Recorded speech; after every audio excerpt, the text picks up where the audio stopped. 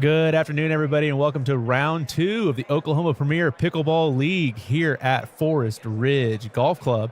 My name is Jacob Malden. I'm joined here by Jacob Brawlier. Howdy, howdy. How you feeling today, Jacob? You know, I'm feeling great. When you got a couple hours of pickleball in front of you, it's no better feeling than that right there. Yeah. Well, we can't wait to see some great pickleball getting played here. I think we have Jen Brawlier with some opening statements for us. Welcome to the weekend 2 of season 3 of the OPPL. My name is Jennifer Brawlier, and I am an alternate for the Tulsa Raiders, and I will be your MC tonight. We're so happy to have you all here with us at Forest Ridge. We have 4 incredible matches in store for you this afternoon. Thank you to all of our sponsors. This league would not be what it is without you. This includes Forest Ridge, Top Seed, Courts and Commons, ACE, and the GOPB, the Pickleball Journal, as well as numerous other sponsors. The order of the play is as follows: the Forest Ridge Fireballs versus the Oklahoma City Smashers, followed by the Oklahoma City Smashers versus PB Tulsa, followed by the Forest Ridge Fireballs versus the Top Seed Titans, followed by the Top Seed Titans versus PB Tulsa.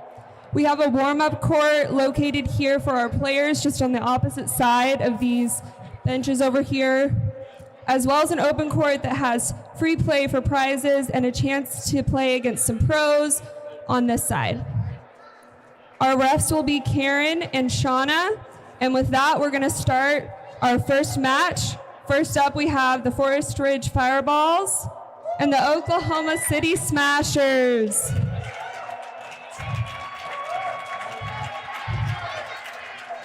Captains, if you can please come do the coin flip. Men's doubles, you'll have 1 minute to start.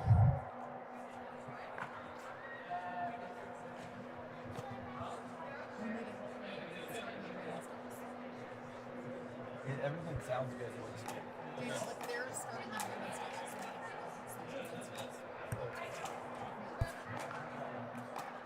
You guys got it figured out? They know what they're doing. They're pros. Heck yeah.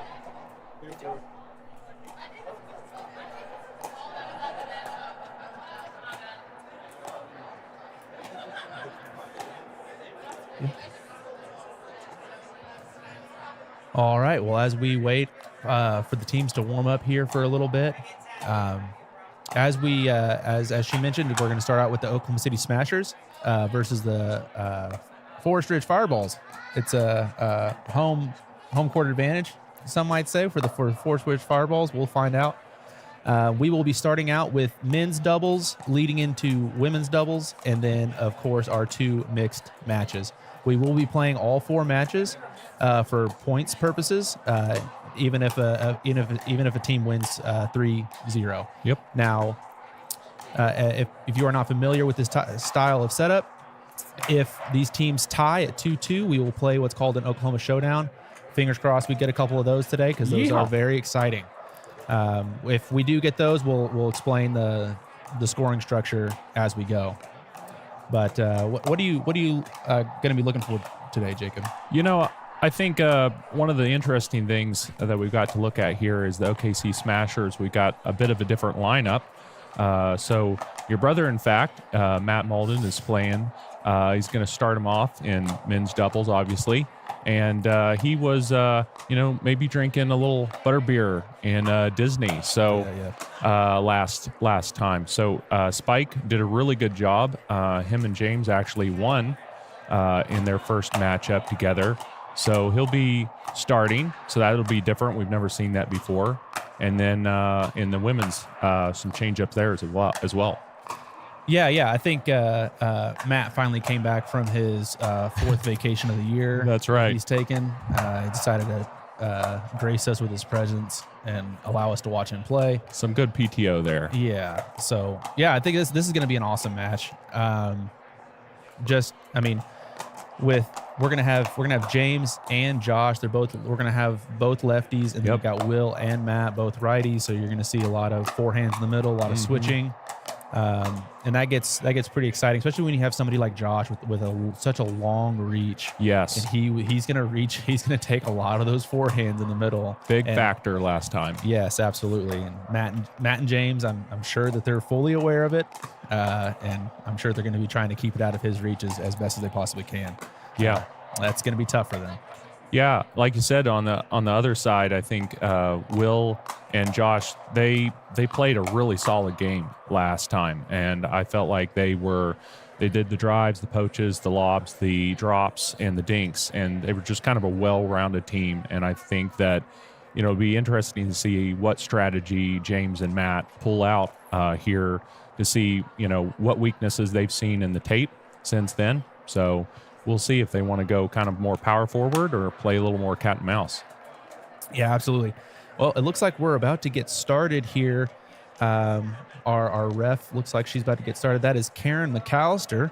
That is a pickleball OG from the Oklahoma City area. Been around for a very long time. They're a great family, McAllisters. Yeah, it's really nice of her to make the drive all the way up here to Tulsa and keep us straight. I think we're going to get going here. So on your screen on the far side in the blue, you're going to have the Oklahoma City Smashers. You're going to have James Wynn and Matt Malden. And on the near court in the black, you have the Forest Ridge Fireballs. You're going to have Josh Nix and Will Chang. Here we go.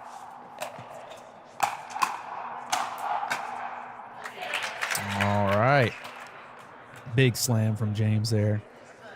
He's the Smashers have a pretty interesting pairing here because Matt is a very passive player. He wants to lull you to sleep and wait for you to make a mistake. And James wants to finish the points right away.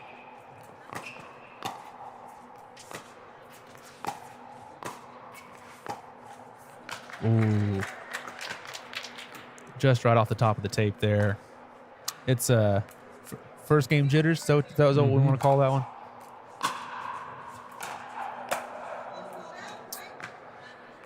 James called that ball out.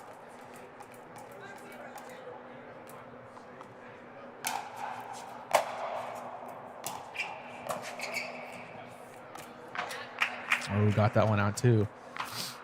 Matt got Josh with what we call the coffin corner, where you drop that ball into that far edge corner.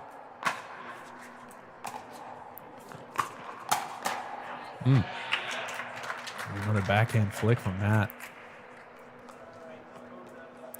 Just really good pickleball, dropping in the opposite corner once he gets his return back, and then playing good pickleball. Once again, another finish. Just fundamental. There's no nobody's getting crazy with it yet. Just getting very easy. Almost got that one back over. Yeah, once again, there's what we talked about earlier with Josh and his long reach and his forehand. He's going to try to do that every time.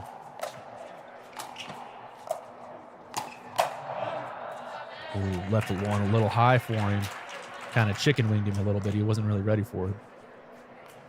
Yeah, if it would have been about 12 inches lower, it would have been gone. But it's just a little too good, 0-4-2.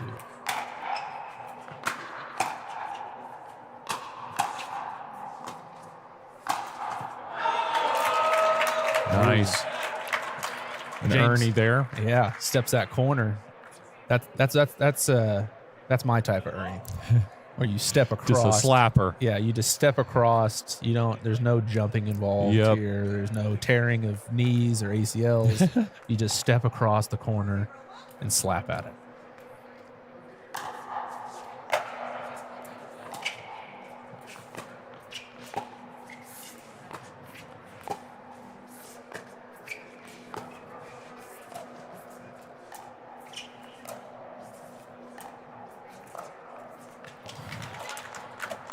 Every dink there went to a backhand. Yep. That was, again, fundamental, really good stuff. Yeah, I love watching Matt and Will on opposite sides of the court here because they could sit there and hit the same dink, Right. for 30 minutes. We're drilling at some point, Yeah, it's just fun to watch.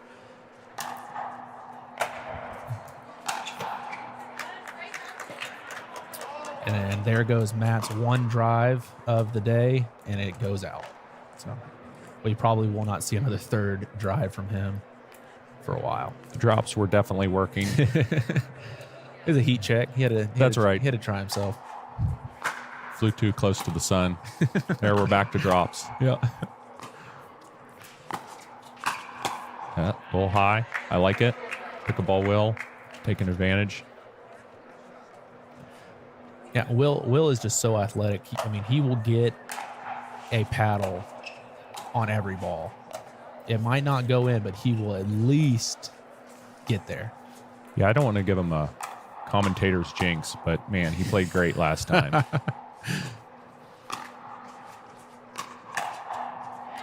Nice. He's trying to get that first bag-o-meter on the board for today. Yeah, that was a good spot on James.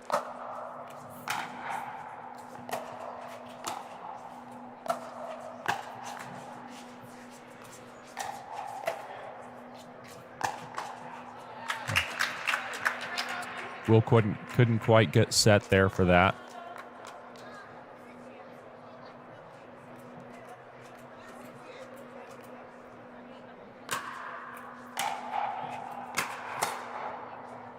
Ooh, just out. Matt tried to kind of slap at it a little bit. Just Yep. sailed.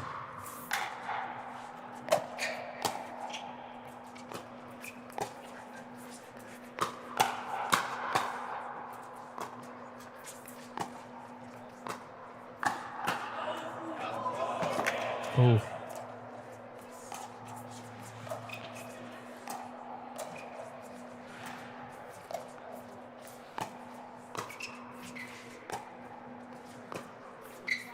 Wow, what a point. Such a great point, man.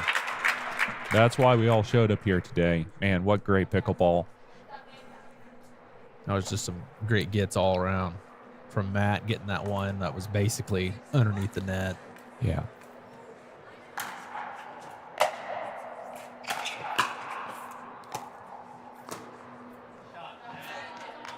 It's a great drop from Matt there. Yeah, and that was a fifth shot drop, so he went back to the drive a little bit, but much better in that scenario. We'll see if Josh and Will, what they change up. Ooh. There we go. I believe that's 8. So we're going to switch sides here. Man, you got to think that Will and Josh are going to come over to the side here and have a little chat of how to switch some things up. Yep. I mean, I know there, maybe there's a little bit of wind going, west to east in here in this indoor facility, Yeah. but we'll see if changing sides change things up. Yeah, all those points right there, Matt and James controlled everything, and that's how they want to play these games. Yeah. I think Josh's strong suit is whenever he gets into these speed up hands battles because he's got such a long reach and he can just put things away. And Will is the same way. He has great hands. I think if they're gonna steal some points here, it's gonna be from them prematurely speeding up the point. Yeah, I agree. I'd like to see what would happen if they're just 20% more aggressive.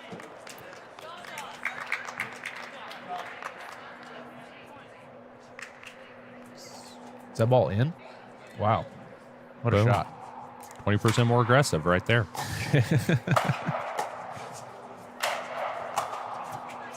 Wow.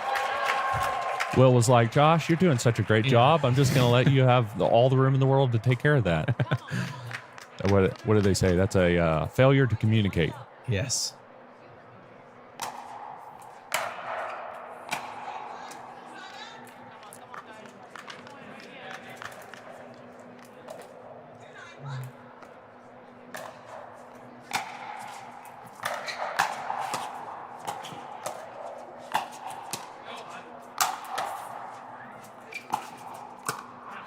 Wow. Great hands from Josh there, but Matt just hit it on just a perfect spot right at Will's feet. You saw Will run up there on Josh's drive. Again, being a little more aggressive. See if that continues. And just back on the serve return. Nice.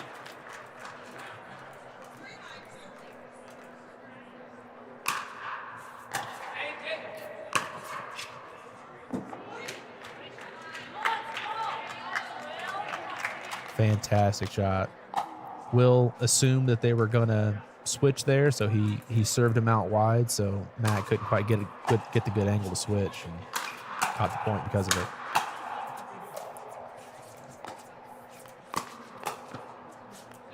Nice.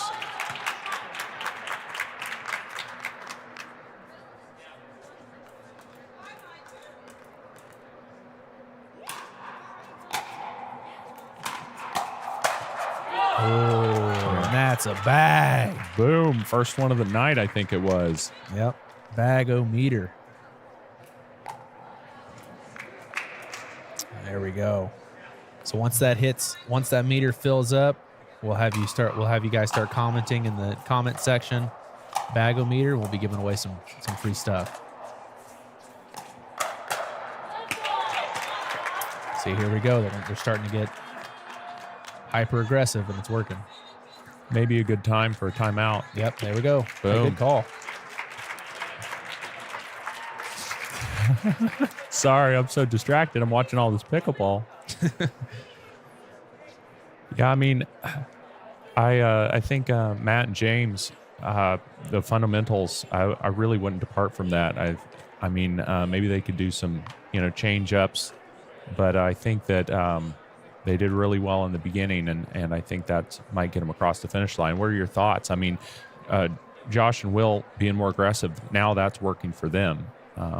Yeah, I mean, I think, Matt and James are just going to they're going to try to get back to forcing Josh and Will to play the game that they want to play. Yeah. Dictate play. Yeah. In between the side change and that timeout right there, you saw that any high ball that they were getting, they were just teeing off on, just hoping that, trying to get it to go. So yeah. We'll see what we got here.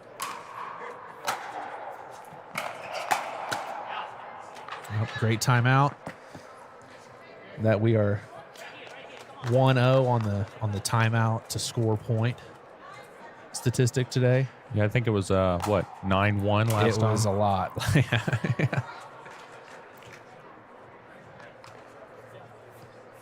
All right. 10-7-1.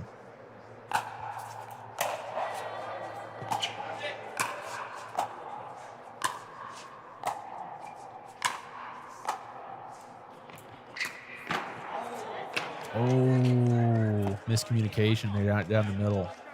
I kind of liked it from James, though, man. When he gets a hold of something, it's generally gone.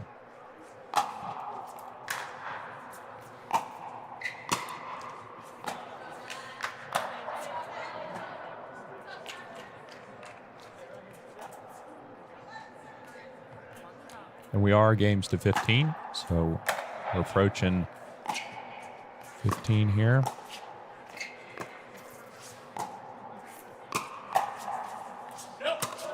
Oh, very close. James almost had that. That was a good speed up from Will. Yeah, I think they've gotten James the second or third time with kind of a quick speed up like that.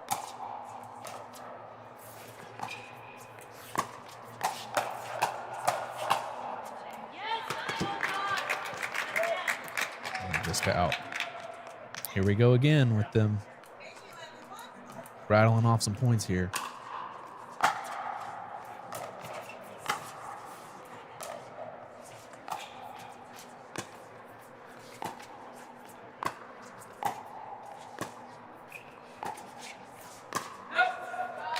This long.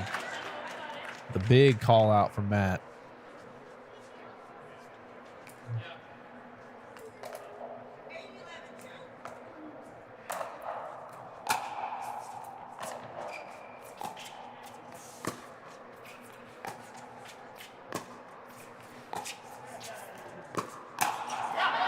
Nice, Matt. Definitely a decisive or clear pattern from the OKC Smashers is dinking cross court to Will. Definitely. Oh, that was a bag. That was a bag. Almost a shoe bag. I think that was an ankle bag. Yeah, I mean, I think, obviously, Matthew is their best dinker, so naturally you want Matt dinking cross with whoever they have. I mean, I think Will is also a fantastic dinker, but big rip from James. Yeah. Oh, the hands.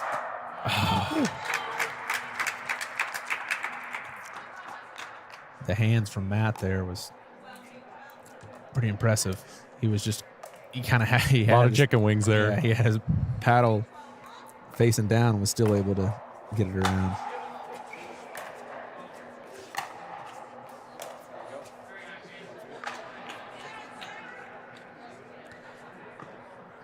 Was able to keep Will and Josh back. James was. Good job there.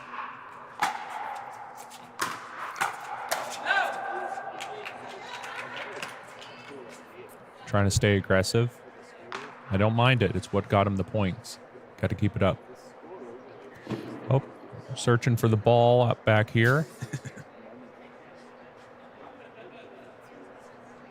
In amongst all these furniture and sofa and chairs. Forest Ridge.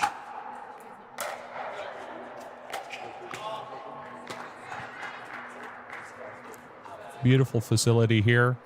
Got some risers for all the people watching. It's really good place to watch some good pickleball. Yeah, I mean, this is a fairly brand new facility that we're playing in here. Yes, and already survived a tornado, I might add. So That's it's right. Oklahoma certified. Little overzealous there by Will. Here we go, second server.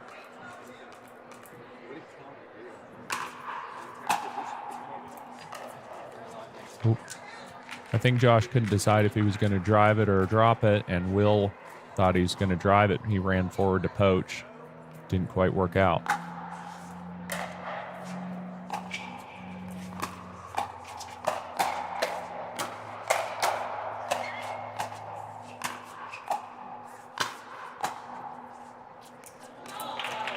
Man, what great defense. Wasn't quite enough to keep him in there. Will and Josh put the pressure on him. Couldn't quite get the ball to bounce on those drops.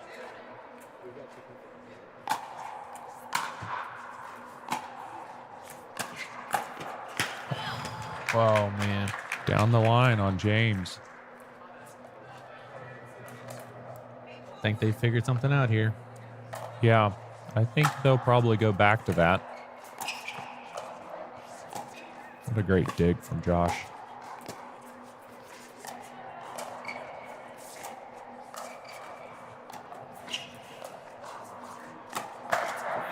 Ooh. Ooh, what a speed up from James. That was gutsy. Yeah.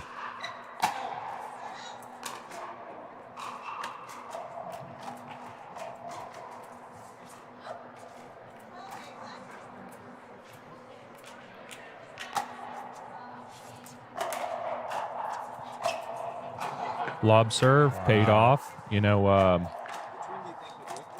Bobby Howard with the Raiders isn't here, but he's here in spirit. I can see. I think he'd be proud. I think the lob serve might be the single most annoying shot in pickleball.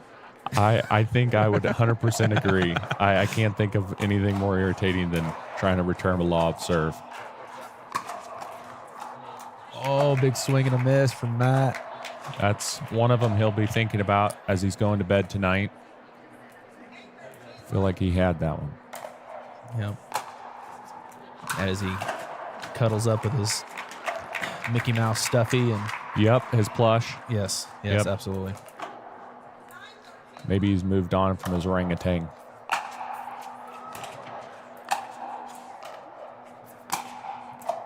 Oh, just long.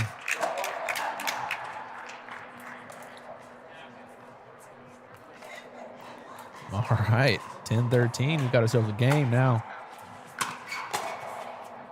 Uh-oh. Another out ball. The margins are so slim at this level of pickleball.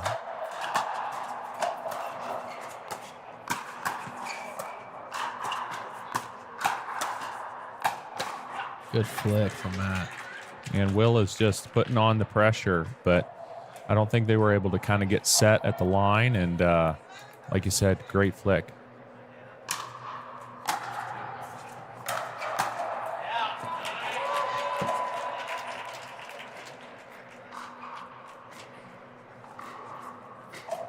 Let's see if the fireballs can hold off stop the bleeding here. Great backhand drop.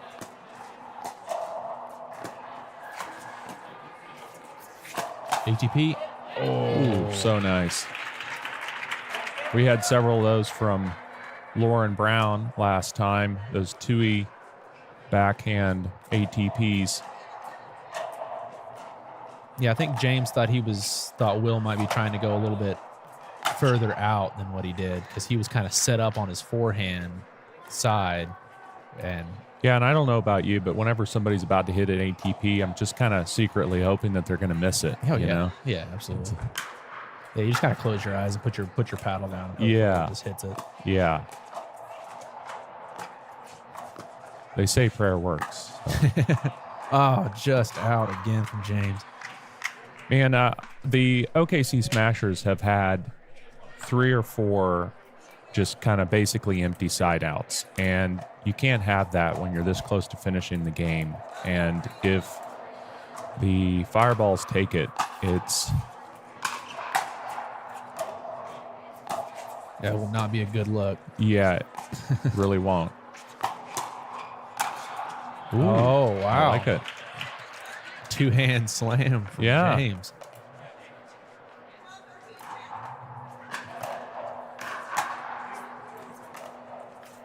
Oh, off the top of the tape from Josh. They've been returning a lot to Josh. I don't think he's driving it quite so much as Will is. Maybe they like that look better. Yeah, that's exactly. I mean, that's what they want. They want to get you in a dink battle. Yeah, somebody that's going to drop it. So they're just peachy to let Josh do that. Ooh. Oh, got some net love. Will throws up the hand like he's sorry. We know he isn't. No.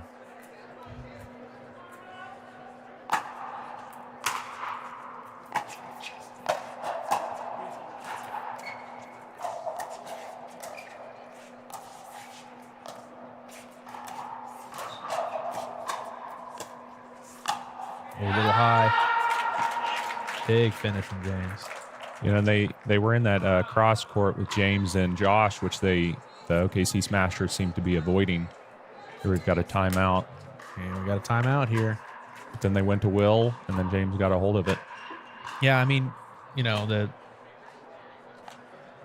Will, you saw him as soon as he kind of hit it up high, he kind of threw his head back a little bit and Yep. realized what was about to happen.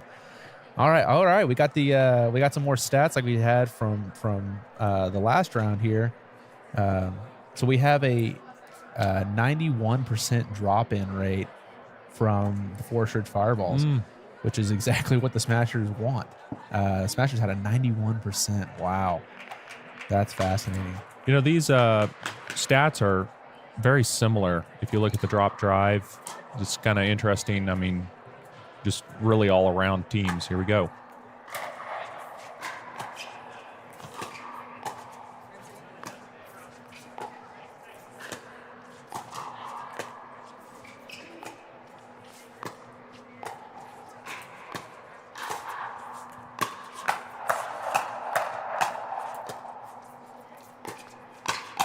Oh, You see Will ran around his backhand to kind of change it up there on that cross court with one of those forehands. That's something you can do when you have a lefty covering you in the middle.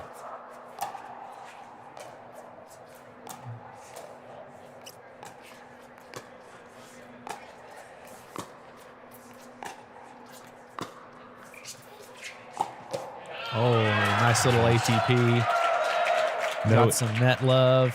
Gave him that angle. gotta love it.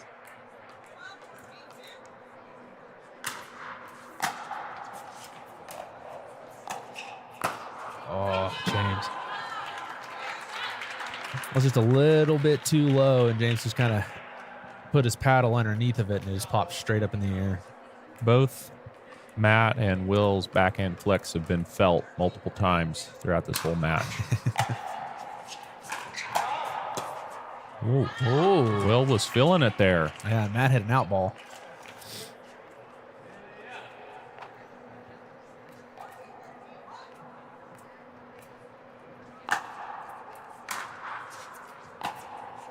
This is game point, the OKC Smashers.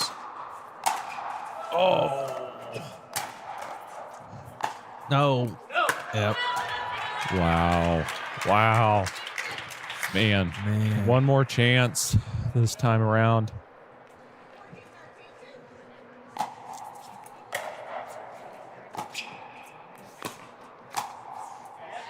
Wow. What a backhand flick. Yeah.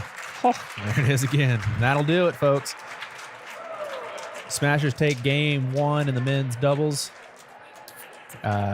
Directly following this, we will have the women's doubles with Kendall Hunt and Erica Dennis playing for the Smashers, and Lena Simonova and Lauren Brown playing for the Fireballs. We will see you right after this.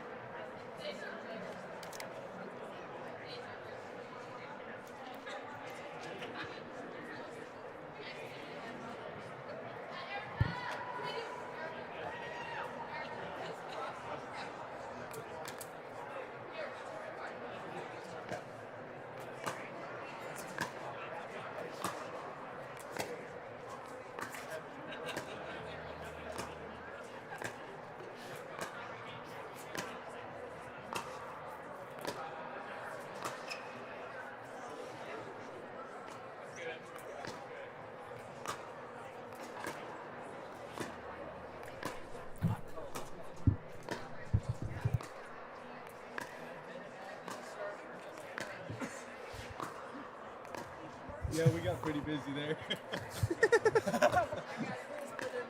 Oh my goodness.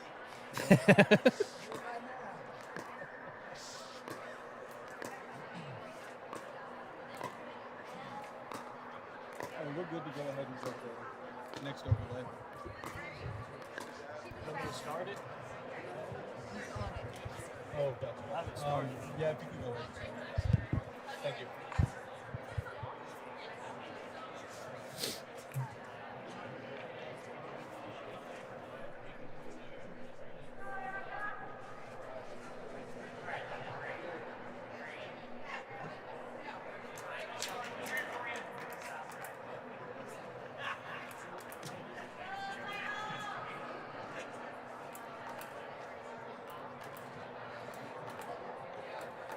All right, looks like we're about to begin match 2. We have Lauren Brown and Lena Simonova for the Forest Ridge Fireballs against Erica Dennis and Kendall Hunt for the OKC Smashers. Oh, good shot from Lena there, right down the middle. That is such a hard shot to keep in with backspin because that will just float out. And great pace control from Lena.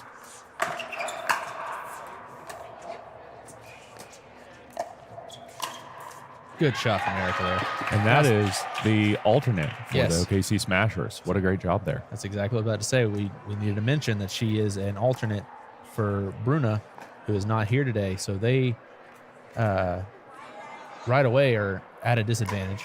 But, I mean, like how we saw last round with Jen. My lovely wife. Yes, absolutely. She did it awesome.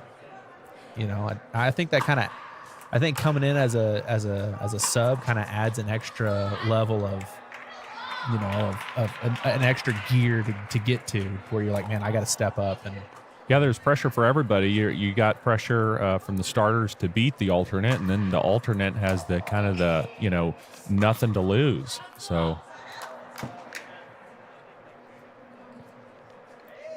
1-1 it looks like here. Lena and Laura Brown were very much power forward, drive and smash last time. They've dropped it a couple times, so I'm curious to see.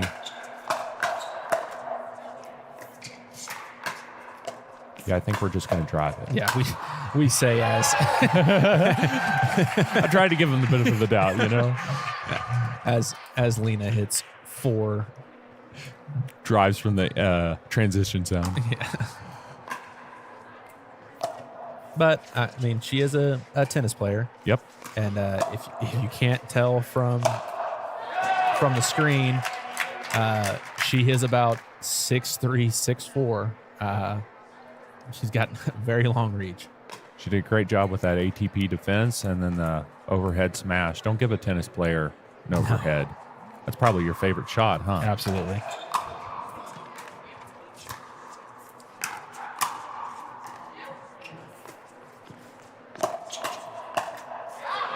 Okay. Erica staying in there with those hands. I love to see it. Yeah, I mean, they're going to be, you know, the fireballs they're both going to be gunning for her. Mm-hmm. But she's got the hands to hold her own, just like that. Oh, wow. What a cut by Lena. Man.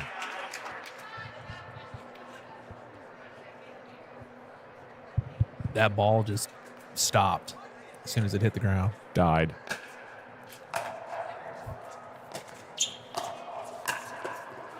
Nice. Yeah, heck yeah, Erica.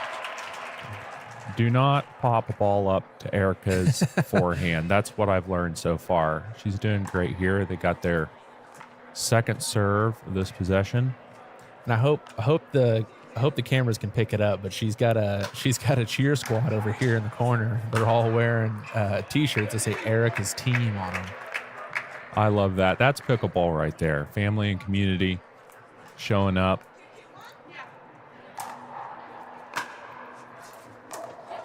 Oh yeah.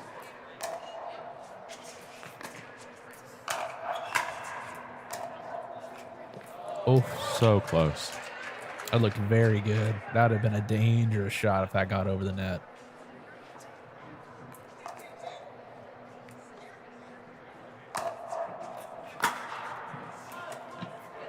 Oh, just long from Kendall there.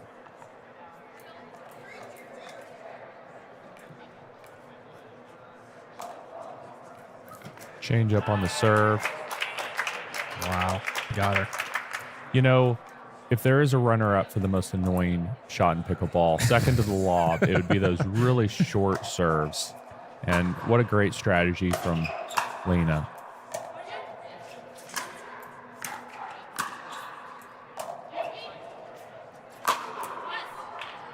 Ooh, just out. Came back here behind us. Give me 1 second. I'm going to try to go grab it.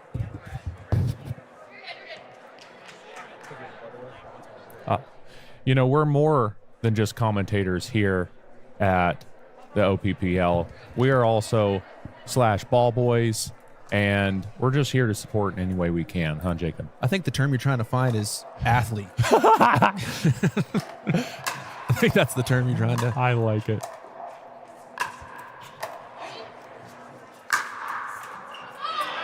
Such great teamwork between Erica and Kendall there.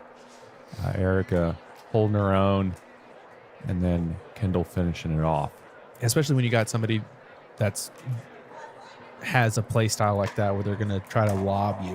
Mm-hmm. You know, it's a lot of people like to try to hit those lobs as hard as they possibly can. And that's, you know, that they're just trying to tire you out that way. Really, you just want to get those back. Just like that. Fantastic. Kendall returned the favor to Lena. You know, I found it interesting. Lena and Lauren Brown did not switch there, so they had backhands in the middle. We'll see if they switch back here. And they do not. That's fascinating.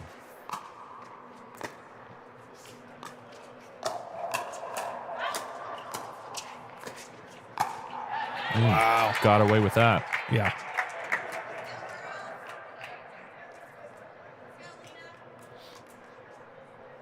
And they are choosing not to switch. Lauren Brown making the call. Ooh. See, Lena on her backhand, she's doing the quintessential backhand slice from tennis. Yes. And when it works, it works very well. We'll see that a lot from Manfred. Yes. He also has a backhand that's very similar. Erica just trying to do a little bit too much in that previous shot.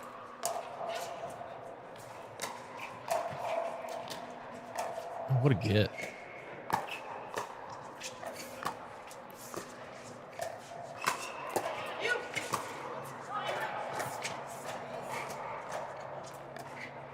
Oh, Man.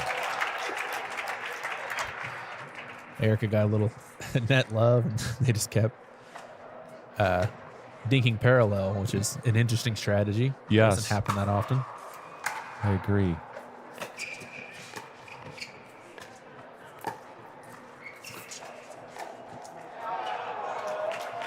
Lena leans in and tries to take that one out of the air. Couldn't quite get it back over the net. Okay. All right. Calling for the switch here. I think they've decided that four hands is in the middle is better.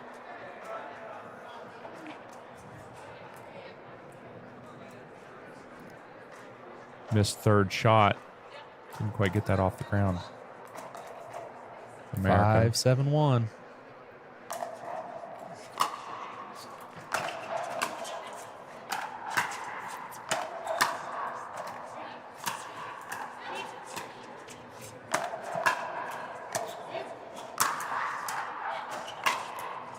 Good angle. Great finish. Wow.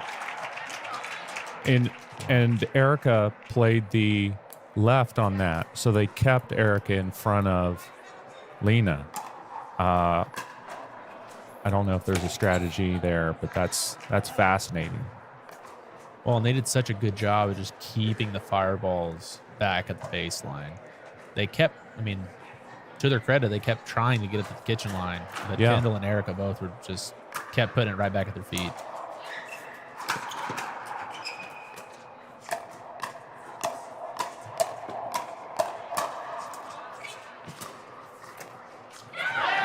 Such good pickleball, man. And that'll be 8. We're going to switch sides here. That was some good pickleball. And that was for the start, it was very close. And then it seems like the Smashers have figured something out here these last couple points that they've rattled off. Yeah, so if you're the Forest Ridge Fireballs, like, what are you looking to change to, it was kind of even up and now you're behind. You're probably used to being ahead, being such an aggressive team. What are your thoughts on strategy? Well, I think when you saw at the beginning of the game, Lena was being her normal, very aggressive self. And then I think she kind of got skittish a little bit, and you saw these last couple of points where she's even the high ball, she's not taking them out of the air. She's still just kind of putting them back. I think she got a little bit skittish.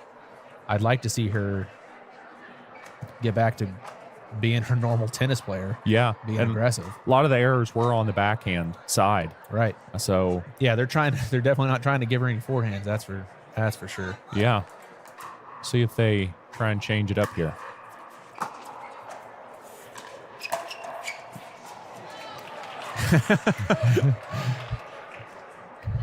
Kendall tried the old mixed poach situation. Yep. Just missed the ball.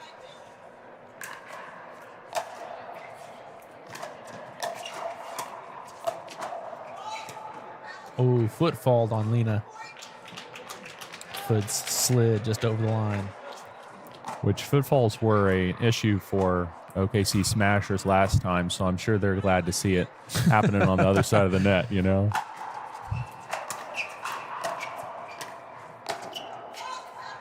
Oh, another one.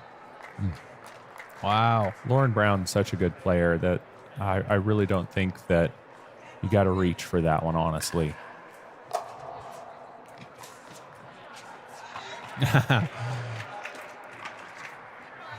Eric just tried to push that one over. Push it over. Couldn't quite get enough juice on it.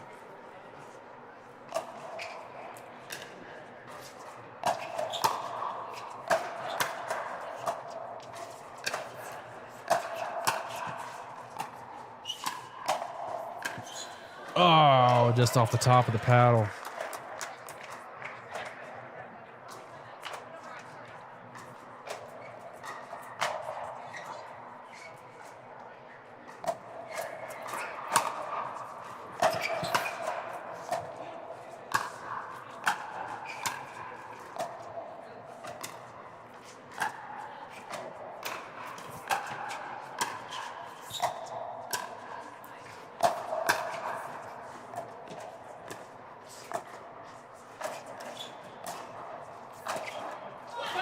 Wow, what a point. Way to survive all that blunt force trauma for so long. Like, good. Yeah. Good Eric was doing a fantastic job of getting everything back because they were definitely gunning for her. Yeah. There's that short serve again. Oh, yeah. She's like, not going to get me with a short serve, and I'm just going to finish this one off here. I love it. She got her licks back on that one. Yep. That was great. That was a good little backhand flick.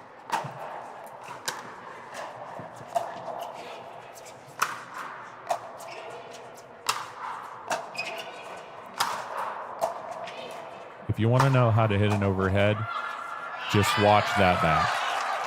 Great job.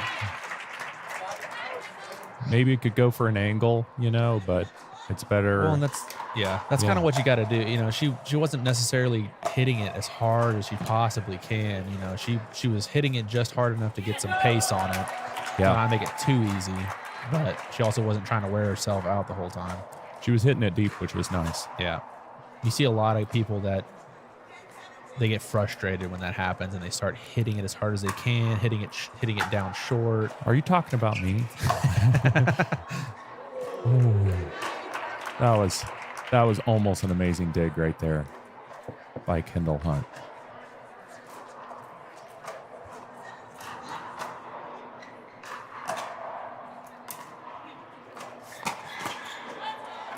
Ooh, big speed up from Lauren. Kendall Hunt talking to herself about that one. I don't think she's going to try and let that happen again.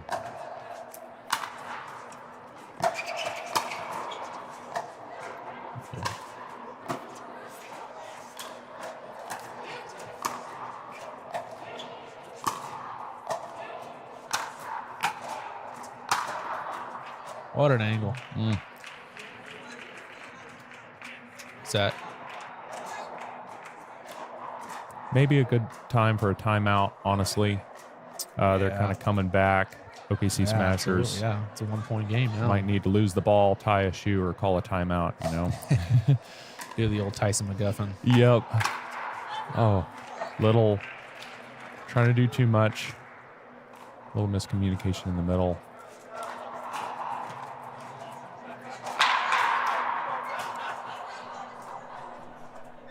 There you go.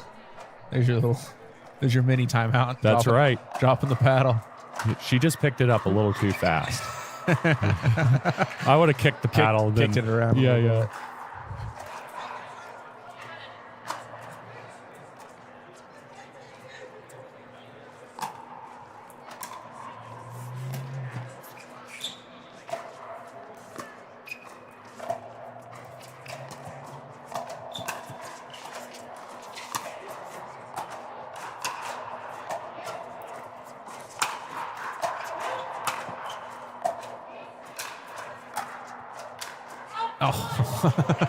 Just went a little long. Erica had great coverage when Kendall had to go off the court to get that other ball, but just couldn't quite finish it.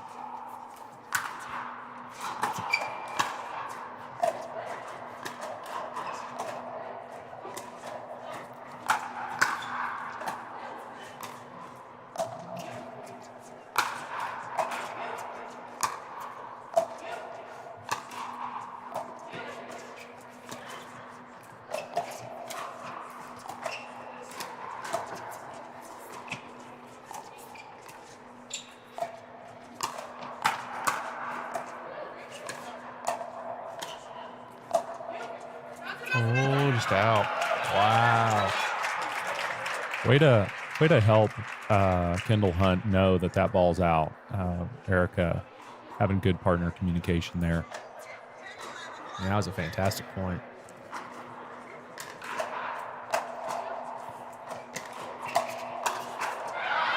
Just a little high from Lena. You know, I'd be curious to see if what would happen if Erica or Kendall, did a drop shot on all those drives. It feels like Lena and Lauren Brown are just really comfortable doing everything from the baseline, and you just don't want them to be quite that comfortable just sitting back there and smashing at you.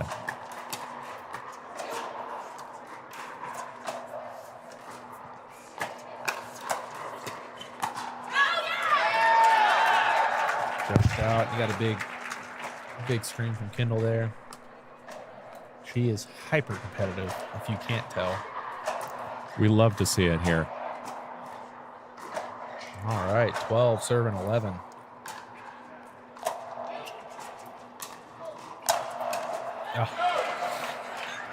Erica took a couple steps inward, and Lena punished her for it. Boomstick, got a lot of pop on it.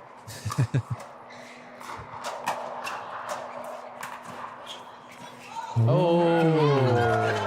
Okay, way to lob the tallest person on the court. And it worked. Yes, and it worked.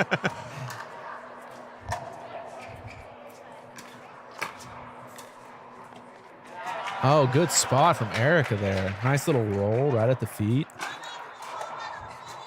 And we got a timeout. Fireballs. Okay, see, with Smashers with their last possession and game point, so we'll see if they can take it here, and then we'll see what happens. Yep.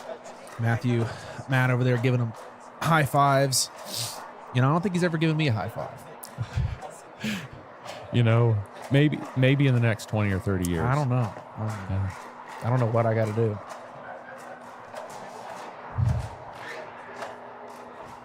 Women's doubles, apparently. Yeah. That's exactly right.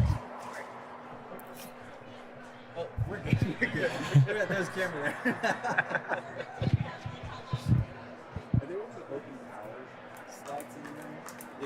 Wow, the Smashers have 100% speed up win percentage. Look at that.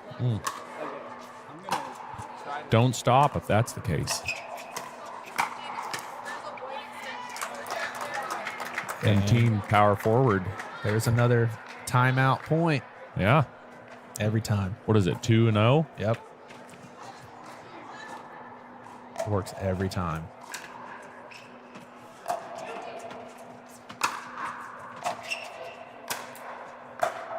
A little short. Oh. Tried to go for a tweener there. Sometimes that's the only option.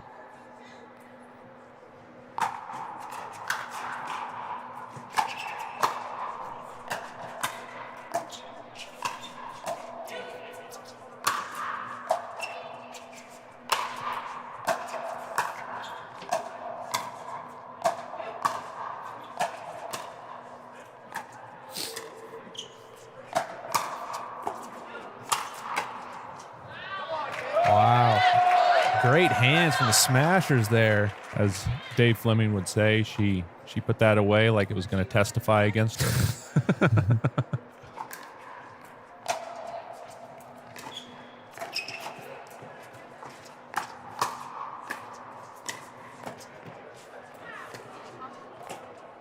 Oh my goodness. Wow, that's got to feel good for Erica and alternate. Absolutely. Kendall Hunt. Man, good stuff from everybody all around. Fantastic. All right, that does it for game 2. Smashers lead 2-0. Now we will get into the mixed games right after this. We will let you know the pairings as soon as we know the pairings. We'll be back right after this. Thanks.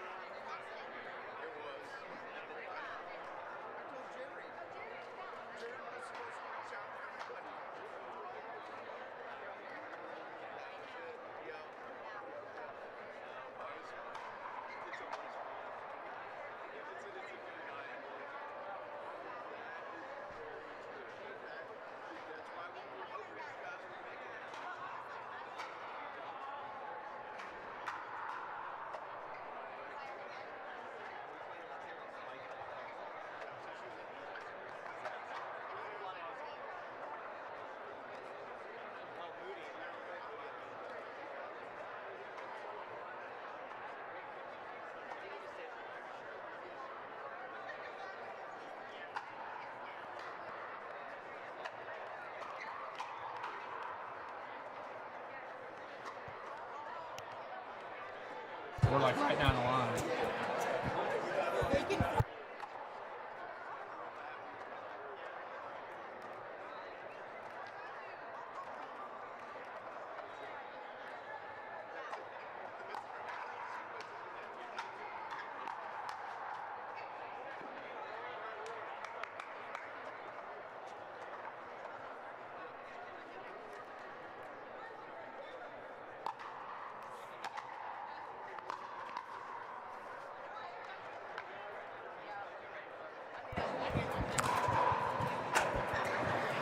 All right, everybody. Looks like we've started play already. We have the OKC Smashers with Matt Malden and Erica Dennis and Will Chang and Lauren Brown for the Fireballs. And what an angle from Matt right there. Man, either hit him deep or hit him at that angle.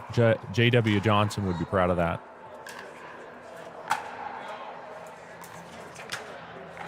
Didn't quite get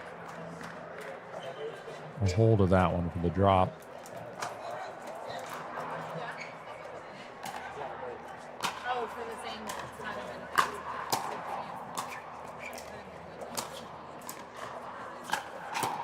Good digs from the Smashers. Oh, man, Matt misses the quick pick. They had about 3 or 4 nice little digs there.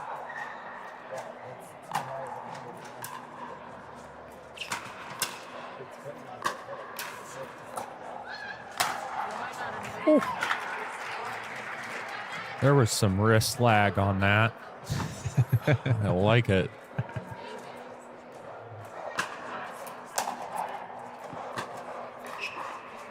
Oh, net love right there.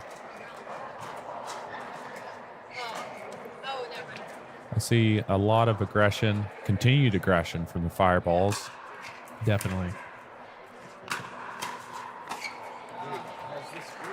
Good Lauren- shot from Erica. Yeah. Yeah, they don't want the Smashers to get in their style of play at all. Yeah, I think Will's like, I've dinked enough with Matt today. And they did not Ooh. switch. and left Ring, back in the ring, middle. ring. No one home. Right Yeah. down the middle.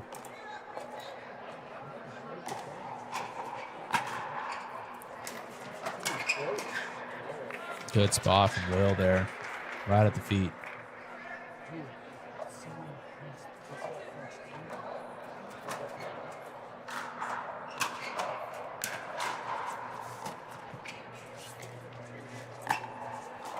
Oh, again down the middle.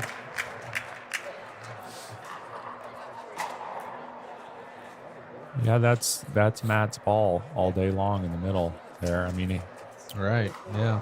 I mean, it's your forehand. And he hits one long. maybe thinking about the last one. I mean, 5 down, maybe, what do you say? Timeout? Yeah. Should.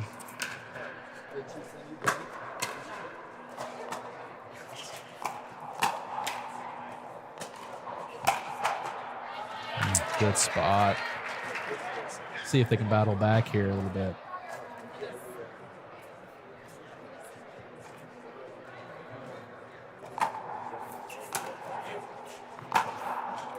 I got some net love again. It's going one direction right now.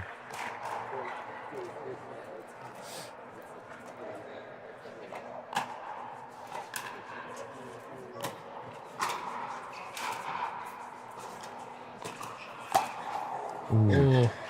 That was a really good look. And Will knew it too. He started backing up and turning. Yeah. He was trying to figure out which way to read it.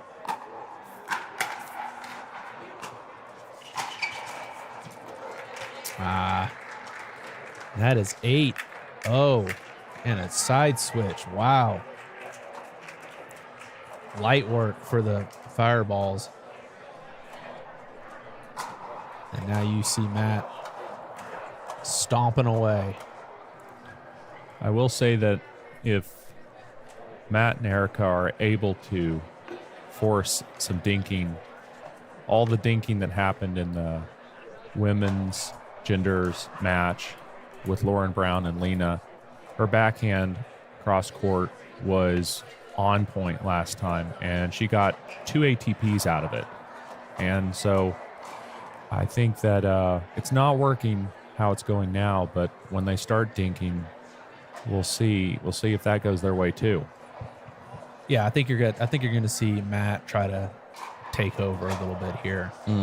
Let the beast out a little. And by beast, I mean dink. He's going to dink. He's gonna dink. It's gonna be a dink monster. He's gonna slow it down, go super slow, and try to get him into dink battles.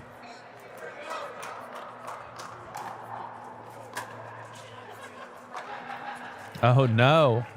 Timeout didn't work. I love the smiles though. That's all you can do, you know? Messing up my stat, Erica.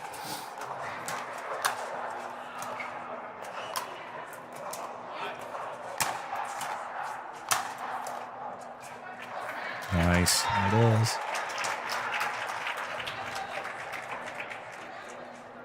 Okay, the Fireballs some think confusion. they think they have another serve. We'll see what Karen, the ref, says. That's why we have her here. 091.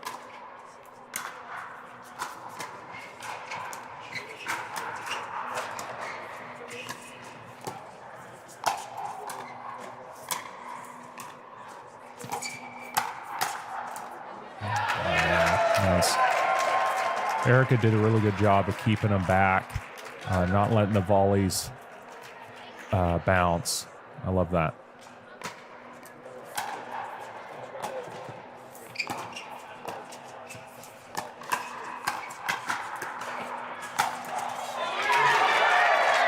Got him. Nipper back here doing Quick hands. multitasking. Love to see it.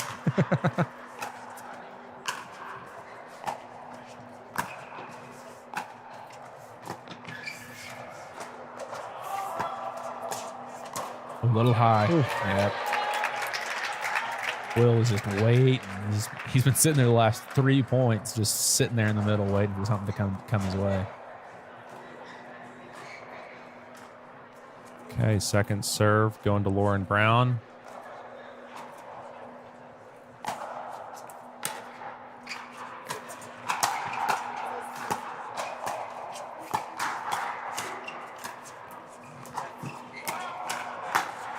Oh, wow.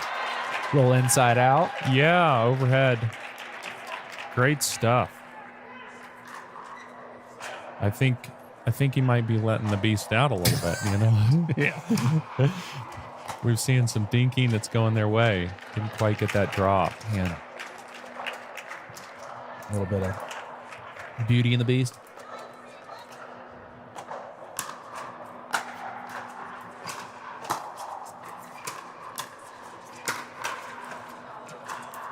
We're just out.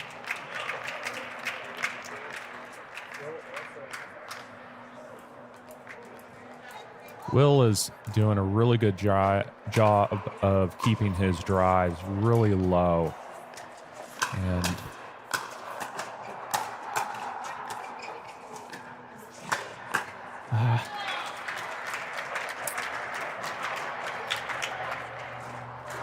the aggression continues. Yeah, you see as when they start getting into Erica's backhand, you see Will just basically standing right on the tee. Just out. They called it just out. Another timeout. I'd say good call. Yeah, absolutely. Yeah, they got to stop the bleeding somehow.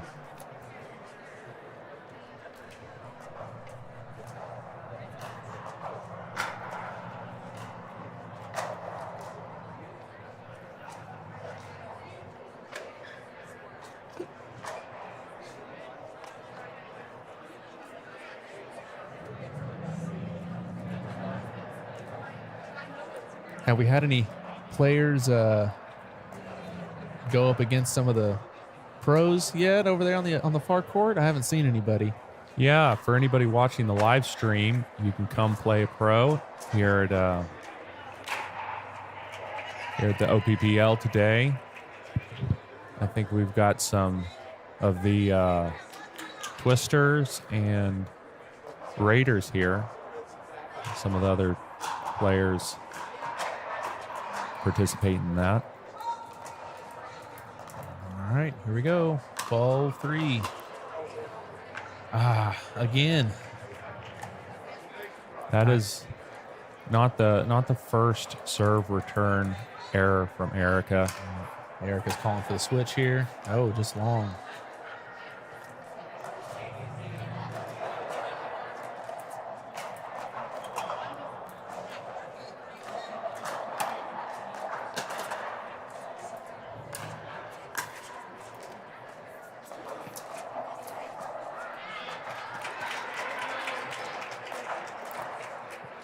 That serve return error came off of having to switch and returning Will's serve, which is stronger than if Lauren Brown would have served it. Okay. What an angle.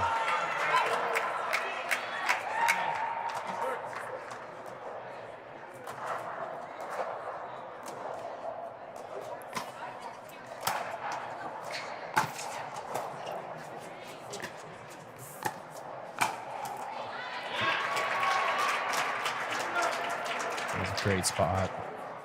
Got to get your points somehow. Yeah, and Will and Lauren were not.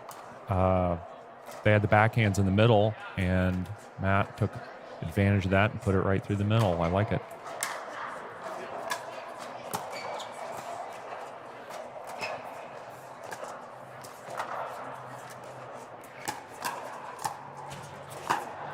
Ah, Matt. Being a little too surgical there. Tried to get a little too cute with it, with the inside out again.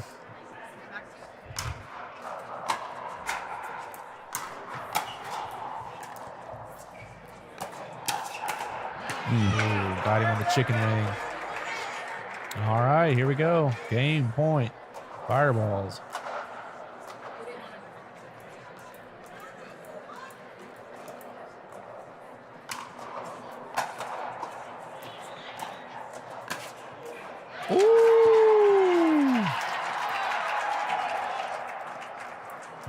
This is pretty close to a kind of a must win from the Fireballs with the OKC Smashers. Oh, absolutely. Taking the last two. There it is, folks. Game 3, Fireballs. You know what's fascinating is when you can have gender doubles go totally one direction, and then the other team that lost both of them can win the mixed. It's fascinating how just that change-up, same personnel, just playing in a different format can result in, completely, an even up, which results in, an Oklahoma showdown.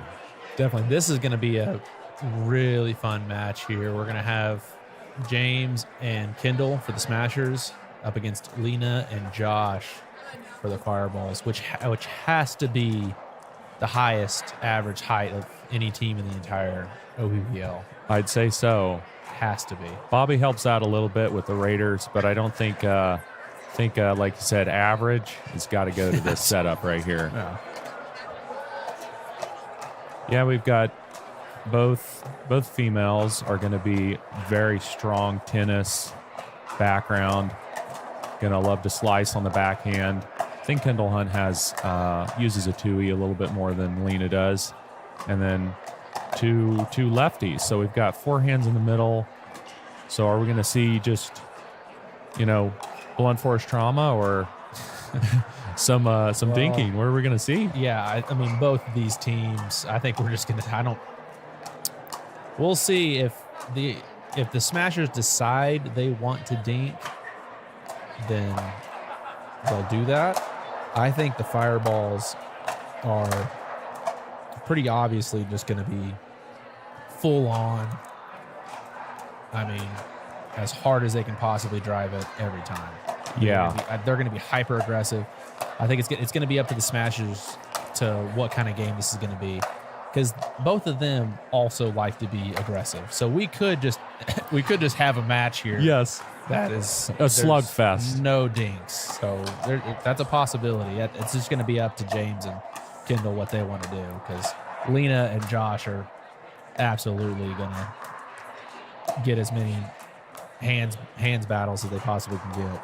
And this is the second event of this season, so we haven't seen this matchup before. Maybe they're just gonna slug it out until somebody gets 5 points behind, and then we'll see a change in strategy. It's like, okay, we don't have, the fastest hands, so we're going to change up the strategy. We don't know yet, and I don't know if they know either. Yeah, definitely. Yeah, we definitely could see a quick couple points here at the beginning just to see who's got the better hands real quick, and then it'll probably change up from there.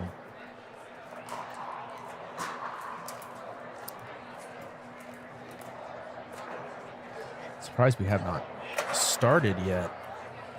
Yeah, I like that we've been moving this along, being the fact that we've got 4 different matchups. Oh, here we go. I was about to say, I thought Lena was going back over there for some more warm up. It's like, man. All right, so we had the Smashers take the men's and women's doubles, and then the Fireballs just took that first mixed game. We will be starting our 4th mixed game here. If the Fireballs do win this one, then we will go to an Oklahoma showdown.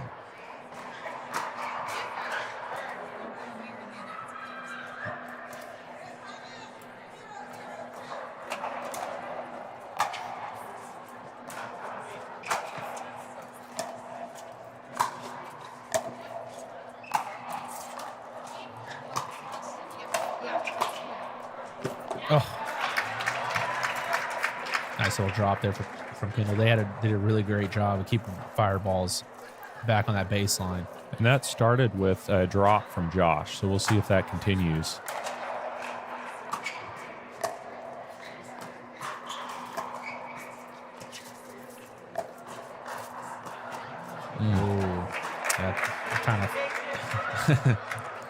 You kind of feel the tension. You can feel that they're just kind of like trying to like test each other out for a second. Yep, there you go. He was waiting for that one.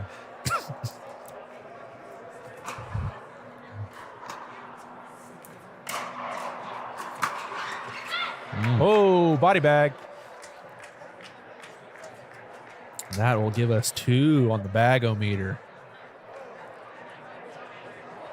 I think that might have been a self bag. I think Lena might have got a paddle on that. Sent it into Josh's ribs there. Trying to drop it there.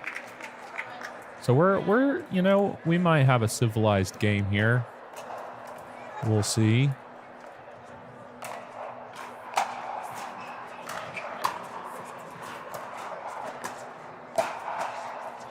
Okay, back to this. This favored Lena last time. Let's see if we stay in this pattern.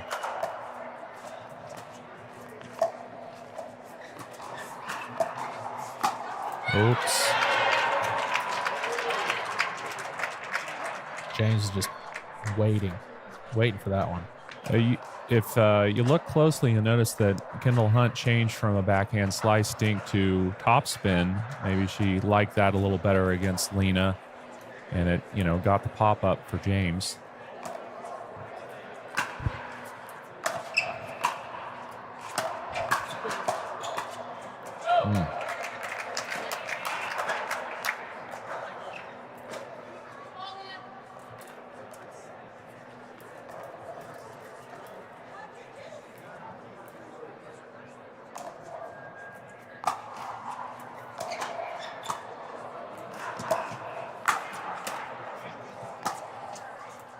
Oh, just back from James.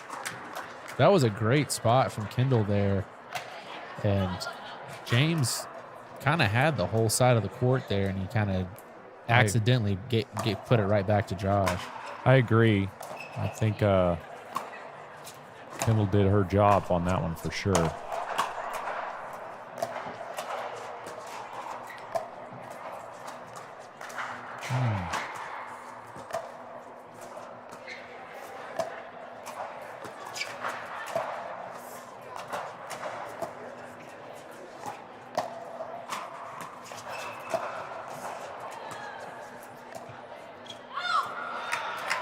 Wow.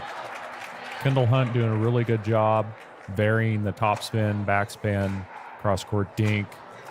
Went behind Josh, kept him honest, and then Lena did not like that pattern and tried to change it up and went to James' backhand and hit it out. Great play.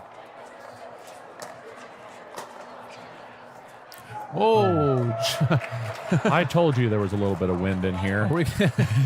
Are we going to count that as a bag? I know, right?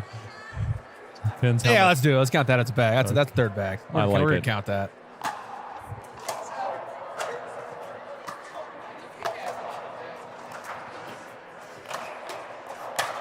Oh, big slam from Josh. Yeah, I think whenever you're, when Kendall's dinking to Lena, because you know what type of spin's going to come back at you. You know that Lena's going to hit that slice every time. Yep. So you can play around with, okay, I'm going to hit a couple top spins to her, and then I'm going to slice it at her and kind of, mess around with that a little bit. Ooh. Yeah, I agree entirely. I think the strategy, the fact that Kendall's able to hit, top, spin, and slice dink cross court consistently, except for that first one in the beginning, is such a great play. Oh, and that is our fourth bag meter right there, folks. You need to comment. Bag meter in the chat.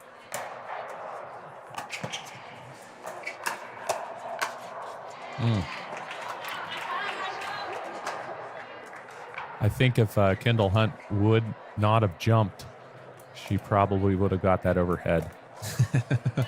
Not saying that jumping was a bad strategy, just a little out of sorts there.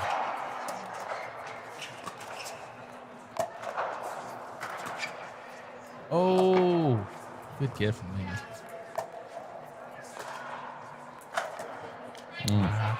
She tried it again. She tried to switch it up and try to go at James. And it's that spin from Kendall. It's the spin that Kendall's putting on the ball that kind of messing her up, trying to go down the line. Yeah, I think that James is a really dangerous person to try and switch up a dink to, but you have to. I'd like to see Lena run around her backhand and let Josh. Look at that. Right, because Josh is going to be there to cover it. I mean, he's got, a 20-foot wingspan, and he can. Yep. He's going to be there. So, yeah, I agree. She should be at least try, give it a shot, run around. She has such a great forehand. Great example right there. Just obliterated that return.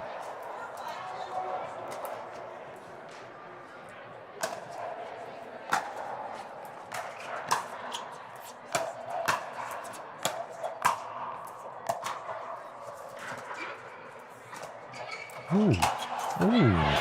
Kendall.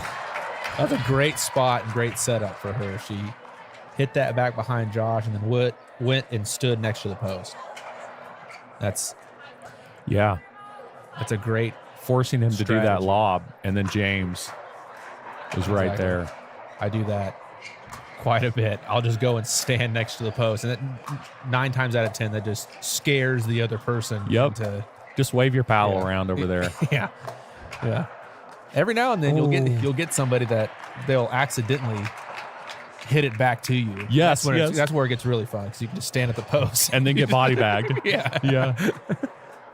Kendall Hunt decided to change up that pattern instead of Lena, and I thought that was an interesting choice. Maybe she liked the fact that it worked going behind Josh that time, but man, they've really been paying dividends just going to Lena. Yeah, you're starting to see Josh inch closer and closer over into Lena's side. I think Kendall and James need to kind of play it back the other way a little bit, just to keep them honest a little bit. Yeah, it's like Princess Bride, because I know,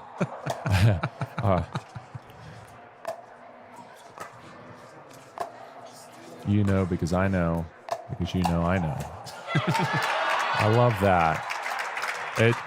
She, instead of dinking it behind James, she decided to speed it up. Josh just wasn't there to clean it up.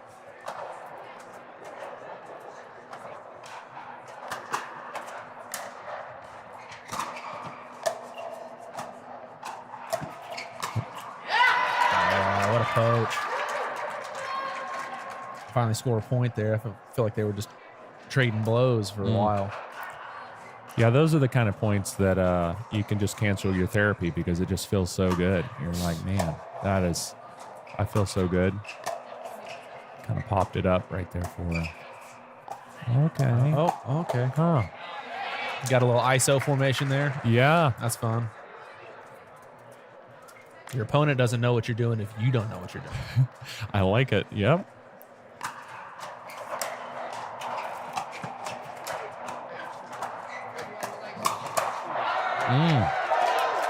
Big speed up from Kendall. Very nice. And we get a switch. 8-4. Smashers up. This is kind of do or die time for the Fireballs now. Let's see if they switch it up a little bit. Yeah, I agree. I mean, we started this pregame where we're like, it's going to be a bash fest. And I guess everybody decided maybe they made an off-court agreement that they were going to try and, just dink it out a little bit. But maybe we're going to go back to... I mean, at this point, they don't have... I mean... Yeah. We know that Lena and Josh have fantastic forehands and fantastic hands in general. At this point, I mean, they don't have anything else to lose. And that's the game that, I mean, when you're a tennis player like Lena and they're, that's the game you want. And it's a must win for them. So yeah. They cannot lose this or they're not going to go to a Oklahoma showdown.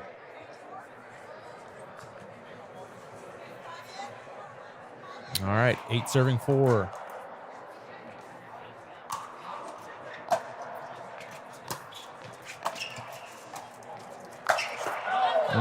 Oh, Kendall puts her head in her hands because she knew that was going out.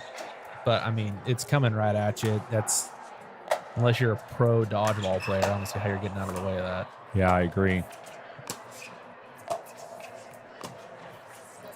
See right here, Lena could run around her backhand and it would totally change up the options that she would have to play. Yeah. And things like that would potentially not be happening, changing the pattern. They're getting her to lean in really far to try to take those out of the air. Yep. And just popping it straight up. Oh, and just back on the serve return. 10-4. I bet we see a timeout here. Yeah, I agree. You got to...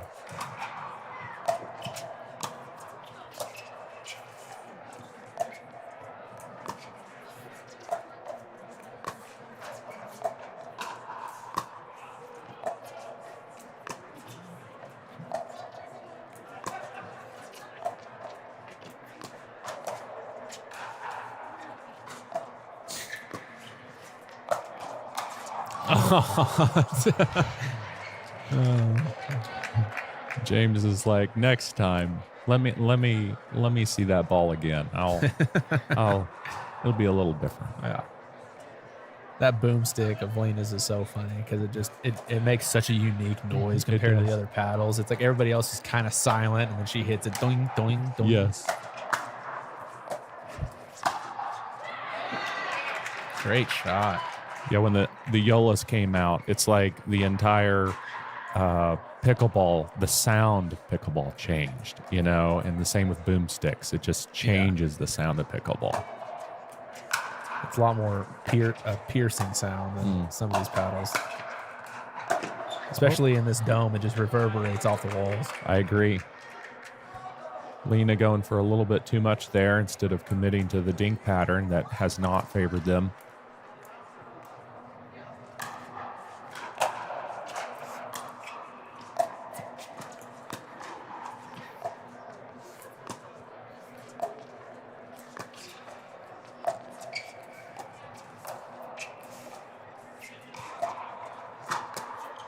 There she goes. Ooh. Wow. Oh.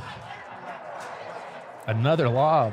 Yeah, Kendall Hunt. Tallest person on the court. Kendall Hunt has successfully lobbed Lena, and now she has successfully lobbed Josh.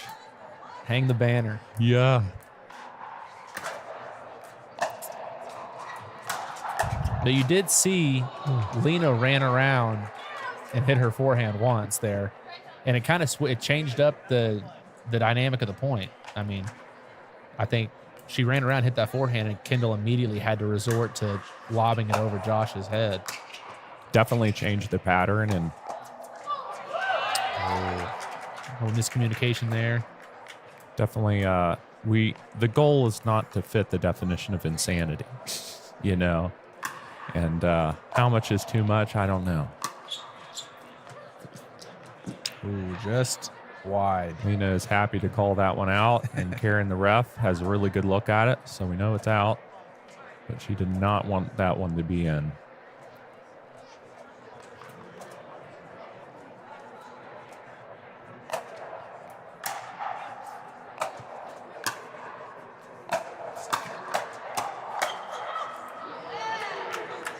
Oh, James.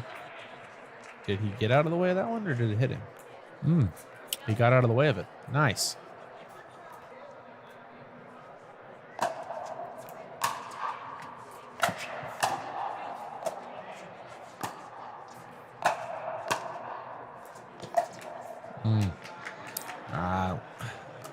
I believe that Kendall Hunt and Lena are. Kendall Hunt is 2-1 for drop shots with Lena. Oops. Just long from Josh. Getting really close to game point here. Yeah, 13, serving 4.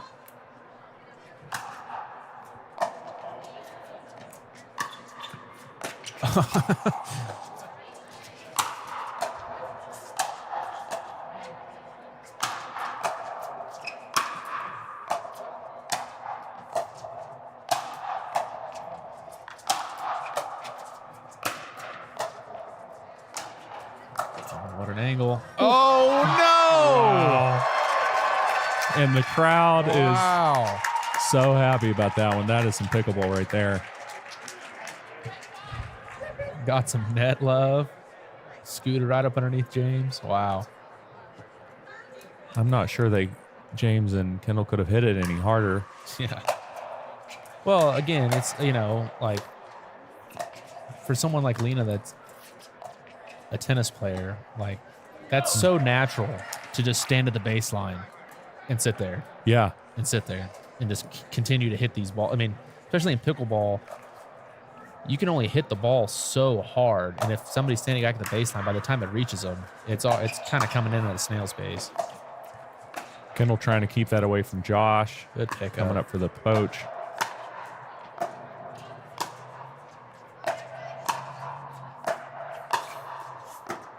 Oh, off the bottom of her paddle. Yeah, different sound, huh?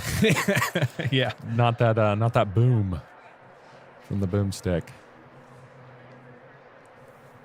All right, 4 serving 13. We've got some work to do here.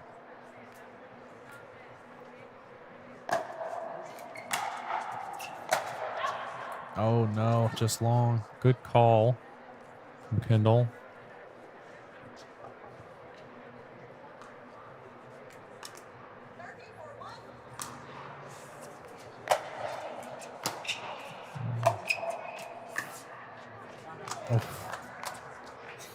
Way to make Kendall Hunt move. Lena putting that ball on a couple different spots.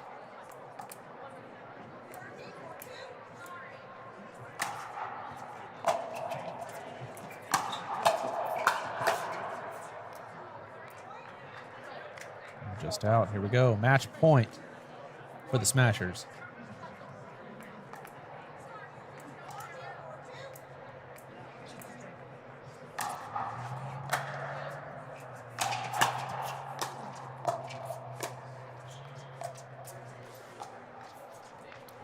Oh, what a way to lose. What a way to end it. Yeah. That'll do it. OKC Smashers take the match. That puts them at 1-1 on the season.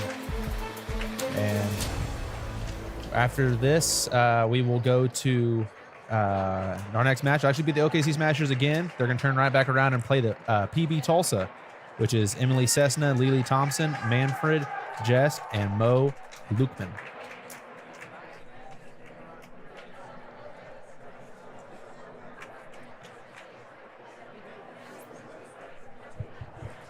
Great playing, everybody. Great playing. Congratulations to the Oklahoma City Smashers.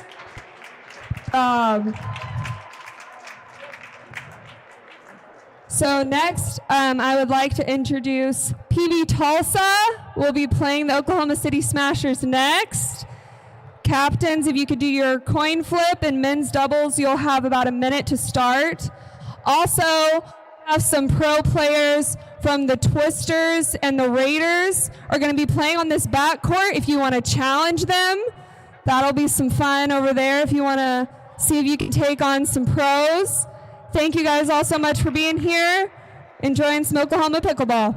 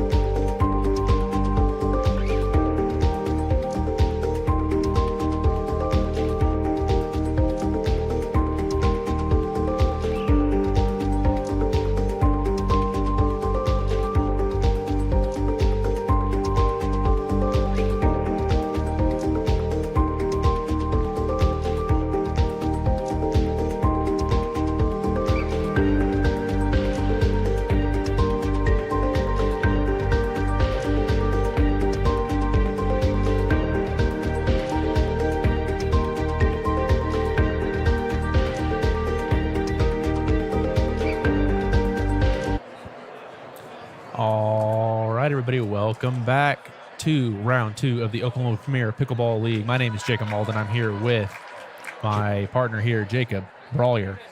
We now have the PB Tulsa versus the Oklahoma City Smashers. You just saw the Oklahoma City Smashers win that first match, and now they're turning right back around and playing PB Tulsa. So this first match is going to be the men's doubles. So for the Smashers, you have Matt Malden and James Wynn. Against PB Tulsa, you have Mohammed Lukman and Manfred Jess. How do you feel about this matchup, Jacob? I think once again we got a maybe more of a power forward team in Manfred and Mo, and a team that's going to want to dink a little more. We'll see how Manfred's backhand holds up against Matt's in that cross court. And so far, we've got 1-0 against Matt and and Manfred already. So we'll see.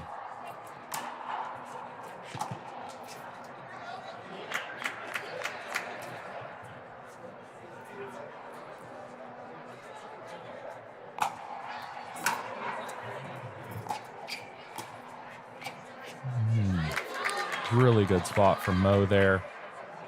Going behind James. Mo and Manfred narrowly lost their men's game last time, so I'm sure they're out to redeem themselves, and I'm excited to see how they do. Well, and Mo has the added pressure of playing against Matt. I know he absolutely does not want to lose to Matt because Matt will not let him hear the end of it. So that's why he's got the shooting sleeve on. He's taking it very seriously. Absolutely. Yeah. Maybe a side bet here and there.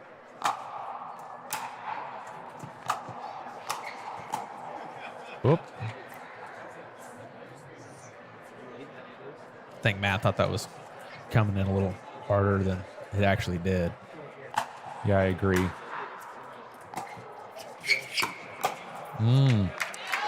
That's something that Manfred didn't do a lot in the last time they played, was kind of run around that backhand.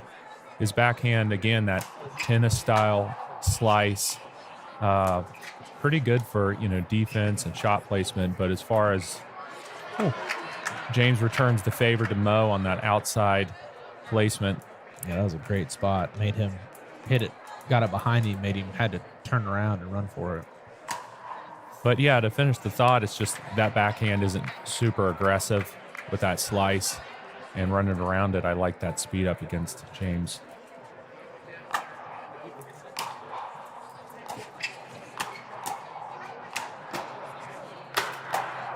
Wow. Oh, Mo called that ball out. All right. Yeah, I was surprised that they were going to get an overhead back from Manfred, and they did not.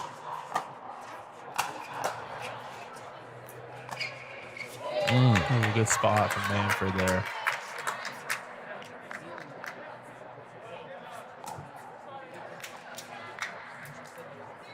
Are we still 0-0? And you can see that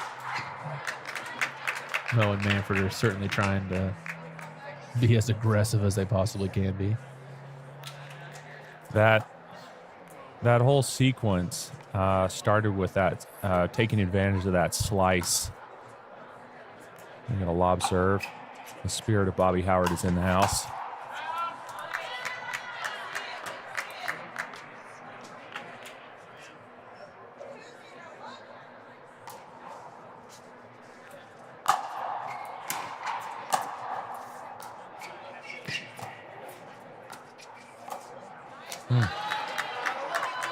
So that's 2 lob serves. Why would we lob serve? What are the advantages in this scenario?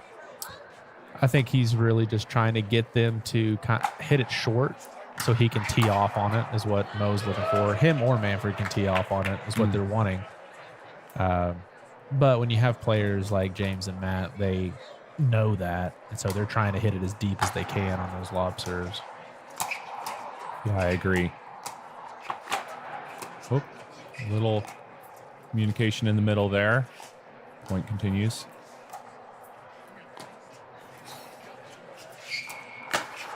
Oh, yeah. James sitting on that one. He's waiting on it.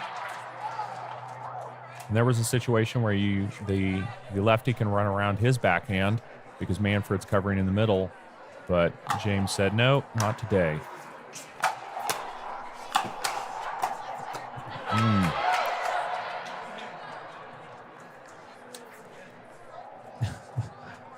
Got some little kids over here asking for autographs on the side. From Might be Lily. Manfred's kids. I don't know. Three little blonde boys. Okay. Oh my goodness.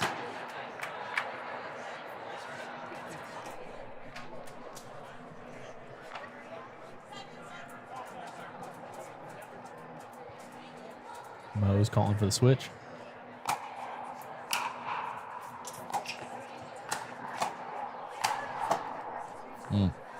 Yeah, good spots. Speaking of backhand flicks, that was a big part of the first men's doubles game that we saw. Mo had a great backhand flick there. Oh, good spot from Matt.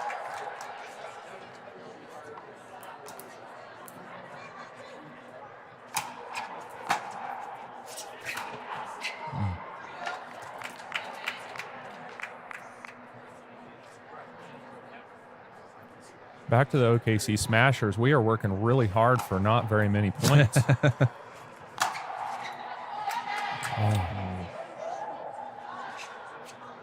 Big drive from James.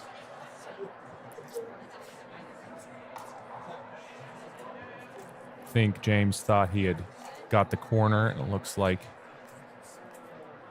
it was close. Oh, it's a body bag.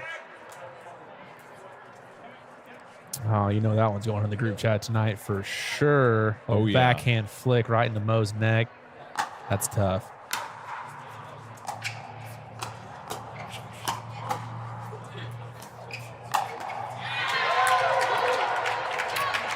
Nice little put away from James there. Way to earn it, though. There was several shots in the transition zone before James was able to put that away. All right, Smashers right back in it. 3-3.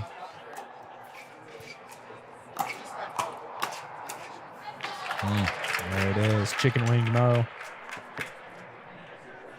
Got him with the backhand.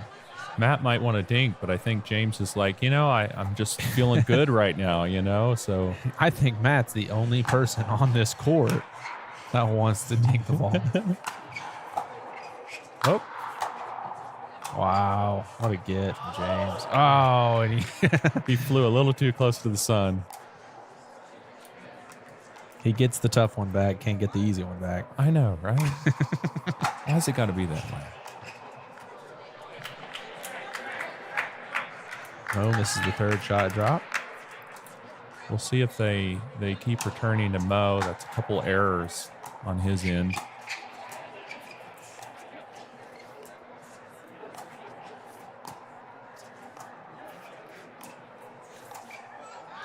Good shots from Mo there. We saw we saw a slice, topspin, and a runaround forehand cross-court dink from Mo there.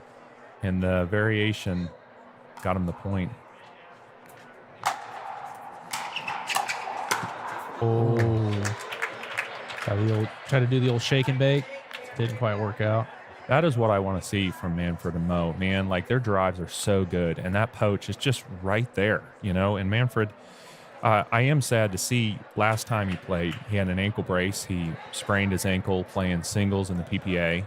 And then I thought that we'd see an absence of an ankle brace, but instead we see an addition of a knee brace. So maybe he's not quite as mobile as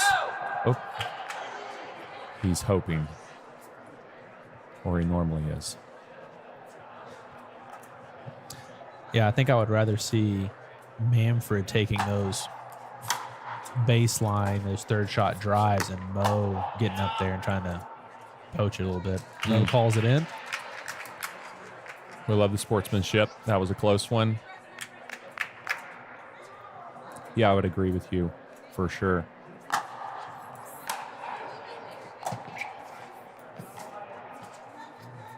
Ooh, just out from James. Mo smart to let that one bounce. I think he could have maybe took that out of the air, but he let it bounce. Matt misses the drop, kind of on the run. Sometimes you got to be a little more patient, get set, and then drop the ball.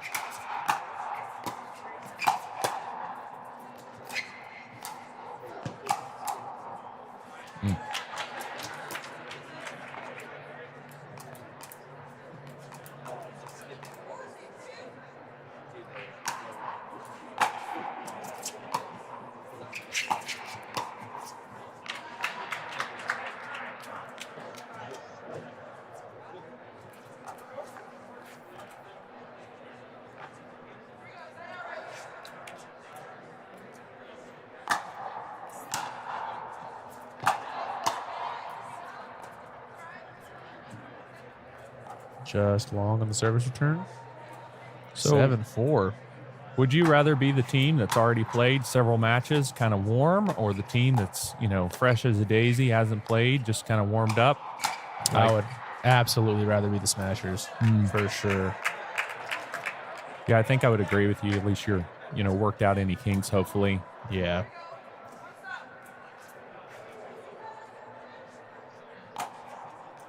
Kind of already got a feel for the court. You kind of already,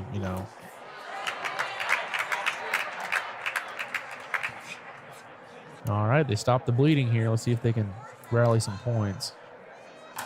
Make it to the switch before the Smashers can.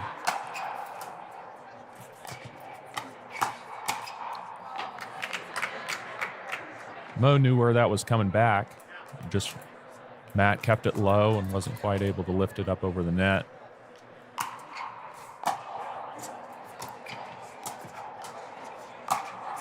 Oh, just long. I sense the Christmas spirit. It's not Christmas, but he really gave that one to the PB Tulsa, getting that one out. Oh, out again.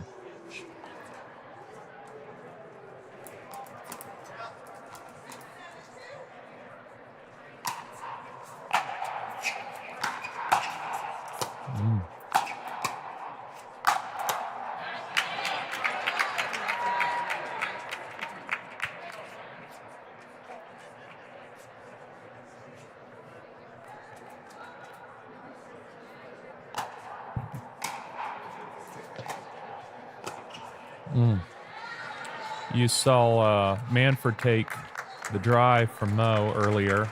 We've got a timeout here. And then Mo's made a couple errors here. We'll see if the timeout kind of cleans things up. I think they were hyper aggressive at the start, and that seemed to be working out for them. Yeah, I agree. And they kind of switched it up from their play style, and Matt and James kind of took advantage. So 8-6, we're gonna switch sides here, and we'll see if PB Tulsa can make a change. I like Mo's dedication to hydration. He's got a gallon and a half over here. It's about half empty. So we know hydration isn't the issue. He only fills it to half. So he's still dehydrated. Just a look. Yeah, just a look. Like he's drinking a lot of water. Yeah.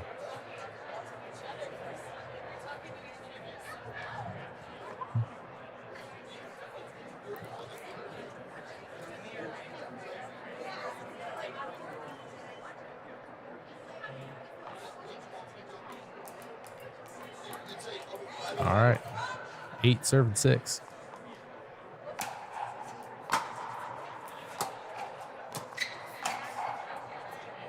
Oh, just out from James. Asked Karen if she saw it. Karen said no. Sometimes it just feels in. and it's out anyways, but it just feels in. I'm like, that was a good shot. Ooh. Such a low drive from James. Caught Mo right about the knees.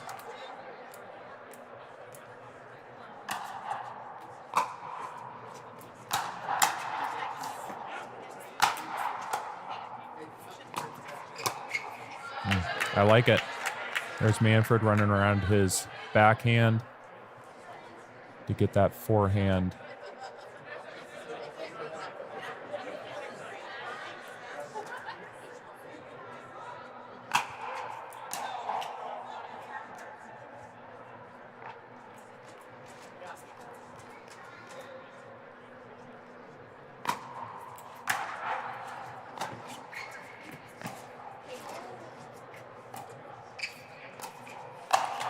Ooh. Decided that I guess that the ATP wasn't quite there, so tried to go back. I don't know about you, but I can't really think about more than one thing at a time, and it's a little difficult to kind of try and hit the ATP and put it back in a safe spot. Yeah, I'd have absolutely just went for it instead of trying to put it back. So at that point, you're already so overextended. Just like that, you try to put it back, and you're just going to pop it up right up in the air. Little Ernie there. Earns the forehand from Manfred.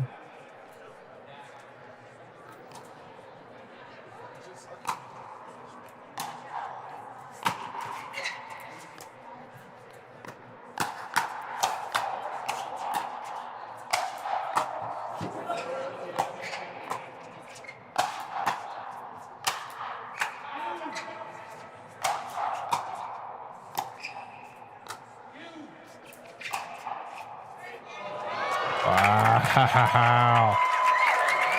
What a shot. That's Fantastic, man. Such a hard ball to lead.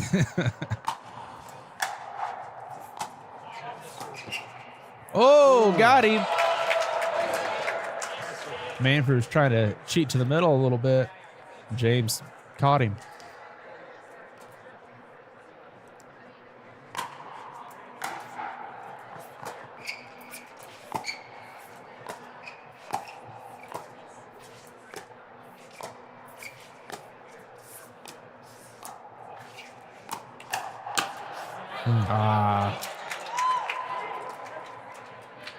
No, just missed it. I don't mind it. I think maybe it was a little too aggressive at the wrong point, maybe the wrong ball, but I think that here we are in that same pattern. Up. Manfred finally got his lick back on Matt on the dinking side. You know, the beast gets tired after a while, you know? It's so much dinking.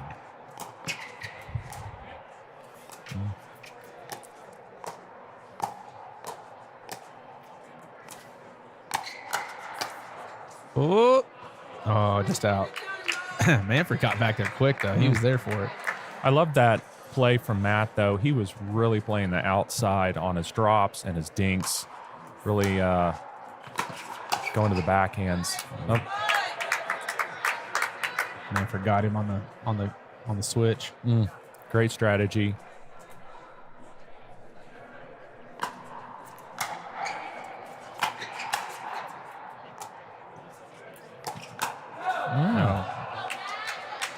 Great spot from Matt. He knew that Manfred was going to try to slide back out. Manfred was trying to read, thinking that Matt was going to dink. Matt knew that. Yep. Put it at his knees.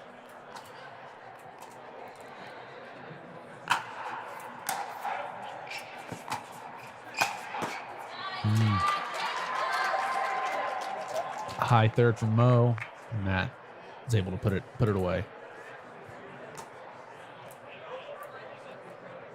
Still no separation in points despite the large amount of effort from both sides. What are your thoughts so far? I mean, I think they're just kind of trading blows. Oh, wow. Oh, he gets it too. He got it right on the line. Yeah, I think we're seeing a whole lot of effort from the returning team. No matter who's returning the serve, they're kind of going all out to make sure that there's no points to be had.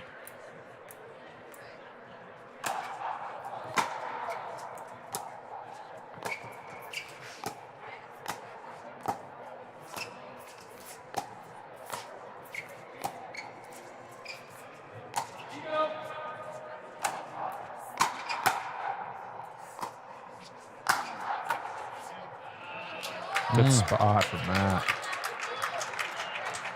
I like the Uno reverse on the lob.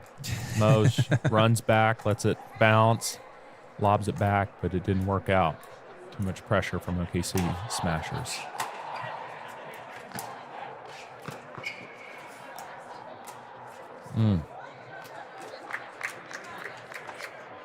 Mo not happy about that one.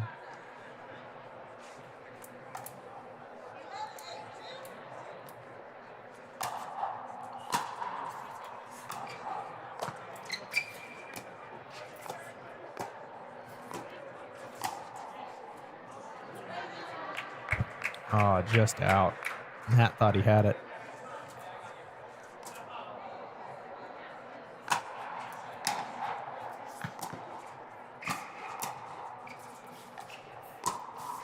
Ooh, body bag. It'll be a bag-o-meter. I like it. Second Ernie, I think, so far from Manfred. Again, utilizing that forehand.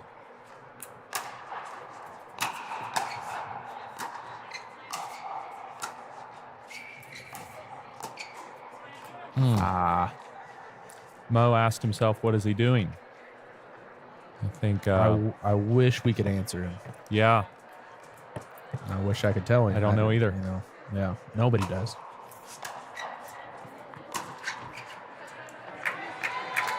Wow, that was good. Painting the lines out here at Forest Ridge, one of our sponsors at OPPL.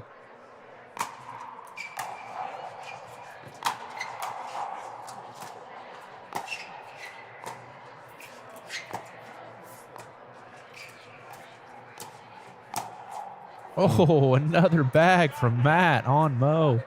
I think timeout. I think He's just racking them up. a little frustration on one end. Still no point separation, though. I mean, Well, that's out. You're going to call that out? Okay. we have a pretty good look here. Yeah. It's the closest part of the court to us. He's going to be shocked if Matthew gave that to him.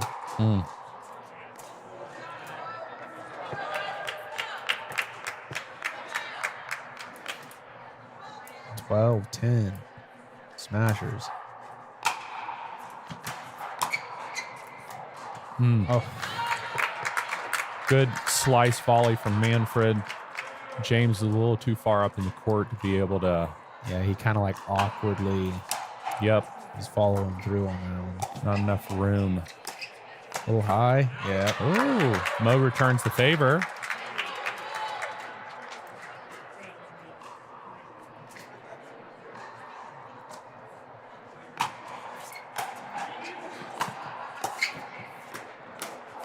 Oh, what a shot from James. I don't think Mo was expecting him to be able to put so much juice on it coming back at him like that. I agree.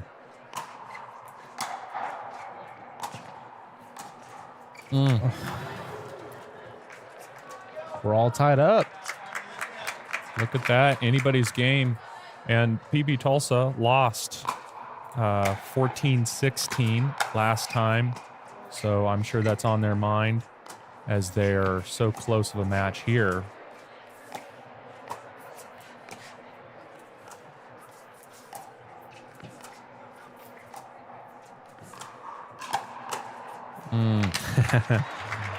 Matt went for another body bag, but Mo was able to get a paddle on it at least this time around. Great dinking to try and get Mo, moving and then do the speed up. It's good solid strategy to start. Oh, yeah, James. Imposes his will. Big yell at the end of it. turned around and Offensive timeout has some great offensive timeout has some great strategy to it. Absolutely. Especially even when you're ahead, you know? I mean, they're 1 point behind, but just calling a timeout. Yeah, I mean, you don't,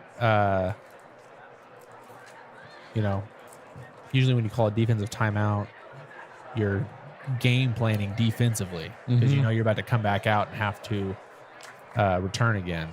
So they call an offensive timeout. They can now talk about, hey, how are we going to come? Like, how are we going to serve coming out of this? Yep. Mo can drink a little more of his water from his half-filled gallon container. Yeah. Yep. Pickleball is such a game of momentum. It's I don't know why. I don't know if it's tied with, brain and rhythms or whatever, but we can't seem to, do anything but score in bunches. Here we go. Lob serve. He gets a short return. Yep. He tees off on him. Mo has done that a couple times, I think. He knew where that ball was coming back to, his forehand. I feel like they may want to check the ball for a little bit of melting after that. Oh. Got Mo with the backhand, trying to dink.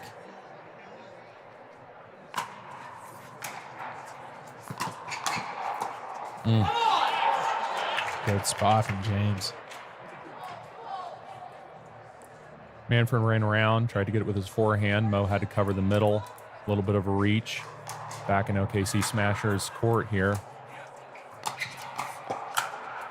Ooh. I like it from Mo.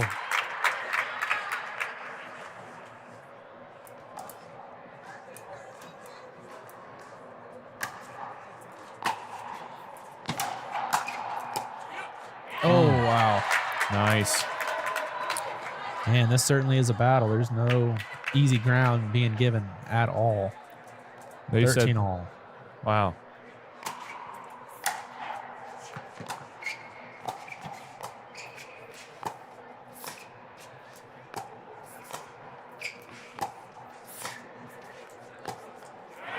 Oh, wow. Kind of a rare miss there from Matt on the backhand dink side. And I agree. James calls a timeout.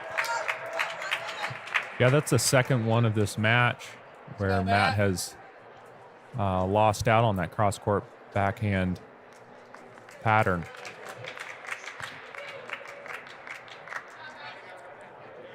A couple more of our sponsors for the OPPL Top Seed, which will also be hosting, be a hosting location. So we appreciate them sponsoring, and I believe that they own a team as well. So we love to see them participating in all different ways. I believe that's where our next one is going to be held, if I remember correctly. I believe so. If you look at the season 1 and 2, I believe that was several of those were held at Top Seed. Love to see more pickleball venues in the area. All right, game point. PB Tulsa. First serve.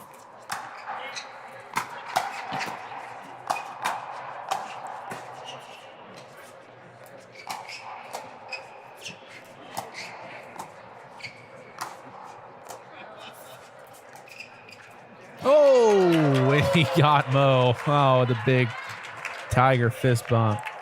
I like it.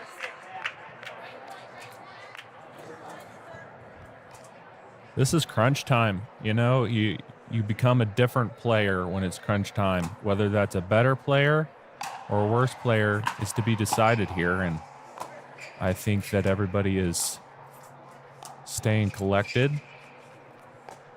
It's anybody's match.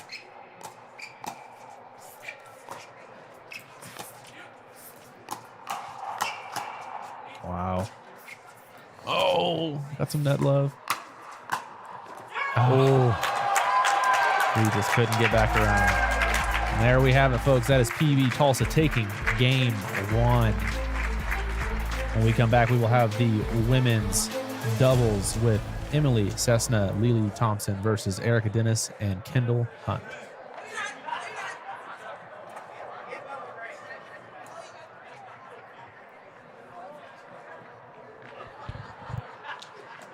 Yeah, definitely a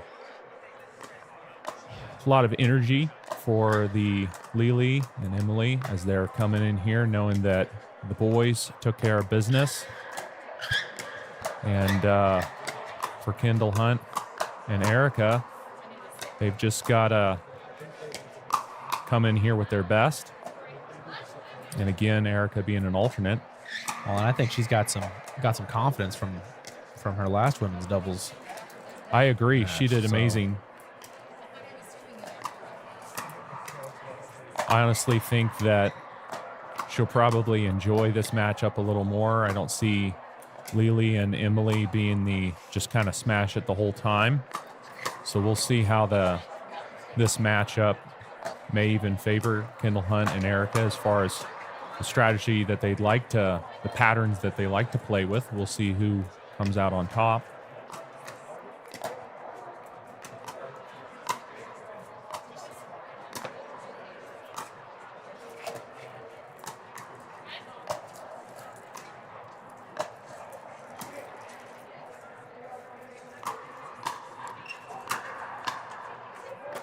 While the players warm up, a couple more of our sponsors.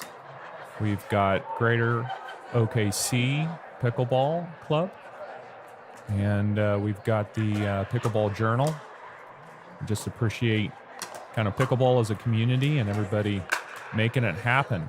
There's a lot of Jenna can't do it all by herself, and we appreciate everybody that's showing up, whether it's on the live stream or the chat or in person.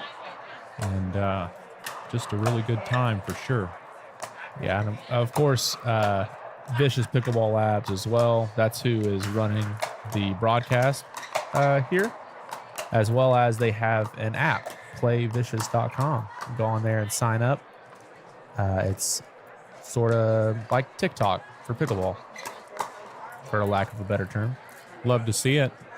We got Daniel Nix back here, the kind of the Wizard of Oz behind this whole streaming setup.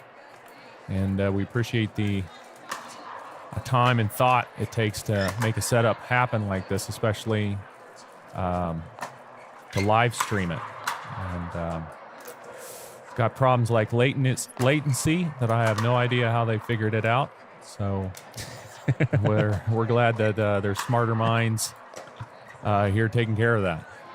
We just want to play pickleball and watch it being played. Yeah, we just get here and That's right. put on the mics and just start saying whatever we want. Yeah, we're back to your earlier point. We're athletes. We're not we're not the technical Not at all. gurus back here.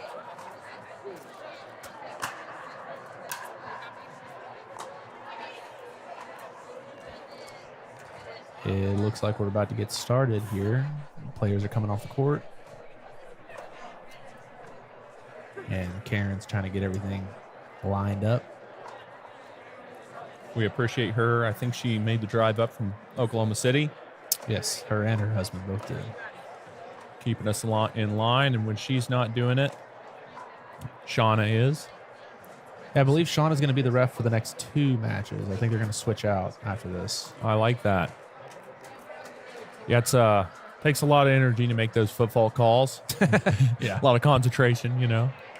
I'd probably would be permanently cross-eyed trying to look at 8 toes or shoes out there. All right, looks like we're going to start now.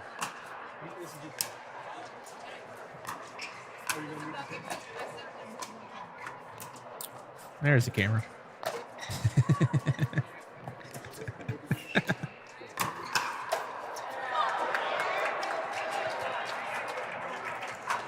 Starting out with some dinking here. I like it.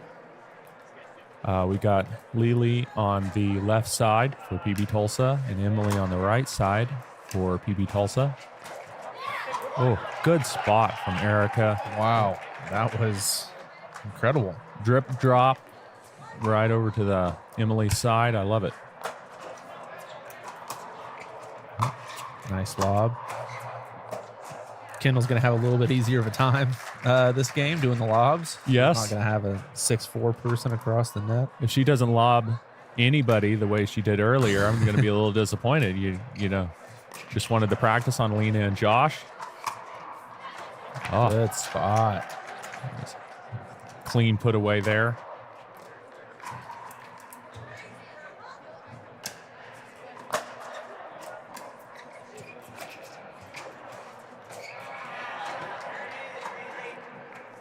If you remember from the draft, Emily was actually our number 1 off the board pick out of everyone. And if you remember from last year, which was Lily's rookie year, I believe she won most improved or rookie of the year, one of those awards. Good stuff. Ooh. Yeah, I believe the OPPL not only is one of the goals to bring Premier Pickleball to the audience, but just to be able to provide an opportunity for really good players to play against other good players and get better as a result. So I love that. Yeah, it's super fun to see, you know, new faces to the league, not necessarily new faces to the community, but new faces to the league as people just get better and better and better as they put in more time to the sport and they get to the point where they are good enough to play in the league and compete. Yeah. We're getting that year in and year out. That's why this year we have 6. So we had to go to 6 teams and 2 alternates per team because we're starting to get so many people. Yeah. And Jennifer Brogger, my wife, and Erica Dennis, great examples of a couple of the alternates that's been able to jump in and take advantage. It's hard to get better when you're not playing against better players.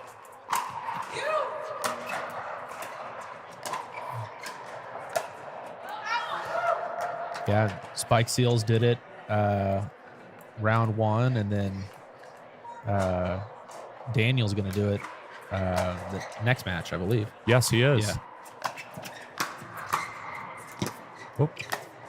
Kendall Hunt playing mixed doubles again. Successfully so far. Try to lob. Oh, And it works man. out with her. Great athleticism from Lily on that first overhead, trying to get it out of the air, not let it bounce, but this wasn't quite set for the next one. Up.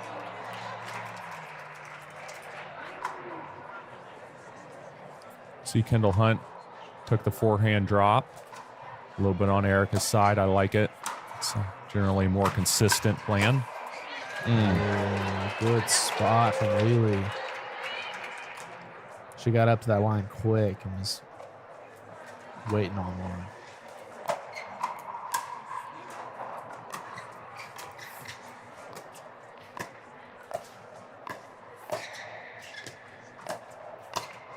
Oh. Yeah. Big yell from Kendall.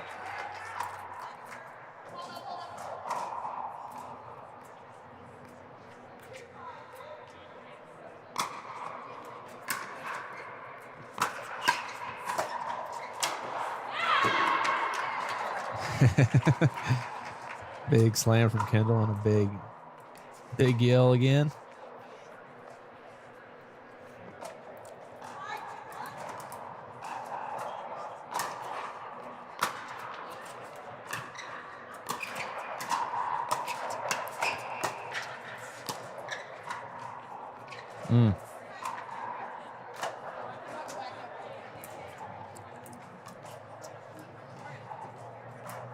Looks like the first lob she's missed. It's been working so far.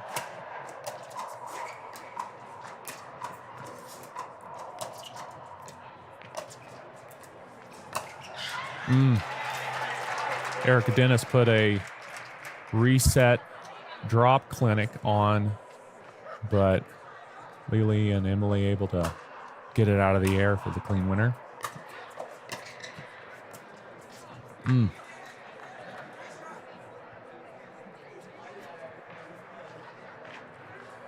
I like the coordination of footwear on the PB Tulsa side with the lavender shoes. Nice.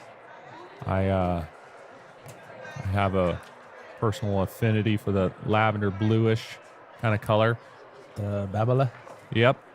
Don't really want to open up a debate about what color things are. I know that that's a sore subject in some places.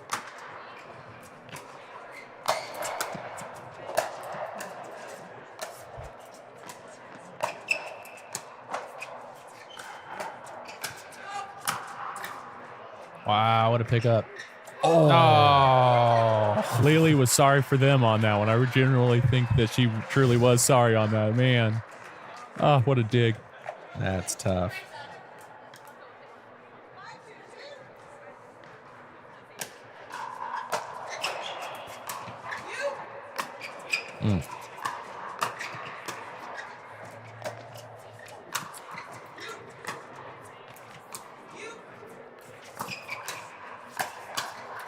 Oh.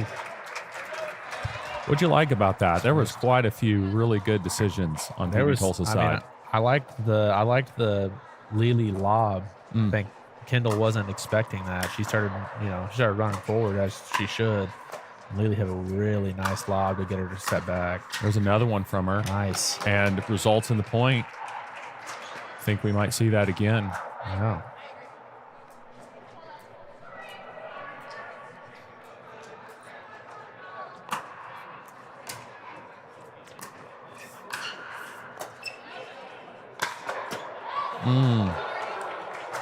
That kind of looked a little like it was going out.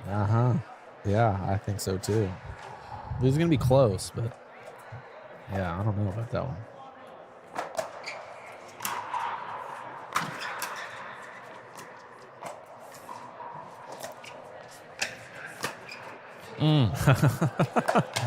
Whoa! Was that a foot? What a get? That was not a football. No, she got out. Maybe it ended. Wow. Good stuff. Yeah. That was impressive just for her to be able to get out of the kitchen so fast and get the paddle on it. I like PB Tulsa introducing a few more drop shots, a few more lobs. I think that, now we're tied up 5-5. Yeah, I think they found their rhythm. I agree, yeah.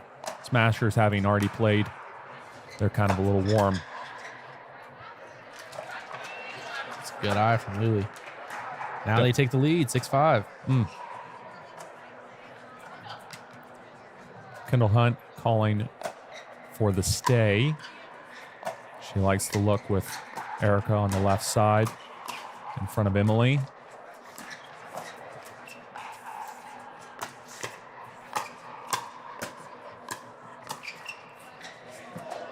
Oh, wow.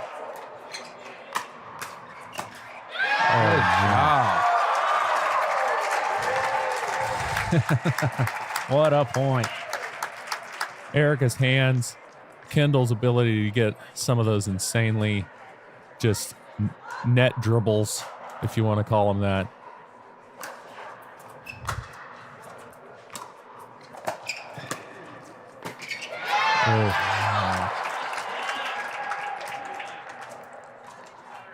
Emily with too much court to cover. Yeah.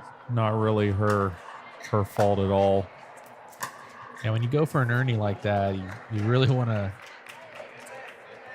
make sure at least if you can't win the point, at least put it somewhere where the opponent has trouble getting to, and you can try to have some time to get back around.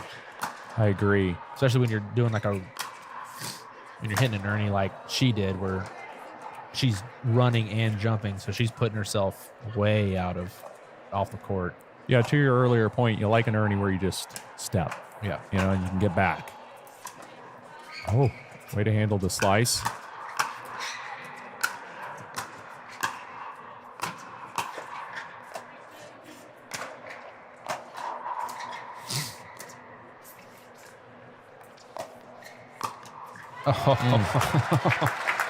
What does it take to win a point? That right Goodness. there.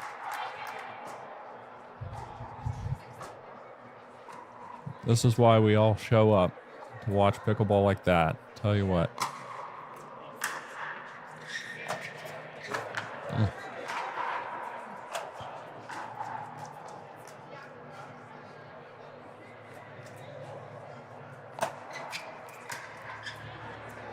Lily following up that with a ace on the serve.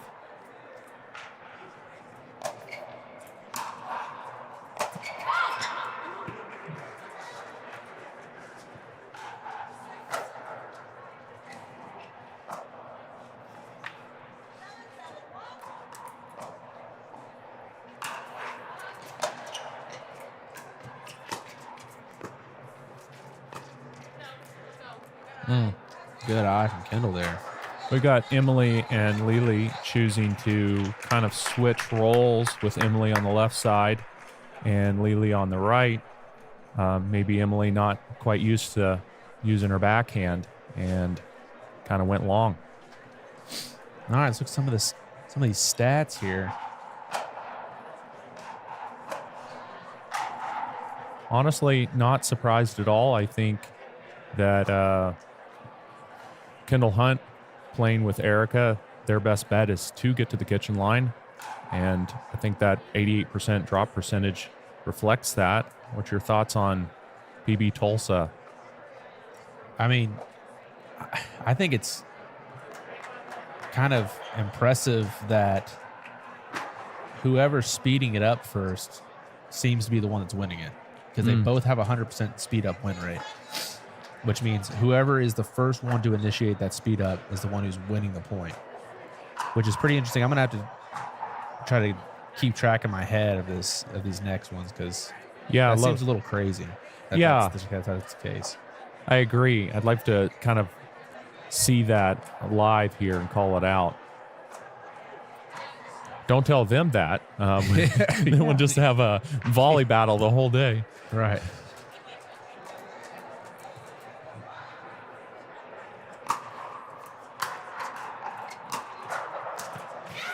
Wow, what a good spot. Way to, again, take advantage of the switch. Went down the line. Kendall Hunt with her tennis background.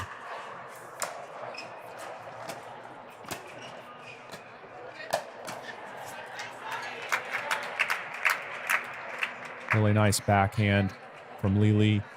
Sometimes the women have a harder time getting that backhand flick. The forearm strength isn't quite there like the men, but she was able to kind of flick that back at their feet.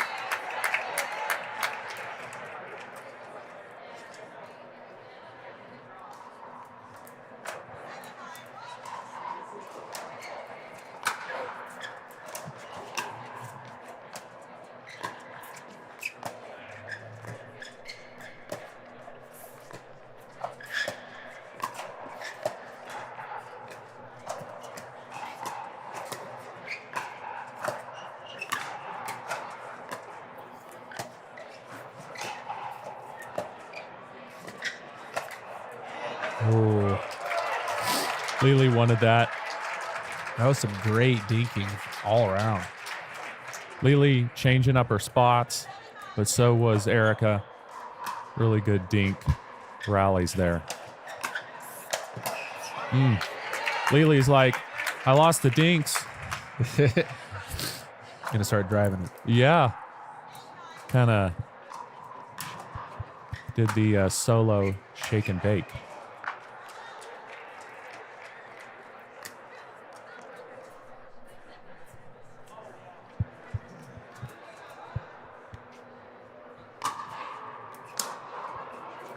A deep serve. Wow.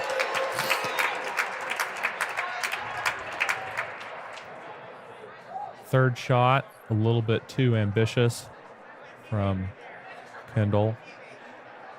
But I think that 9-8. Again, just like the last game, it's a whole lot of work for doesn't seem like nobody's really, taking off. Yeah. Just wide. I liked going down the line. Thought it was a good, smart choice. Just didn't quite execute.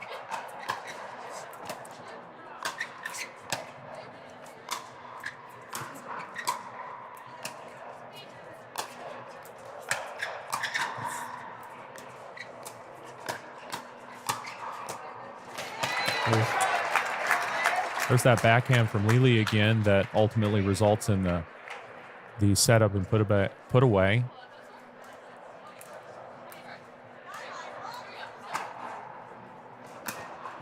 Nine all.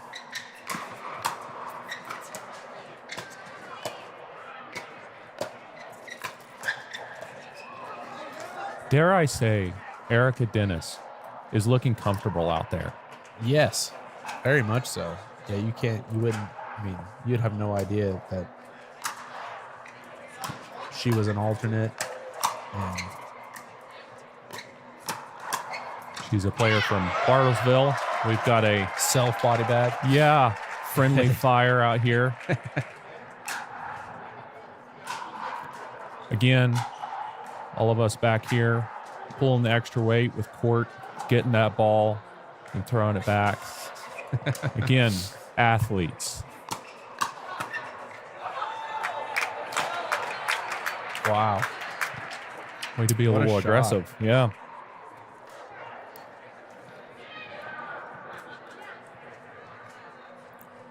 Lily calling for the switch, change to the stay. I think Emily liked the look that we've got right now.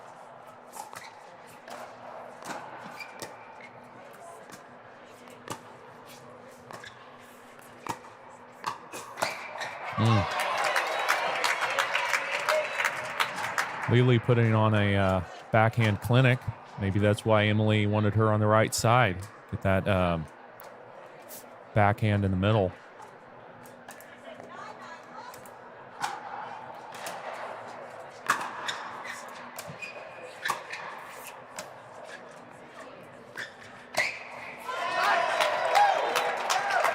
I think the fourth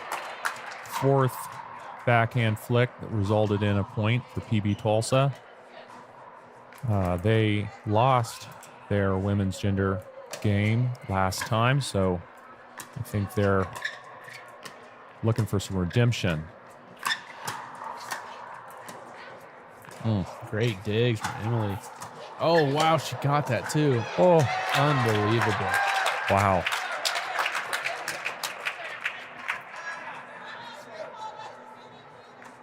That was a highlight reel from Emily right there. Really was. OKC Smashers calling a timeout. I think it's a good choice. The game's been so close. Absolutely, yeah. See here from the stats. See it. PB Tulsa's dropped from 100% speed up win percentage to 71 win percentage. They must have hurt us, and then it didn't work out. We jinxed them, I guess. I don't know. Yeah, I think we did. But, I mean, they started driving more and, dropping more. I mean, they kind of hit a switch there, and they flipped it around, and now they're starting to kind of, I say run away with it. They're only, they're only 2 points up, so, which is pretty big in these games where it seems like it's you're either tied or you're winning by one. Yeah. I think what we're seeing is just them being I don't know. PB Tulsa hasn't played. This is their, first game. I think they're really locking in because I'm seeing a lot more consistency, less unforced errors, and it's really working for them so far. Just long. Nothing worse than coming out of timeout that you've called and hitting the ball out. But anything could happen. It's still anybody's game.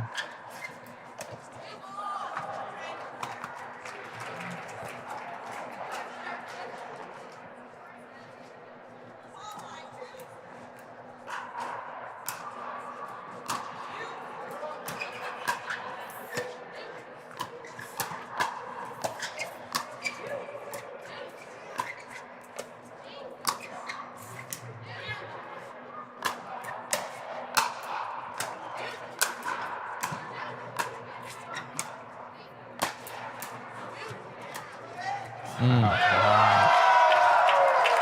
What good gets.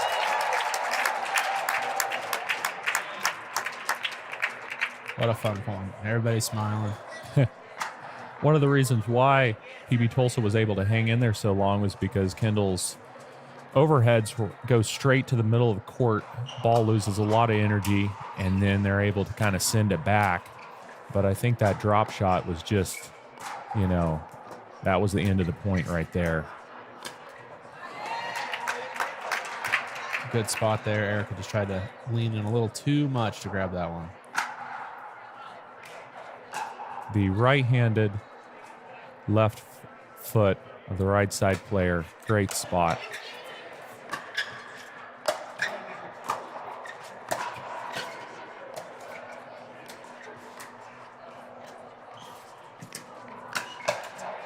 Oh, she was ready. I love that. Lily didn't quite get it across on the counter there.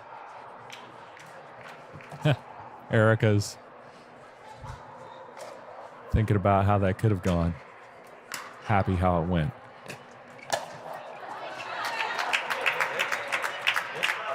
Well, if you ever want a lesson on a backhand flick, hit up Lily, and I think she'll set you straight.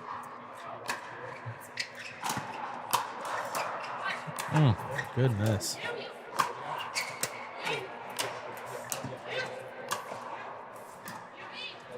Oh, so close from Emily here. Sat right on top of the tape. Did you see that Ernie down the line over forehand smash from Kendall in the middle of that? And Emily still had the defense's chops to keep it going. Whoop. Oh, good lob. Una reverse. Oh, couldn't quite get back to her spot.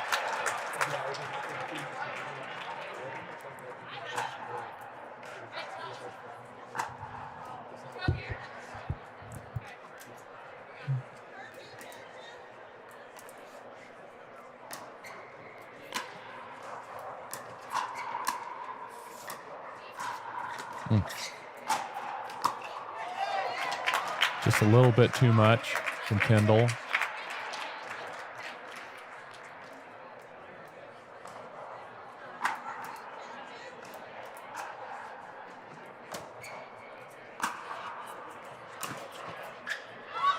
Oh, down the line winner from Emily. That is why she was first overall draft, and we love to see it. So now we've got 2-0 PB Tulsa versus Oklahoma City Smashers. What a great game.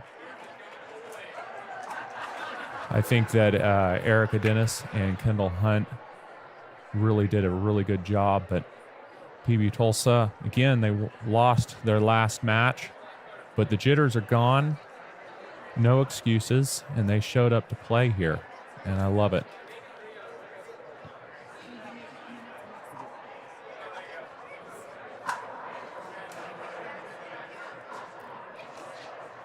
We're going to take a moment.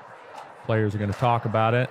They're going to get set, and then we're going to go for our first mixed match.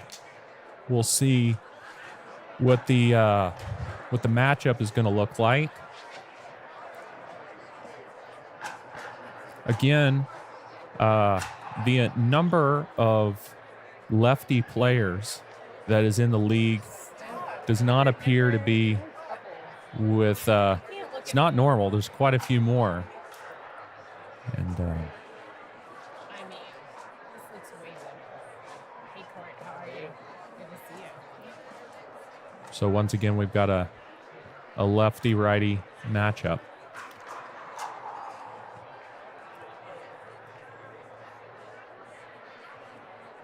Welcome to the booth. Tell everybody who you are. Hey, everybody, what's up? It's Katie Merrill. The Katie Merrill. I hear that you're a coach, so I'm excited to hear your thoughts on all of this. Yes, I've been coaching for about 4 years now Okay. at Top Seed, mostly. One of our sponsors, and also I think the next destination for the OPPL. Yes, May 2nd at Top Seed Tulsa. Good stuff. Just want to give a shout out. 4 days later will be my 6-year anniversary with my wife, so I just want to get the brownie points in. Speaking of May 2nd, so Yes, happy anniversary. thank you. Heck yeah. You have to let Jennifer know I gave her a shout out. She's here emceeing. I think Davis is going to have a word here in a second. Wow, this is such a beautiful facility. This is actually my first time here.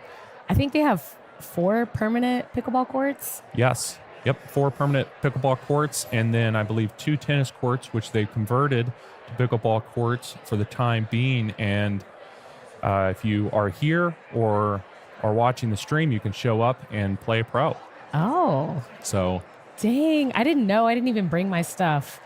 It looks like no one here is prepared to play pickleball. So if you're at home listening and you want to come play some pickleball, there's pros here that are just waiting for you. yeah, Like, put on your shoes, grab your paddle, come out, play some pickleball today. I mean, what else are you doing? Sitting in your recliner watching I know. pickleball? Like, why watch this? Just come and play. That's right. What is it? It's like $15 admission, play with a pro. The hot dogs and the hamburgers look delicious.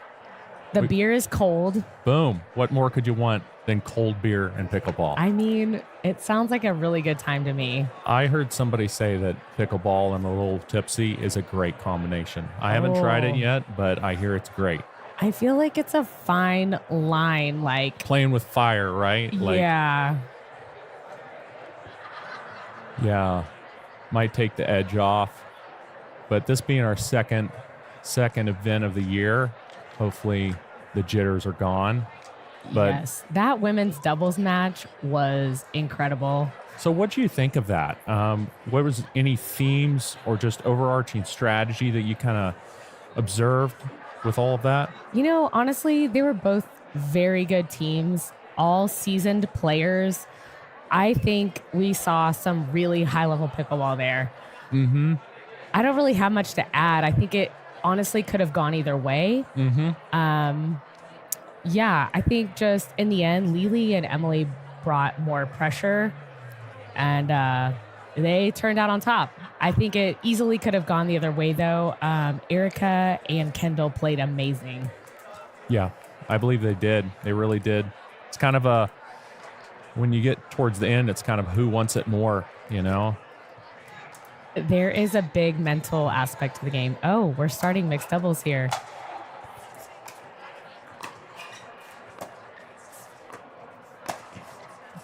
Oh, The backhand flick that was there the whole last match reappears again.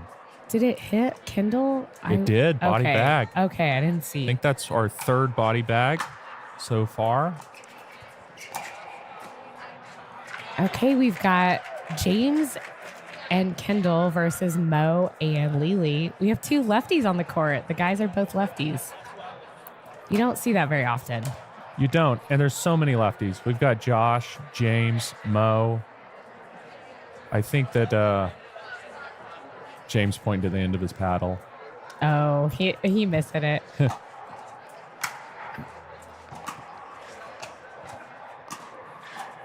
It happens sometimes. Some of the best hits are miss hits. Right? Mo and Lily choosing not to stay last time and this time. So we'll see. So for all of you maybe new to pickleball, at the highest level in pickleball, usually we do stacking. So the guys, they like to be beasts on the court, and we want to keep the guys forehand in the middle. So you'll notice them switching. You may have seen some of it in the men's doubles and women's doubles, but it's very common in mixed doubles, especially 4.0 level plus.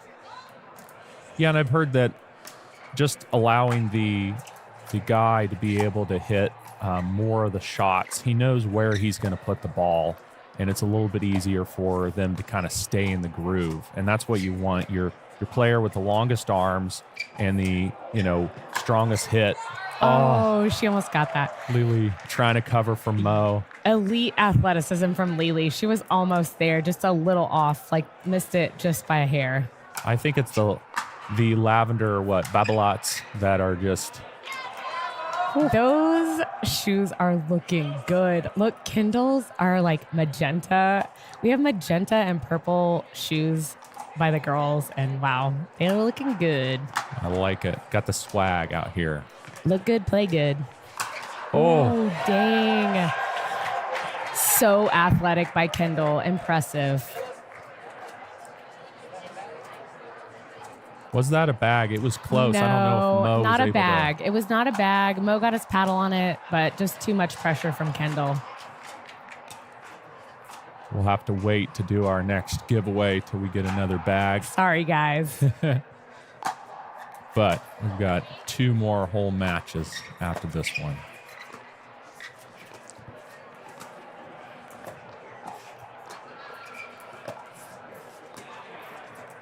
So in mixed doubles, when you're stacking with the guy, oh man, really good dinking. Just barely missed that one.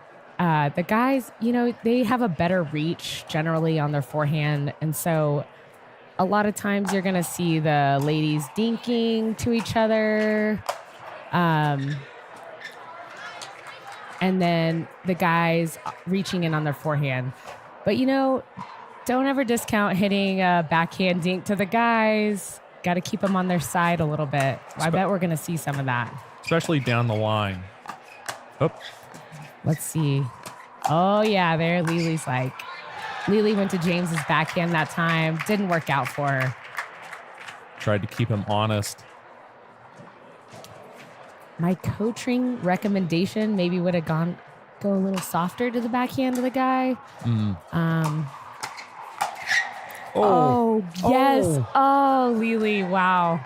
I thought she had that one. I did too.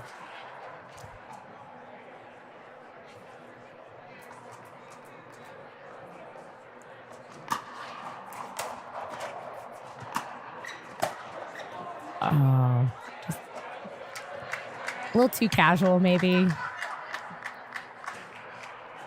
Yeah, the backhand right there, if it's about 6 inches lower, it's much more comfortable to hit, but sometimes it's hard to have as much control when it's kind of at shoulder height like it was.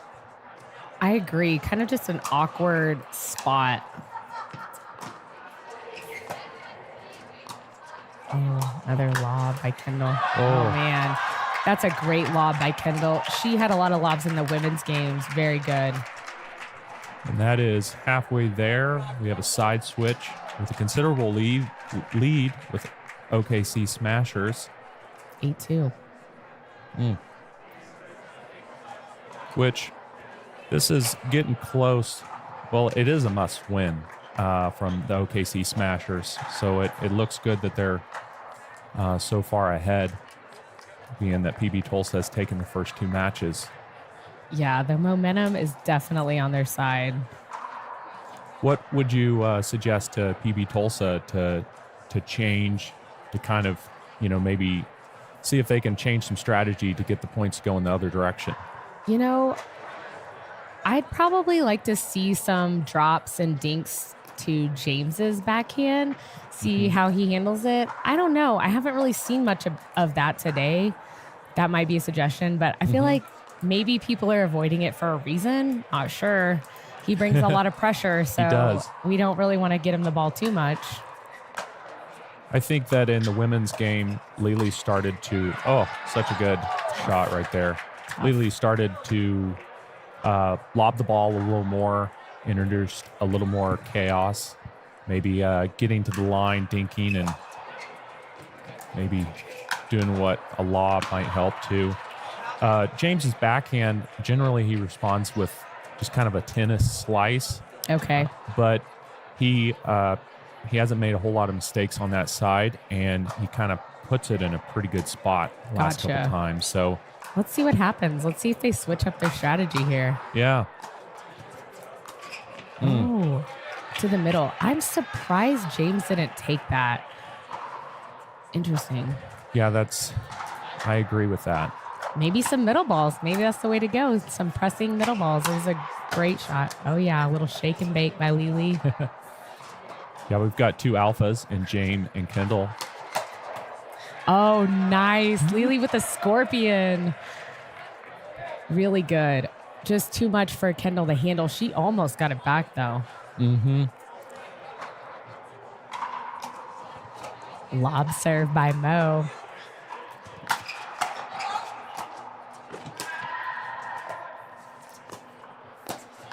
Oh. Okay. Oh, Nice. Great overhead by Kendall. Good angle. I thought the speed up from Mo was a bit ambitious, but they kind of dug themselves out, and then Kendall put it away. Yeah. I think, Really impressive by Kendall. That put away angle is really good. Hard to defend.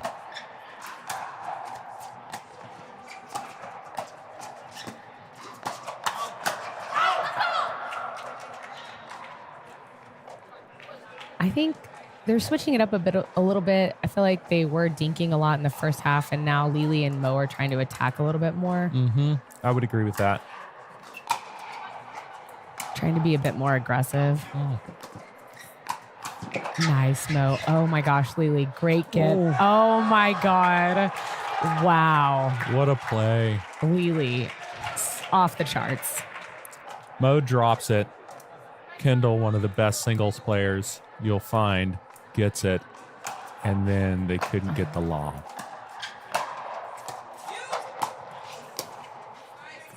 Great pressure by Mo and Lily there.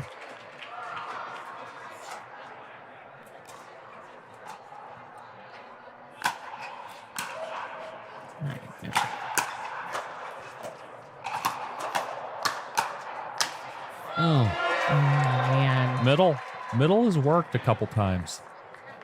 It's probably the way to go. Kendall and James are pretty amped up, pretty engaged right now. So good work. What a shot. To do a slice return back in the back corner and switch. I thought that was great from James. Yeah, he really went for it and it paid off.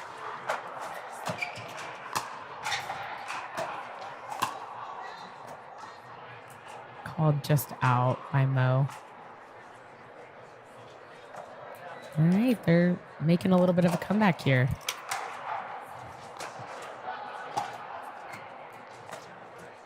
Oh, that was a great idea by Lily. A little slice ding to the middle where the confusion's been happening. See if Kendall and James can add a couple here. Oh, pressure though. You're behind. You've won a couple. You've lost a couple. It's pretty much a must win. Serve out. Can't really happen.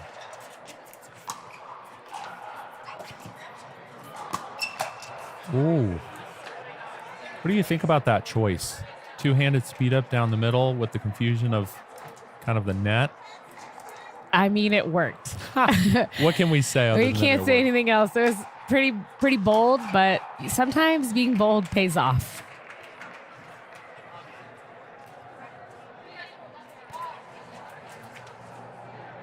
I mean, when you have James with his forehand lurking right there, you can kind of get away with a good bit.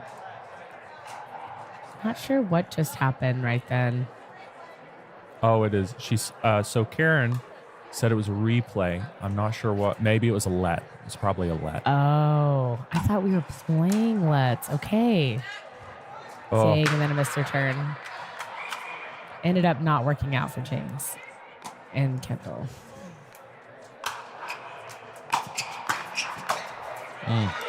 Shake and bake by Mo and Lily. A lot of pressure on Mo's drive right there. And Lily has incredibly fast hands, athleticism. It's working for him. I think the timeout is really a good thought at this point. BB Tulsa got some momentum going. And if you're the Smashers, you don't want any momentum going on. You want all those points to be yours. Absolutely, especially when you're down 2-0. A timeout is a good decision right there.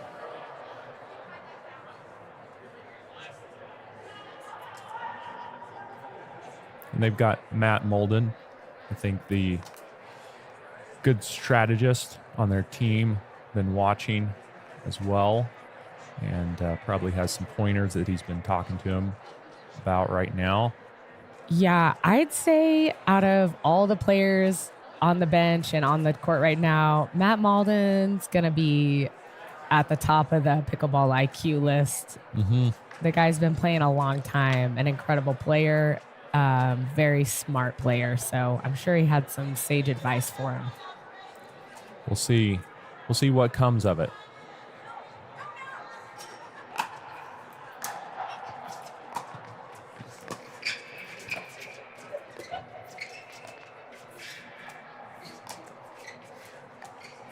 Okay, there's some backhands to James. Oh my gosh, it worked. We don't know how, but it We worked. do not know how, but it worked. Yeah, they were able to get him really, he kind of had to, there wasn't a lot of offense back on his backhand slice. No, but the attack, James got a really good counter attack, and Lily and Mo still ended up with the. Oh, there's that flick again. That was a beautiful flick by Lily. Now we're all tied up, just like that.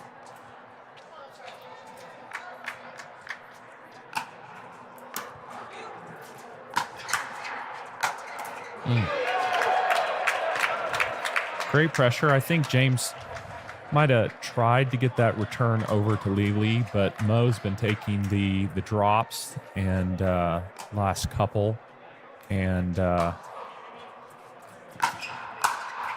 lot of pressure. I would have liked to see James try to get that ball. I think he's saying like, hey, that's me. Like, I should have got that. Yeah. Unfortunate for the Smashers. Let's see if they can get a side out here or a stop. Very nice. There they go. Great pressure. Great put away by Kendall. That was kind of a flamingo too, so kudos for her to not hit it into the net. All right, Kendall's back on.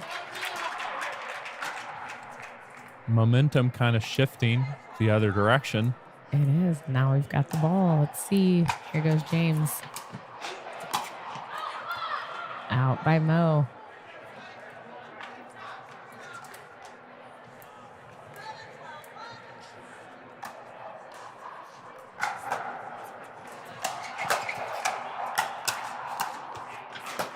Oh, wow. Incredible. I feel like that was there's might have been two out balls played there, one by James and one by Lily. For sure.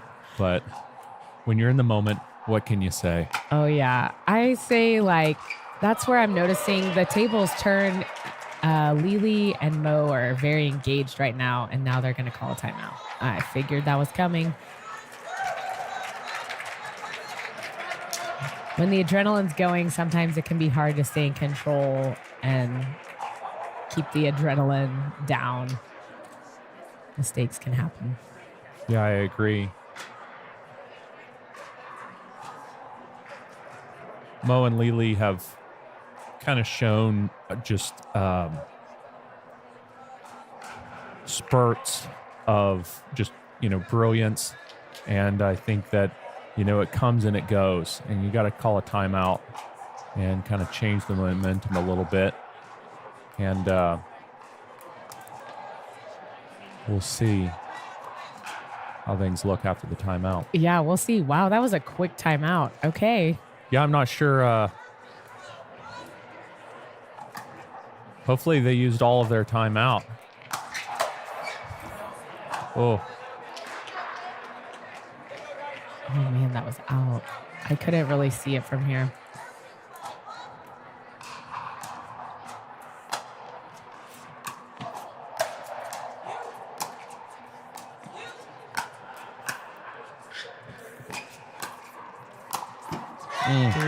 Wow, so athletic from Mo, so bold. a nice Ernie with a backhand flick. Body bag. Is it a bag? Yeah, it was a bag for Kendall. It was a bag. Good job, Nipper. Keeping us, honest out here. Keeping us in line. Okay, they got to stop. Side out. 12-14. One thing I love is Lily's communication is top tier. She's communicating with Mo the whole time, letting him know this is all you in the middle. Oh. I think now's your moment. Everybody needs to type bagometer into the chat. Yes. You have 20 seconds left. Somebody's going to win some electrolytes. Yes, I believe so. Oh. Okay.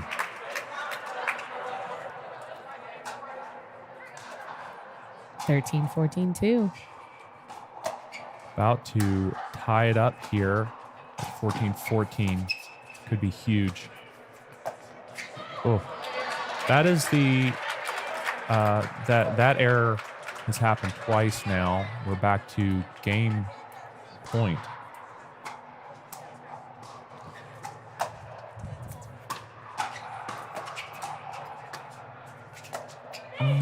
Oh, bummer. And that's that. Smashers take it 2-1. Good play all around. Yeah, we could see a dream breaker. We're getting closer. 2-1. All right, next up with our fourth game of the match, it's going to be Manfred and Emily versus Erica and Matt. We're going to get warmed up. We'll be back.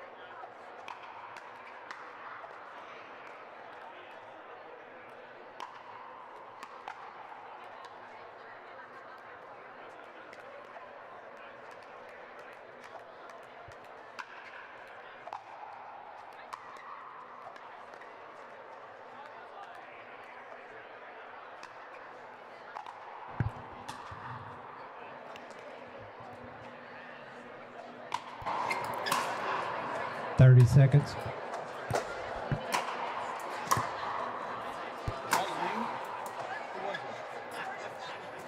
Okay, so we've got Manfred and Emily versus Matt and Erica. I think this is a matchup we've not seen this season yet. And I think that should be quite interesting.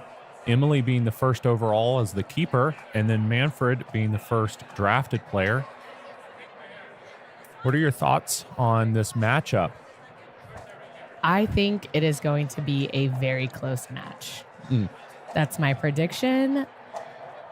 They're all excellent players.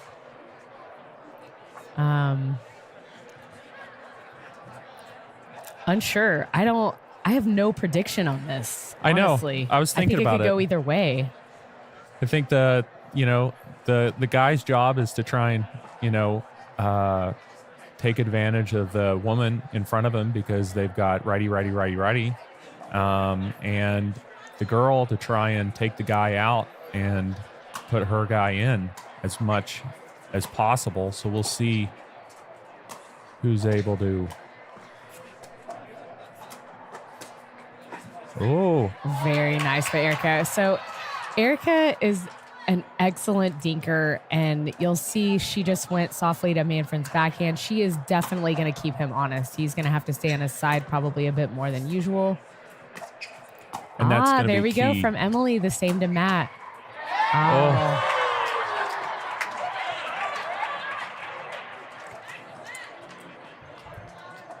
And I think that might be the Smashers' game plan, is some dinking. Matt is an excellent dinker as well.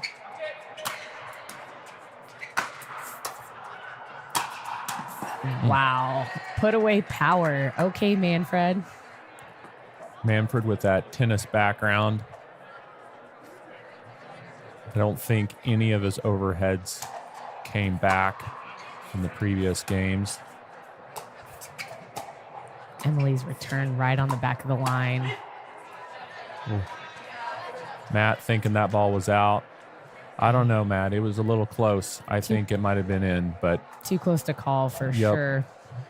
More fun to play, as I would say. ooh. Ooh. I'm definitely seeing Manfred a little more aggressive than the men's doubles game for sure.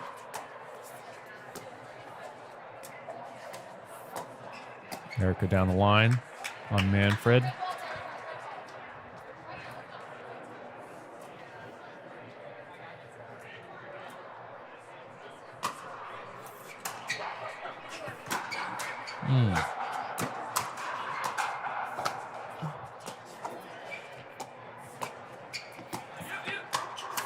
Oh, man.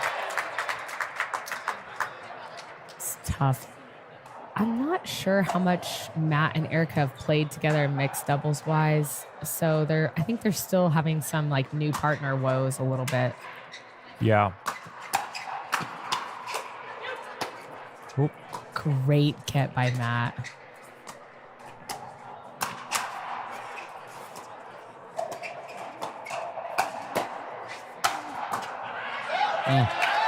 Great pressure by Matt. The wrist lag on the put away. Elite. It is, really. Jacob, do you know where that comes from? The wrist lag? Yeah, with Matt. Oh, I do not. Rodeo, baby. Oh, yeah? He's a big rodeo guy. Yeah. He used to be roping. Wow. He has a really great like backhand like Yeah. away. It's all about that roping. Welcome to tell you what. Oklahoma. The man behind the man over here, Matt Malden with the roping.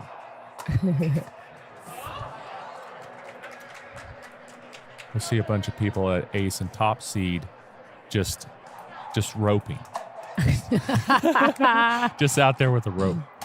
I like it. Hey, if it worked for Matt, it's going to work for I me. know, right? Maybe we need to do some cross training. Some Absolutely. rodeo. We're all about hybrid athletes in this modern era. Manfred and Emily not switching this time. Fascinating. Wow. Ooh. Ooh. Oh, man. Wow. That was is a great rally. kind of what happens when you give a ball to Manfred's forehand, though. You know, It's true. try to be a little sneaky down the line, but it's still Manfred's forehand. Yeah, I think Matt was really feeling the pressure from Emily's dinking. She has a very pressing dink.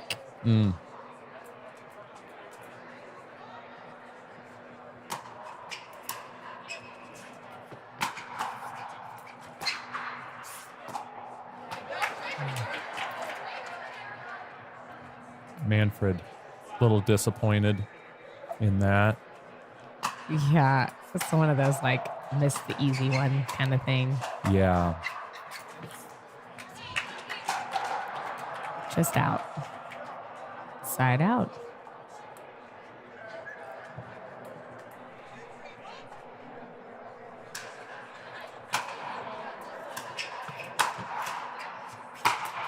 Wow. Impressive get by Erica right there. Her defense is off the charts. Then the angle put away a little too much for them to handle. Yeah, that was almost perpendicular to the court.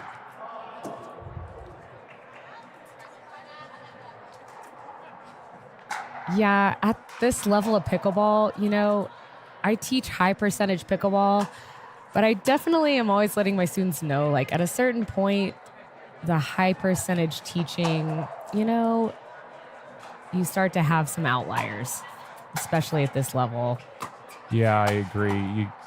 I mean, if J.W. Johnson can do that little angle put away and never seem to hit them out or into the net, maybe it's possible, you know? I don't know. Maybe if you're feeling it.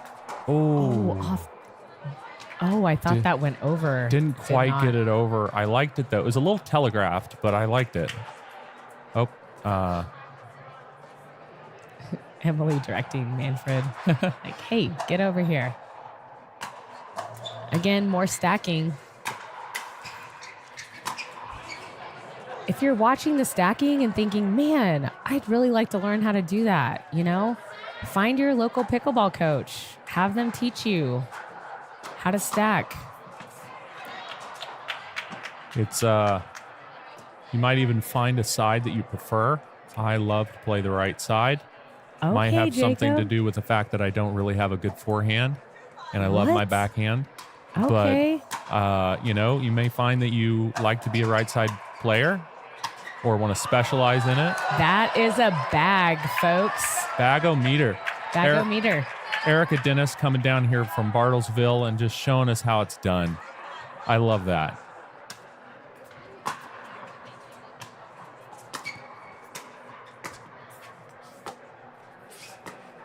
We'll see what Matt does. Oh, with that Oh, nice that, try by Matt. pattern.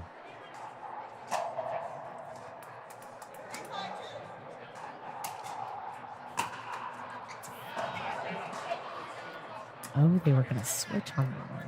Manfred couldn't quite get the return across the net and switch with Emily.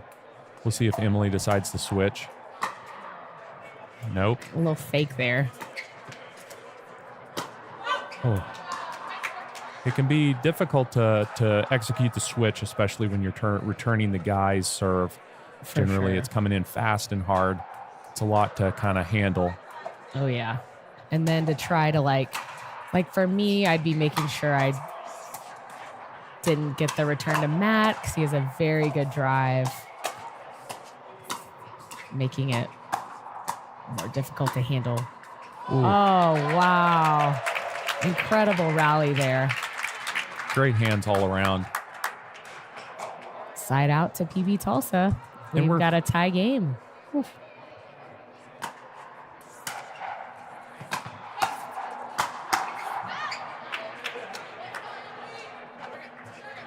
Manfred's about to just put that ball away, and Emily yells out.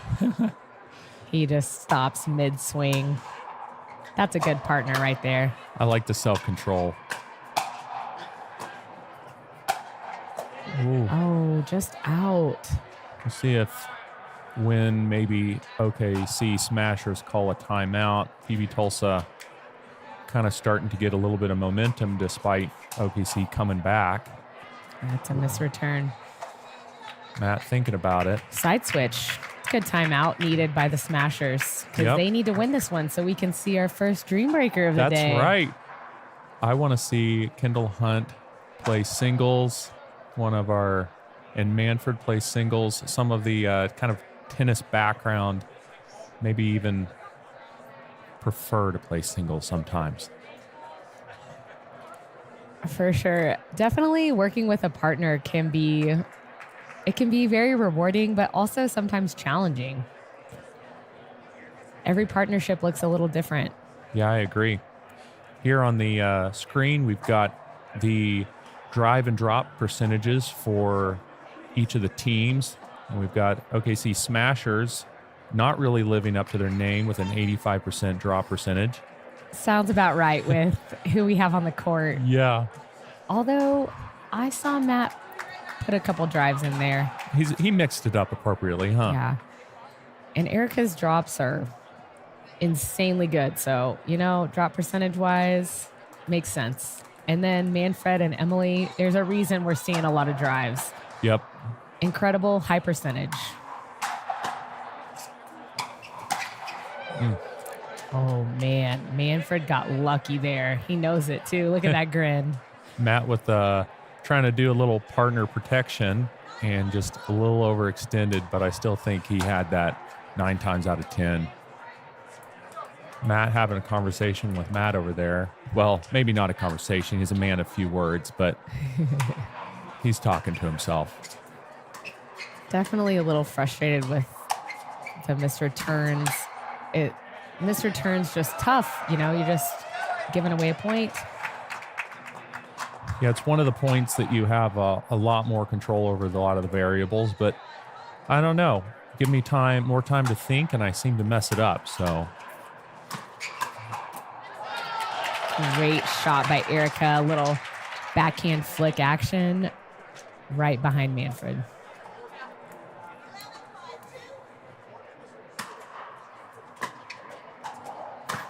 Emily and Manfred are applying a lot of pressure right now. Oh, barely out by Erica. Very close. They are just bringing the pace. It can be hard to shut down.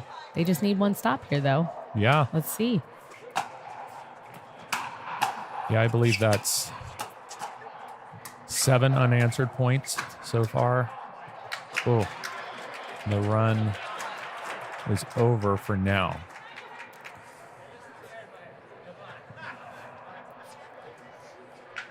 The momentum is definitely on the side of PB Tulsa. Let's see if Smashers can turn it around right here.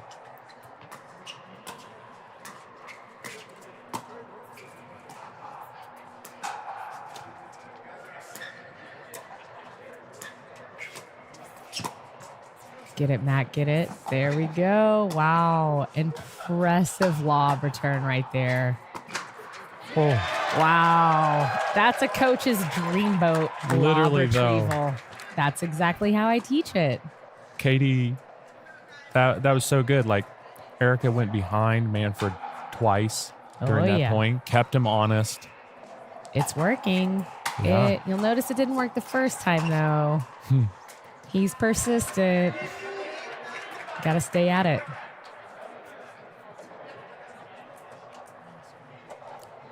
Really smart playing by Erica, though.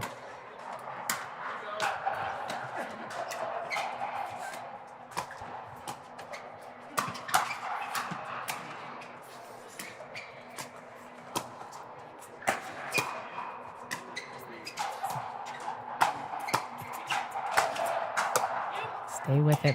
Oh my gosh, it's going to be in. Oh. Another great lob retrieval.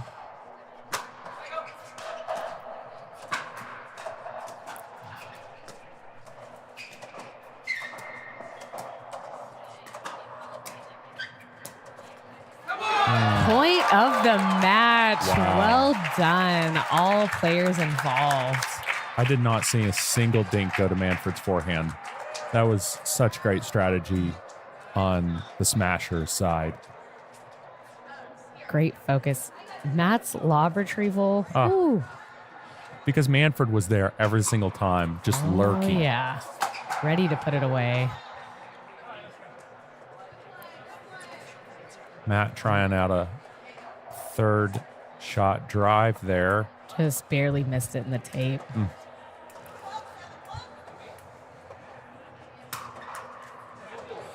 Miss serve by Emily. Pretty rare at this level for a miss serve. Probably just a bunch of nerves. Yeah, I agree. Definitely not quite the same momentum that they had. We'll see if they can kind of get back to it. Manfred getting involved here. We'll see if they go behind him. Yep. Oh, yeah. Pressure's on. Oh.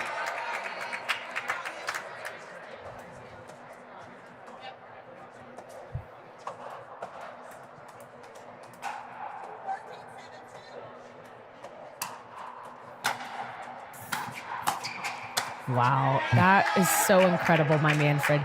He picks the ball up on the short hop or the half volley and an incredible drive, taking the time away from Matt and Erica switching over there. Point over.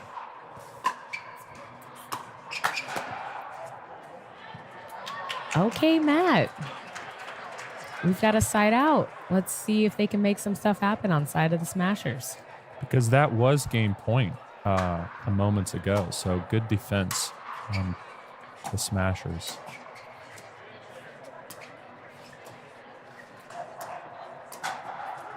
Oh, wow. That net roll could have gone either way. The margins are so thin. This is a must win for the Smashers. Oh, a little net kiss on the third shot drop. Manfred picked it up. Oh, Bob. Little windmill overhead from Erica. I'm telling you, folks, you got to get your rope and just start roping, because once again, the wrist lag was absolutely premier from Matt Mulvey. And a big roar from Matt. Rare. Love it. Love to see the energy out here on the court.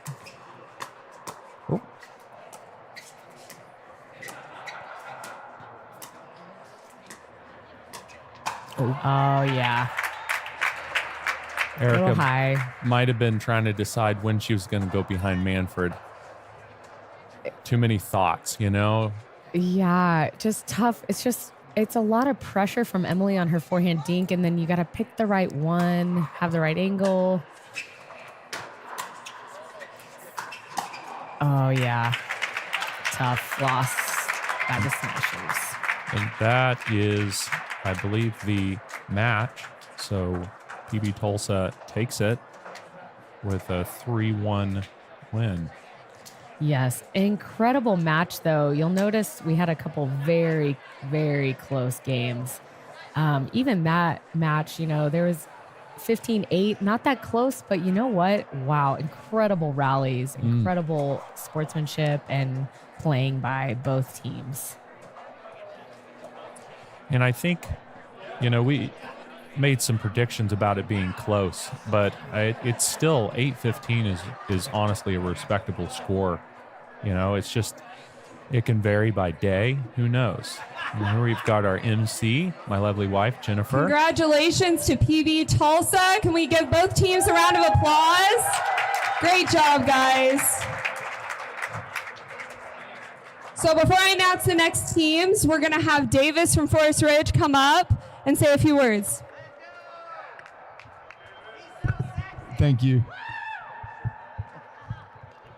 Good afternoon, everybody.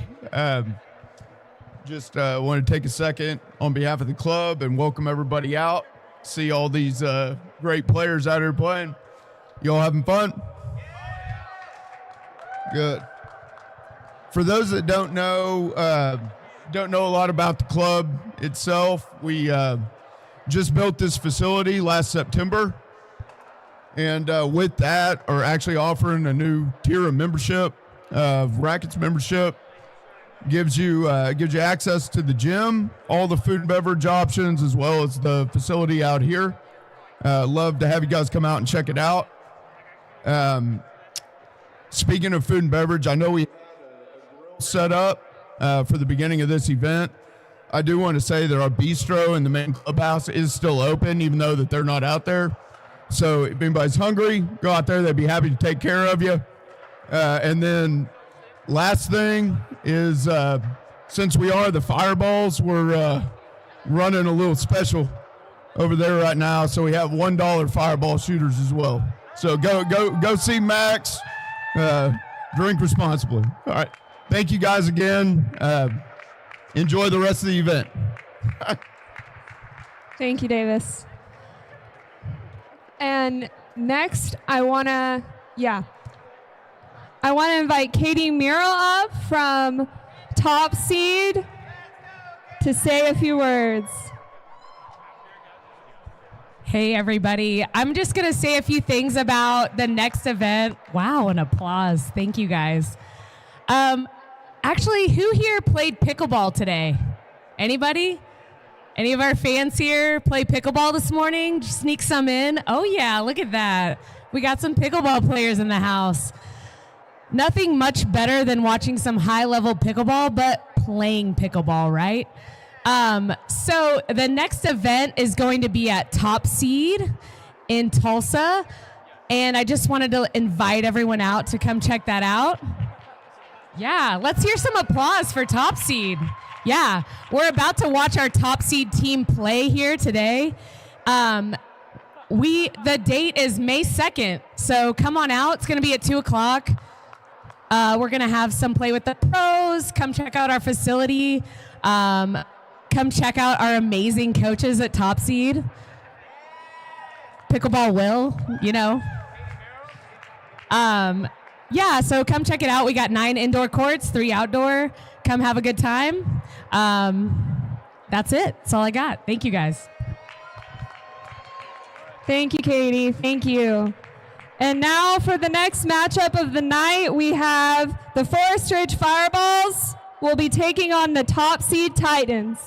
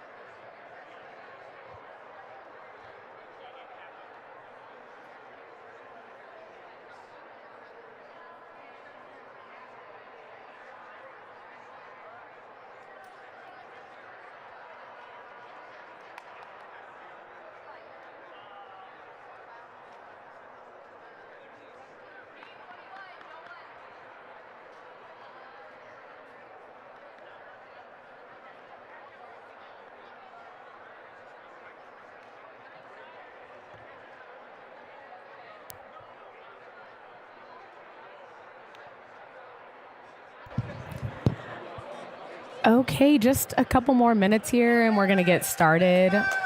We've got the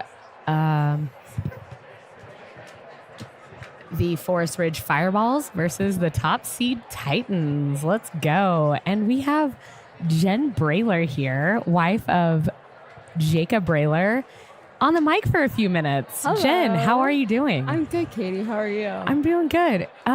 Thanks for emceeing today. You're doing an excellent job. Thanks. I feel like my first sentence out was a little stuttery, but then after that, I feel like I relaxed a little bit. So now we're, as my husband would say, we're cooking with gas. Oh, yeah. And I'm excited about this lineup. So normally Ben Bailey plays with Seth Goodman on the Top Seed Titans, but he is out today. So we have the alternate Daniel, and I'm very excited to watch him play.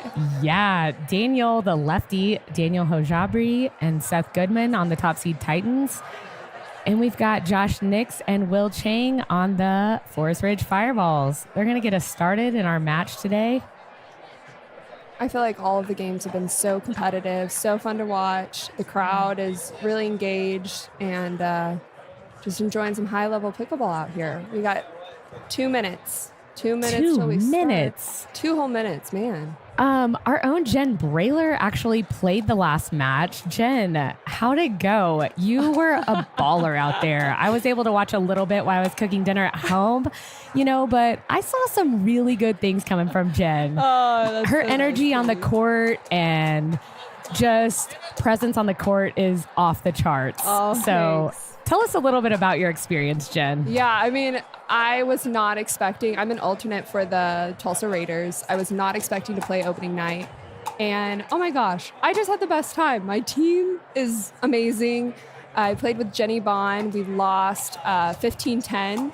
But, Okay. the Duper forecast told me I wasn't going to get 5 points on them. So I wasn't that upset. My first night out, I was pretty proud of myself in that match, and I just laughed at my mistakes. Jenny Bond is so positive. She's so fun to play with.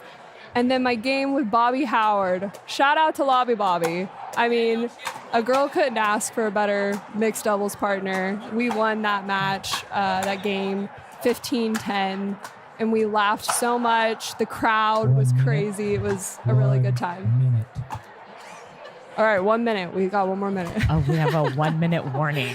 But anyways, yes, I had a wonderful time. I love my team, and that was my first 5-0 game. I had never even played a 4-5 tournament before that. Isn't that insane? Insane Katie? and amazing. Crazy. You just handled it so gracefully and just with a smile the whole time. Well, you gotta just laugh. love it. If you don't laugh, you'll cry. That's what I always say. And you So- know what? I saw this girl leading up to the weeks of this. She was out there practicing every week with her teammates. yeah. She was doing lessons. She was doing all the things to prepare herself. I was doing my best. She was drilling. She was like taking this seriously, and you could tell. And just the joy she exudes on the court, man. Aw, thanks, Katie. So if you can catch a game with Jen Brayler, consider yourself lucky. You're so sweet. Thanks for all the hyping up. I appreciate it. Well, I think we're about to get this game started, and I'm gonna let my husband step in here What? because he's right here.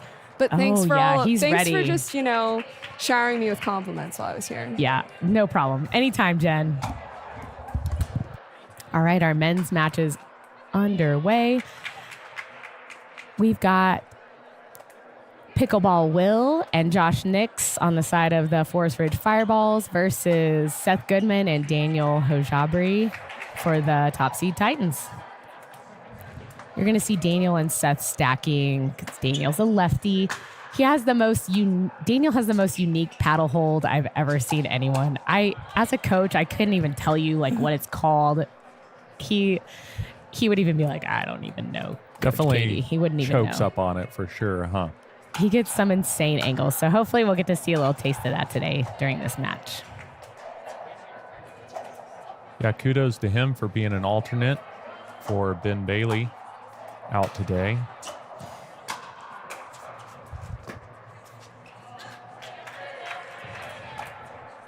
You're going to see probably a few misses at the beginning here.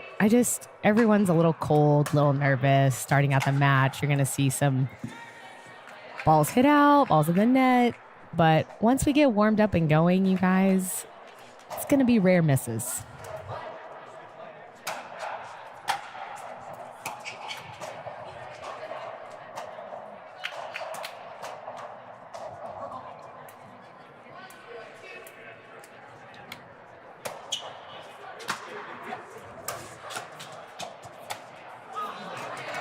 Rare backhand overhead miss by Seth Goodman. Definitely just nerves.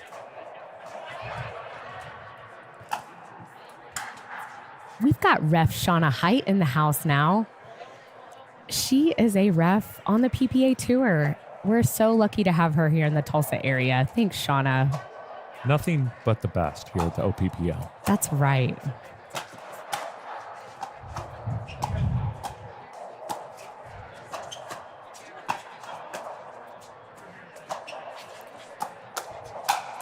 Ooh. We've got Daniel and Seth being pretty aggressive feel like Will and Josh, aggressive as well, but a little more inclined to try and get to the net with some drops.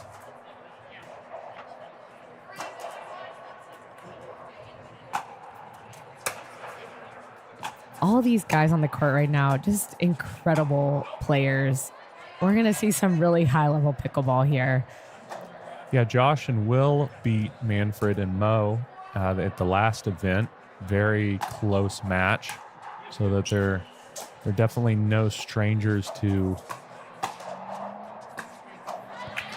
this level of play. They've shown their stuff.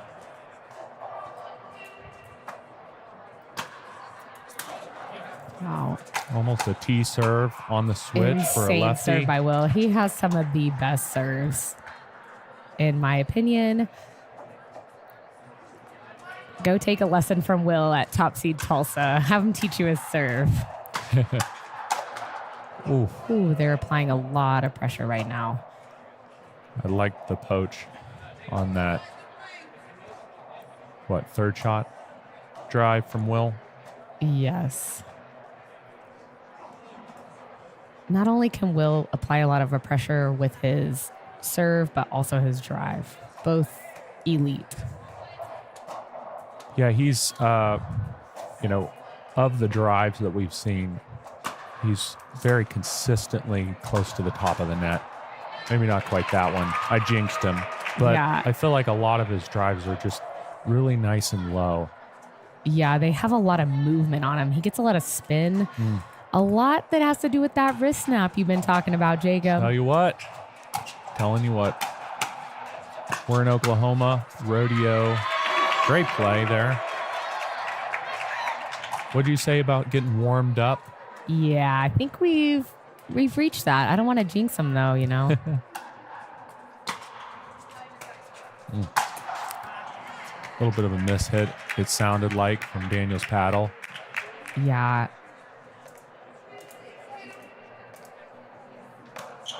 See if they can get another point. Oh, yeah. Look at that. Another point. Great serve.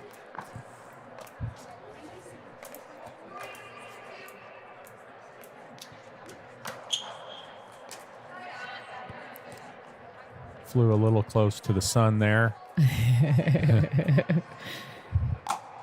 Definitely nerves. You got to think too,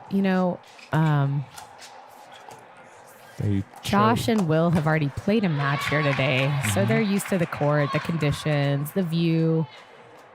Oftentimes when you're playing at a new venue, the visuals and just the court color, the background can have a lot of impact on your play and seeing the ball.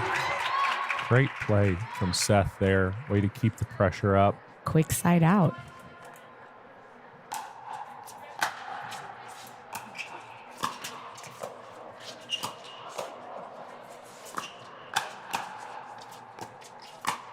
A little high there. Daniel did a great job of working them up to the kitchen line, but Wow. Great return by Will. A lot of movement on it. Daniel just couldn't really pick it up.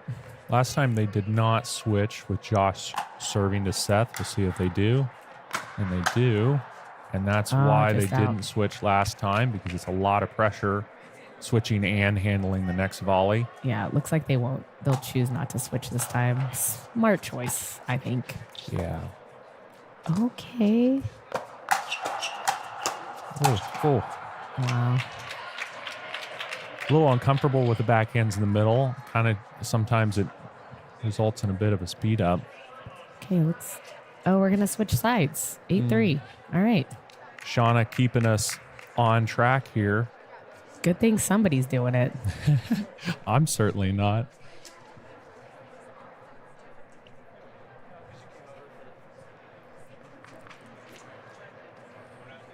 So thoughts on what it's going to take from the top seed Titans to maybe, kind of come back here.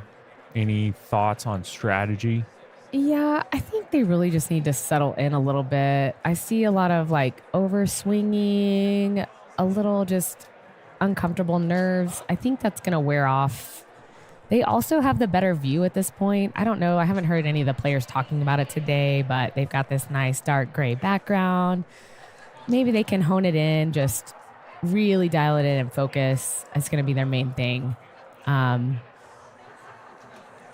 fireballs, a lot of experience, a lot of pressure happening over there. These are both OPPL alums. They've played in the OPPL before, a lot of experience. Whereas Seth and Daniel, I think their first season. Yeah, I think the top seed Titans, if they're able to kind of, play more what's coming their way versus kind of forcing it. Way to get there, Josh. I'd agree, Jacob. That's sound advice. Maybe some coaching could be in your future, Jacob. That sounds very wise. You know what the most infuriating thing is maybe potentially having a good pickleball IQ without the ability to execute. Wow. What a poach. Shake and bake. What a drive to set it up. Lefty-righty combo from Will and Josh over there. Just like David said, they're running a special on fireball shots for $1. Drink responsibly. But Will and Josh putting on a clinic here. Going to the outside. Agreed. They cannot miss right now. Timeout called by the top seed Titans.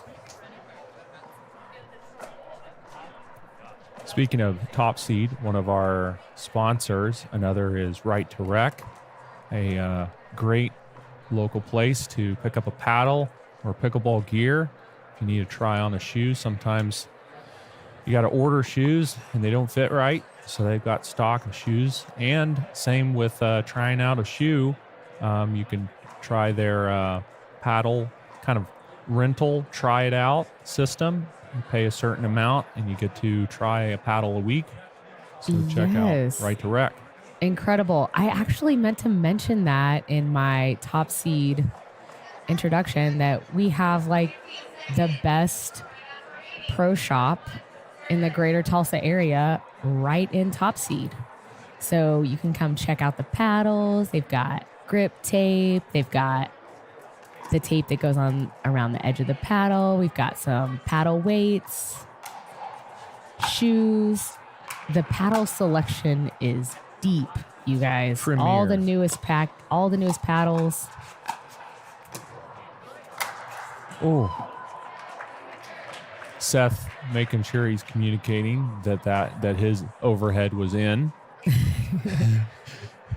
Sometimes you got to yell it in, and sometimes you got to make eye contact with a flat hand, Shauna had a good luck, so I'm sure the right call was made. Ooh, good leave. Wow, impressive leave. I think I would have hit that one, Jacob. I definitely would have. How well is another question on top of that. Ooh.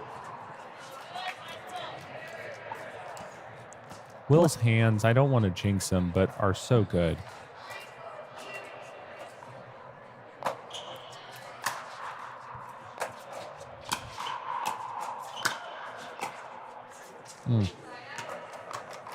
Will is playing with a lot of confidence right now. Love to see it. See a lot of drops going to Will throughout all the matches they've played. Oh, Tough missed return by Seth. again, trying to switch, right? On Josh's serve. You're correct. And they're staying again.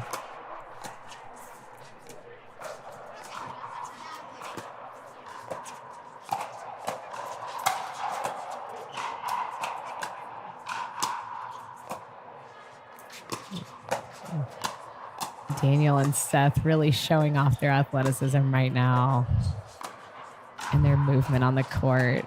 Reset clinic. Incredible here. control. Oh my God. Oh, Seth went Daniel for it. had that, Seth. That's Daniel's ball. He went for it. He did. He was committed. He was already committed. He was going for it. I feel like it would have been a great poach if it would have been just a little higher. I mean, if he would have got it, we wouldn't have criticized him. So, is that a double standard? Maybe. Sometimes taking time away is the strategy. Of course. So, and the unexpected. Yep.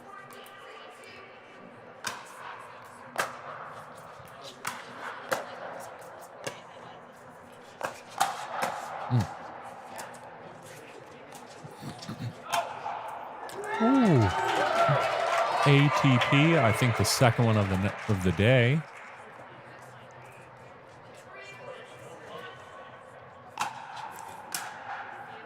So we've got 3:14 second possession for the top seed Titans. I'm not sure they've gotten into their groove, let's say. Hopefully they're able to get some points here. It looks like they're starting to get in their groove. Oh, those are so hard. I think they're just now only settling in. Dylan in here, back here, taking care of the cameras, the switcher, tech support, and getting the ball back. Here we go. This is game point. Oh, way to come up clutch.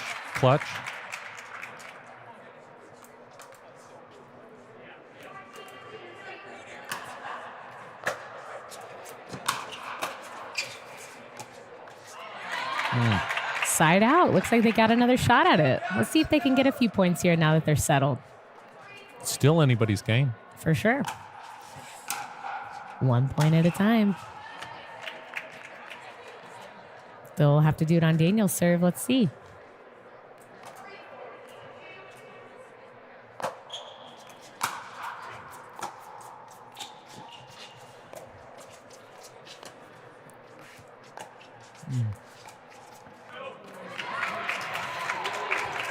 Seth hitting the late dink there. That's called a late dink.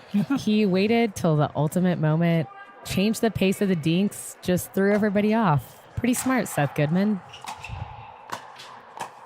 Coach approved.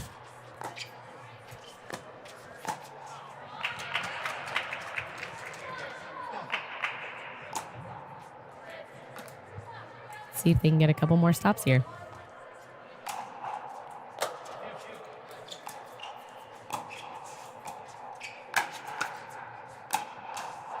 Josh Nix with the resets there. So calm, collected.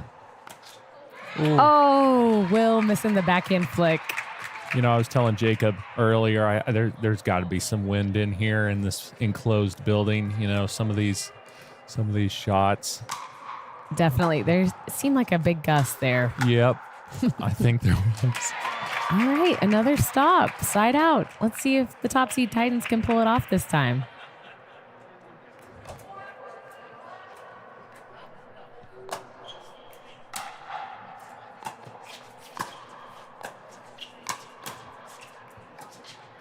You'll notice Seth opted to drop instead of drive that time.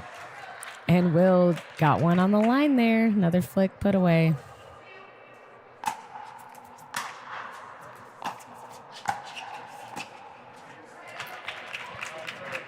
Seth showing a little frustration out there.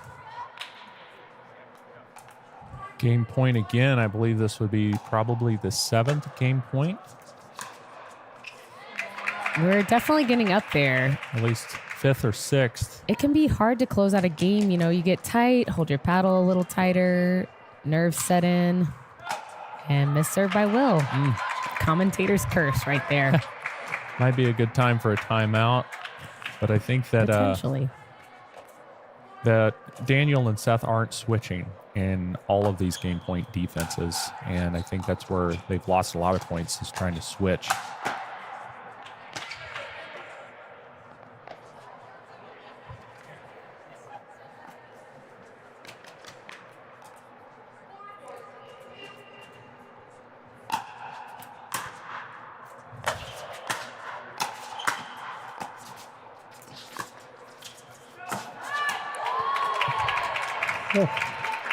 Being just out by Will.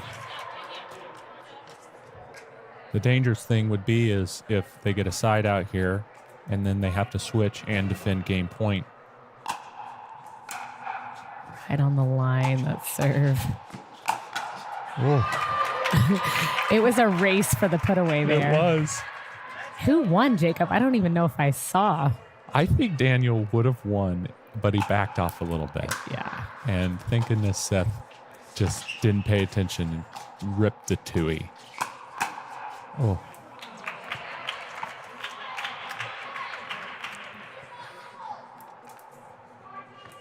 Well, they got a couple there.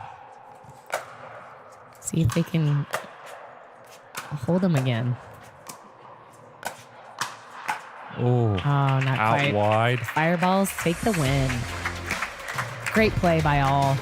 I think Daniel and Seth finally loosened up by the end there, so they'll probably be ready for some mixed doubles. I think so too. And we've seen teams win both gender doubles and then win both mixed and then have to play a dream breaker. Oh, yeah. It's fascinating how just the change of personnel, different mixture, creates different wins and losses. For sure. I think everyone's still hoping for a dream breaker this time, me included. At least one, All the great fans here, right? Let's see. Absolutely. Drop and drive percentage, pretty even from both sides. Well, I'm so sad my commentating has come to an end. I have to leave. Such a bummer. I've had such a good time commentating with you today, Jacob. Thanks for having me. Absolutely. Absolutely. It's been a joy commentating with you as well. I am not, an influence in this whole process, but I'll put a word in with the powers that be. I think they should have you back. Maybe the thanks, chat should, Jacob. Yeah. all the people in the chat should. Everybody in the chat that loved listening to my commentating today, just let everyone know, yeah, we want Katie back. That's right. Because I freaking love it. And I've just loved letting everyone know what's happening here at Forest Ridge today, this beautiful facility. And yeah, I'm signing off now. Take care, everybody. Until next time. Until next time, Jacob. See you. Bye. Bye-bye.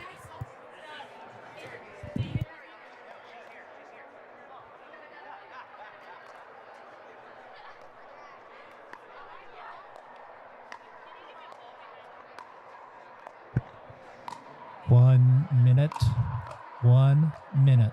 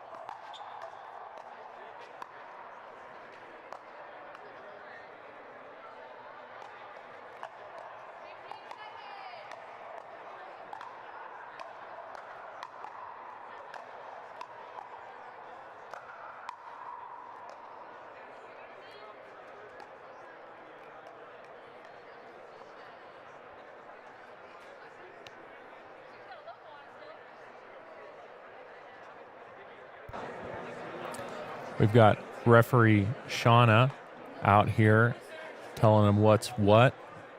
We appreciate her being out here. Day job as a PPA referee. So as we said earlier, nothing but the best. At the OPPL. Want to give a shout out to our sponsors. The live stream is brought to you by Vicious Pickleball. And we're excited to be able to have this live, an in-person event, which is also brought to you by Forest Ridge. And I think the girls are about to start. We've got the top seed Titans. Mercy returns.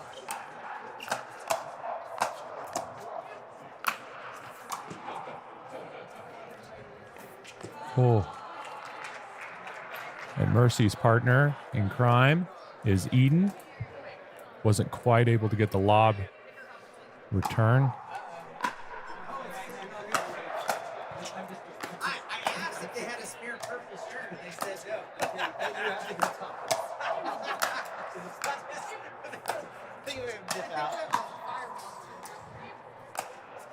And look who we've got here.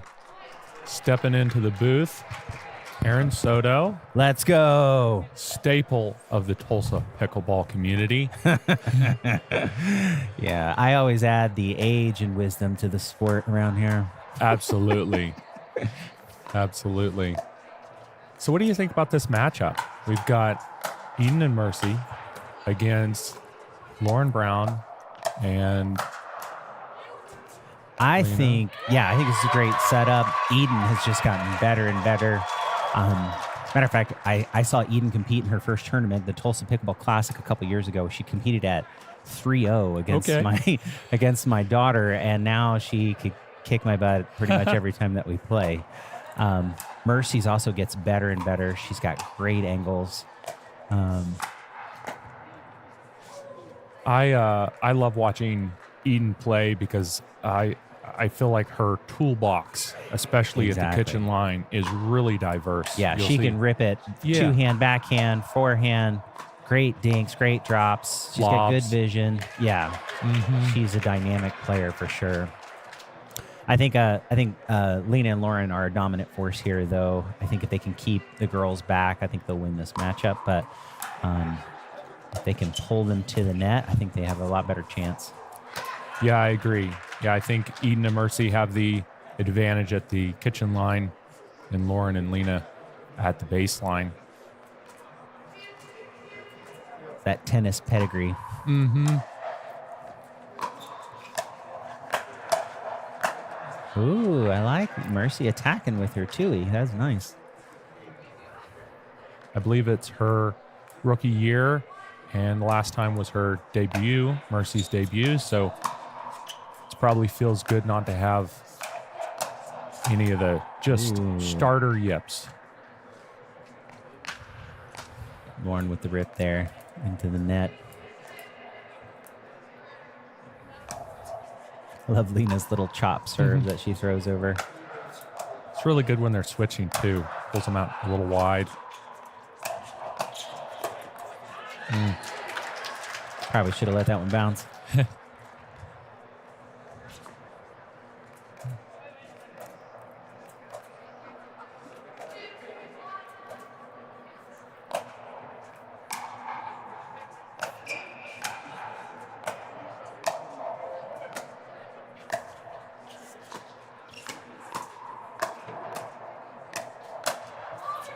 Fireballs look to have a strategy here. They seem to be targeting Mercy right now. Let's see what they can get from her.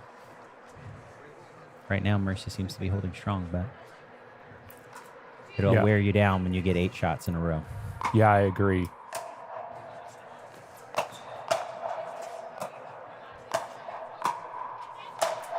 Good angle. Good finish, Lena. Eden saying that's on me. It's hard to retrieve a ball 10 feet off the court. So close. If that was rec play, Lauren would be doing push-ups right now to punish herself for that drive. Sometimes the unforced errors, right? They got to make them matter.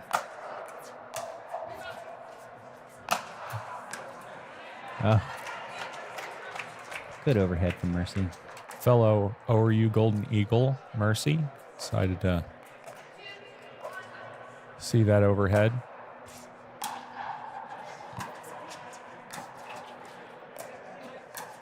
Lauren and Mercy both have these great angles on their dinks. Ooh, that was an out ball, but nobody was looking at it to see it.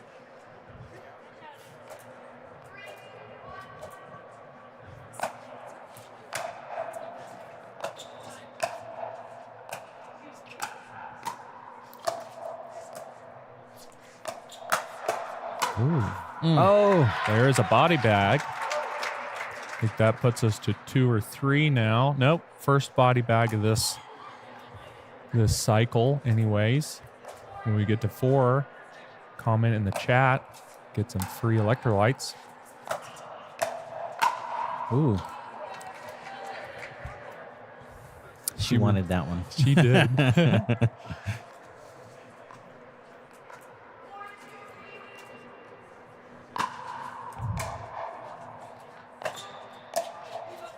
little chop return. That's dangerous. Fortunately, she was too far back to really take advantage of it. Yeah, I agree.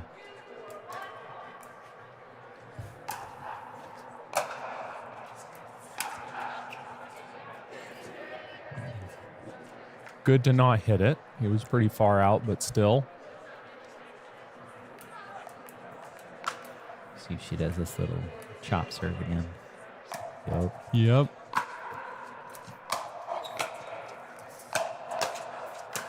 Oh.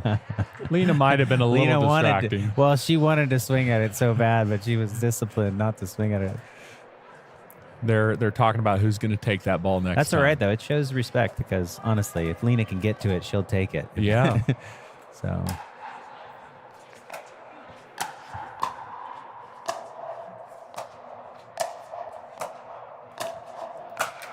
Oh, she did a good job keeping her back there. Mercy fighting for a few steps towards the kitchen.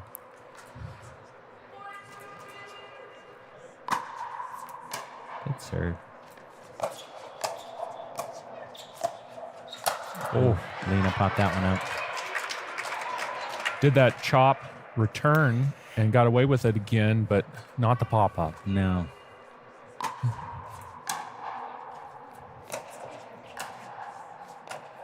Eden thought about it. Oh, she passed up the last one, and she's like, I'm not going to let another one go. No, attack. Now they have to switch.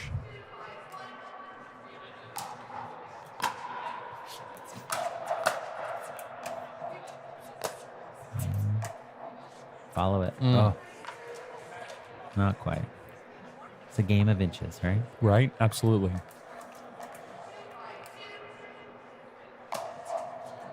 And chop serve that time. Oh. They did not switch with Mercy returning Lena's serve. They both play well on either side. The switch adds a layer of complexity that often is more distracting than it is beneficial. So yes, I think it's always better if you can play both sides, play both sides. See what I mean? There it was again. Same. Mm-hmm. Like you said, distracting. Yeah. And Eden's double-handed backhand is a top tier. So her being on the right side with that in the middle is not a disadvantage. I think sometimes you just want to stick with what you practice, and this must have been how they spent their practice sessions. Good point. Play on either side, but I think it's also good to give the other team multiple looks. That was a great finish. Yeah, Mercy's been, taken that kind of speed up, but they've hit in the top of the net multiple times. That time she got it over, and they were able to kind of keep the momentum. Ooh. Not sure if that one was in. Close.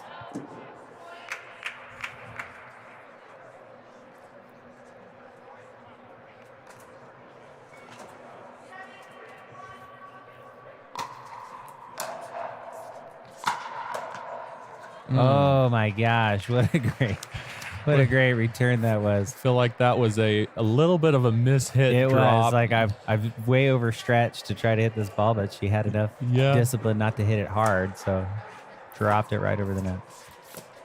Oh, nice. Touch. Great angles.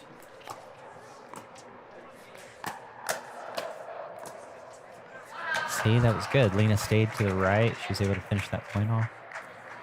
Yeah, I think Lauren Brown and Lena, they're playing such a power forward strategy, but when they do finally start to dink, Lauren Brown's dinking has been top tier last time they played and at this event as well. Oh, pop up. At least it was to her backhand. She couldn't really take advantage. Oh no, miscommunication in the middle. That was Eden's ball. She needs to attack that. Yep. Lots of smiles all around now. She knows it.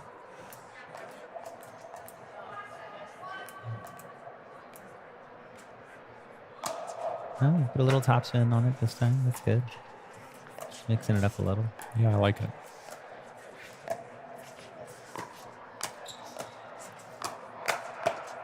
Oh, she's there. Oh, it was so Backhand swipe. juicy. Yeah, it was so juicy. She had that angle. And she's tall enough. It's like right in the right there, right where you want it.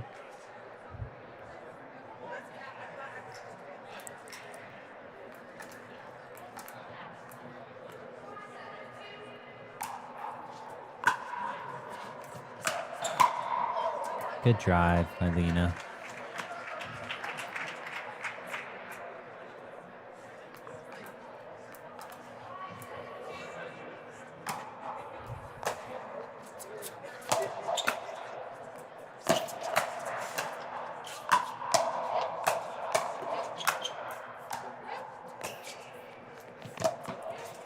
Way to be there. Oh, good finish, Mercy.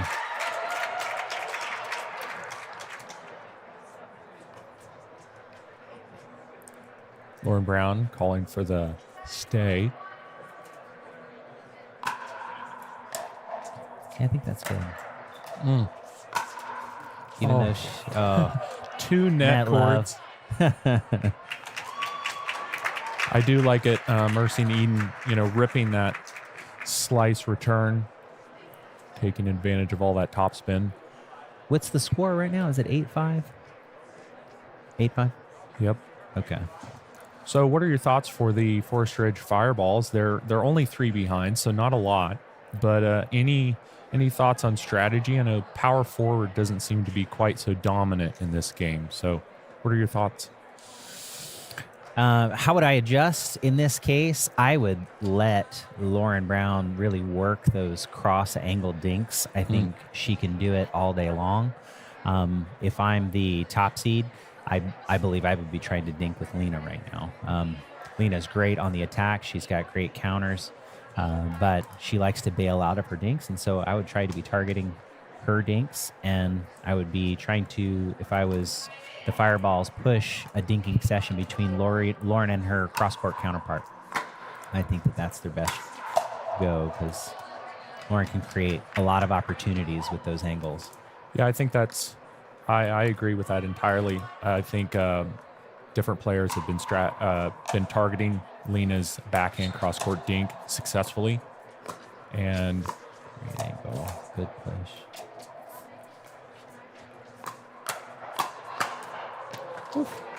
Got lucky there. I think Lena on the right side is actually a good place for her right now. It helps because her forehand dink is much stronger than her backhand dink. I mean, it does put your lefty on the left, which is a little bit of a disadvantage, but I think Lauren's dinking, and she can play the left side. She can play dominant. Even though she doesn't prefer it, she can do it. Her Tui is really good, so she can hold down the middle. Oh, no. I hate that. It's this nice, juicy lob. You can put as much power on it as you can. Lips off your paddle.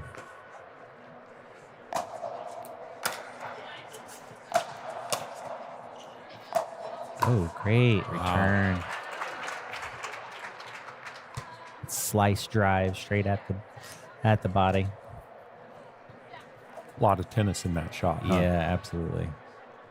And that ball carries too, so it'll go a lot farther than you think it will if you let it go out.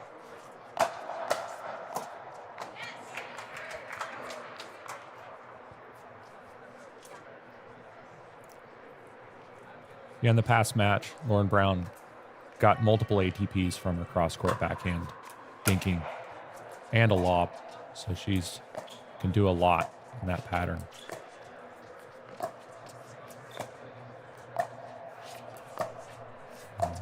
See there, good count, good. Oh, it was open too.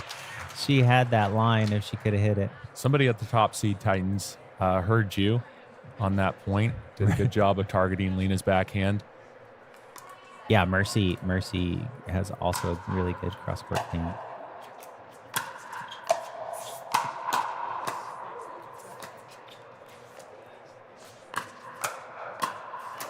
Ooh. Oh, great save. Yeah, good point. Excellent point. Great saves by Mercy and Eden.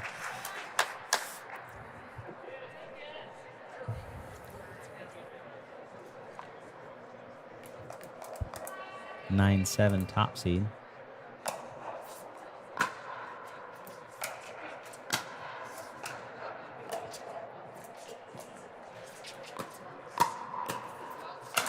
Oh, another one. I really liked the kind of poke that set that up. It just wasn't quite able to finish it. Mercy calling for the stay.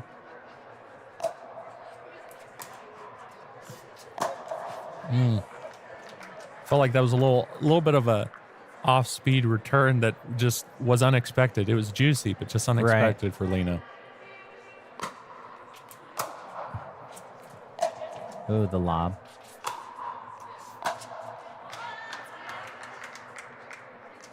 Handled the lob well. The two-y backhand overhead. Yes. It's like my least favorite hit in this sport. But I don't know how you generate any power hitting that hit, but yeah, I just suffer with a backhand, single-handed. oh, see, that's a lot of power. She's doing a great job at keeping her back, controlling the point. Oh, she saved one there. Oh, and then hit it out. A little bit too much. A little too much. You got it. Oh. Again. I like it when they call me Mister. I think it's the gray hair. Again, we're more than Yes, just commentators. We're out here getting the ball, earning the mister. That's I right. like it. Maybe it's because she played against my daughter when she first started playing. You'll always be a mister. That's right. Yeah. Now I'm lucky to share the court with her right now.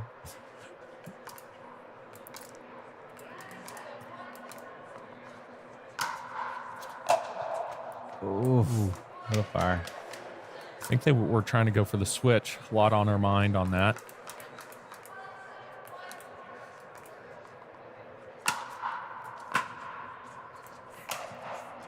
Good luck.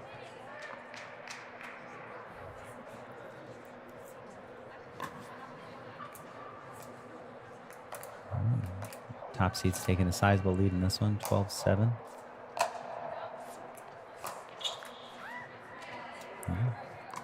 Given some opportunities here. Let's see if the Fireballs can capitalize, make this a closer matchup. She bails out with the lob. Oh, and it works. A little bit of a miscommunication there. Good deep serve.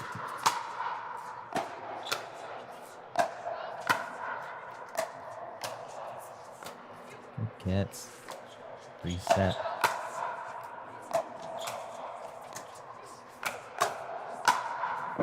Oh, Lauren got a paddle on it. I thought it was over. I did too.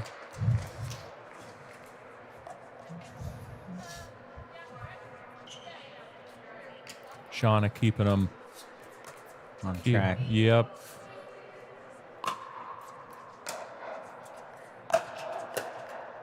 Oh, net love. That was such a great, kind of drip drive and then net love.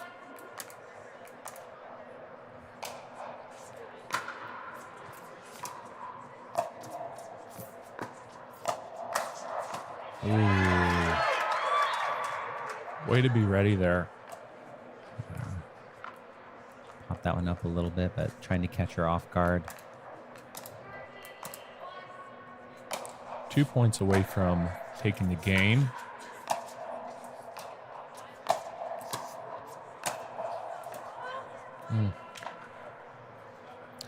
Just an error. Yeah. We see Lena and Lauren Brown switching and not switching. And Now I'm calling the timeout here. Slow down the momentum. It's game point.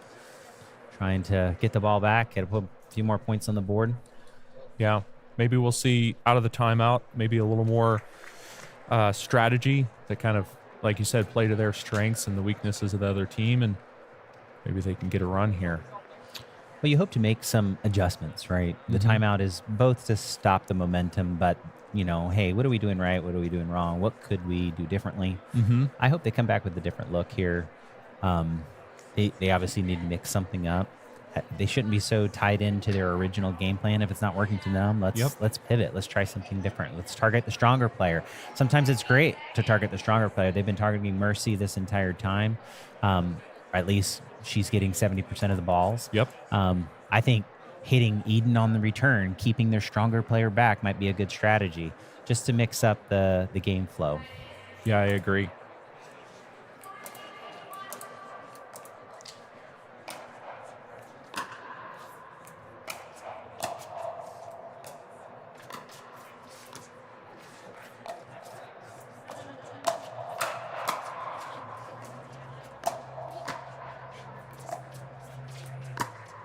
Oh, beautiful. Caught them spread apart.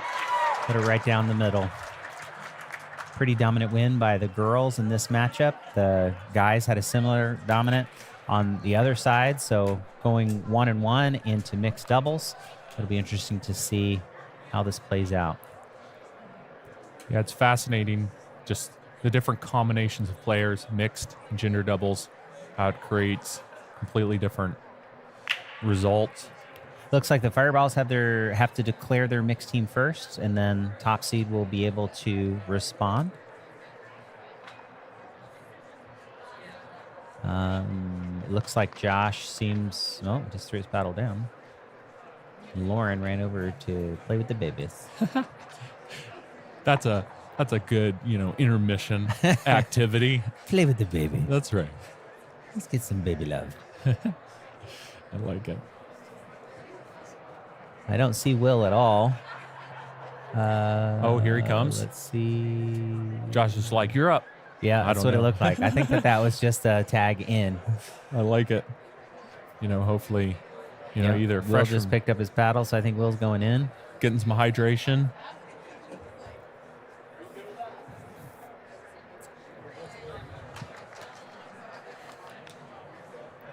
Will played really solid, well-rounded pickleball last time, the last event, and he's continued that. I think it's pretty good to see him out there. He's been doing about everything, whether it's drives, lobs, dinks, resets. I'll tell you what, I've played with Will for a long time, and I actually drafted this Fireballs team for Davis and Daniel Nix before I became one of the owners of the Fireballs. And I've been watching Will play for a long time, and something over the last 6 months, he's been playing, some tournaments, some MILP tournaments, and man, he has just gotten better and better and better, more aggressive on his two-ees. He's such a dynamic player. He can hit the ball from so many different angles. Yes.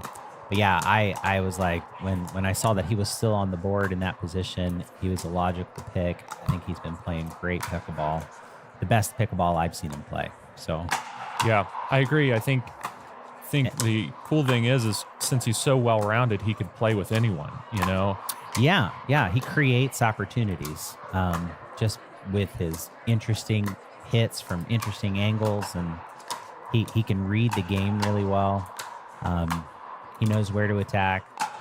I think he and Josh are a strong men's doubles team, and I think he and Lauren are very hard to beat. So, And then on the other side, we've got Seth and Eden. Yeah, and this is definitely the stronger of the two pairings, I think, from the top seed team. Mercy and Daniel play a lot together. Obviously, I think they're in a relationship, so they play a ton. Yep. And they play really well together, but at this level, I think Seth and Eden are probably their strongest pairing, and they want to make sure that they get their second win here and force at least an Oklahoma showdown, which we haven't got to see yet. Right. So it would be interesting if we could get to witness one here.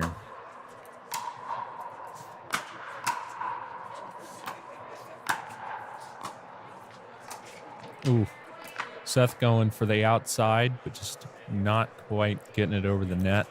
Yeah, Seth takes a few points to get warmed up, but once, man, he gets into his groove, he's hard to beat. He's got so much energy, very dynamic player, can rip it from both sides. Played with Seth for about a year until he outgrew me. But he's a great player. And man, is he good at singles. It would be great to see an Oklahoma showdown with this group. Yeah, I think the matchup between all four in singles is going to be pretty close. Everybody's extremely athletic. Got, offense on both wings. Yeah. So like I said, Seth's taking a few points here to find his range, get warmed up. Oof. Nice touch by Will. Ooh, Lauren, good save after popping it up. Man, he can rip that ball. Great reset. Oh my goodness. Beautiful. I think that was in. From my angle, it's hard to tell looking at the line. Yeah, we're on the wrong side of the ball, but great defense and then turning it into offense. They couldn't call it out, so it looks like they're calling it in.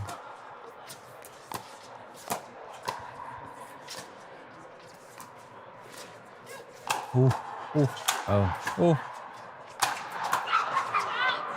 Oh yeah. My goodness. Lauren doesn't like being picked on by those overhead slams. She was like, how many do I have to and he can hit like 100 in a row, right? You got to go somewhere else if you don't want that ball coming back at you on 100. Right. So Will leaves that for opportunity. Lauren. Yeah. He let that one float by.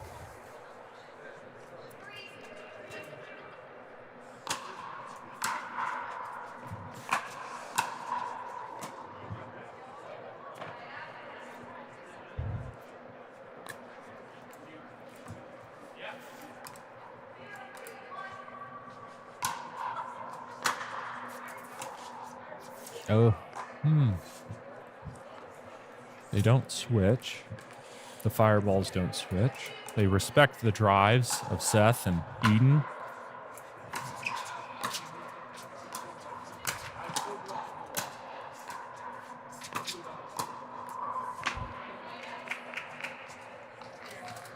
They're stacking on the serve, though.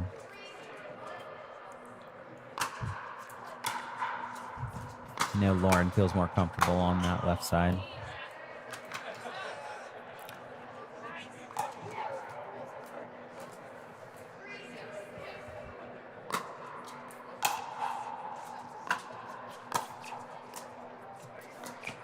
Mm.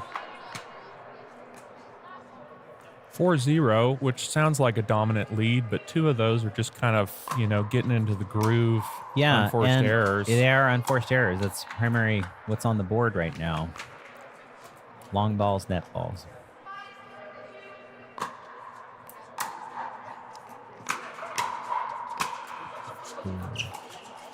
Two nets in a row. Oh. I like the aggression from Will. Able to go back to neutral, and then Seth wasn't able to get that kind of... Again, that overhead two-handed smash that I don't see how he can generate so much power with that hit as well. Yeah, the kinetic chain that some of these players have.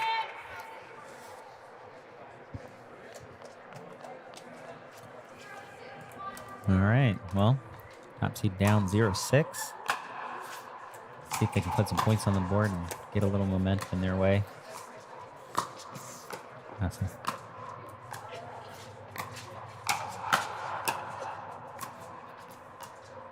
Oh. Not quite getting established on the kitchen they're having line. fun. They're still smiling. They're not frustrated with each other. I think that's great.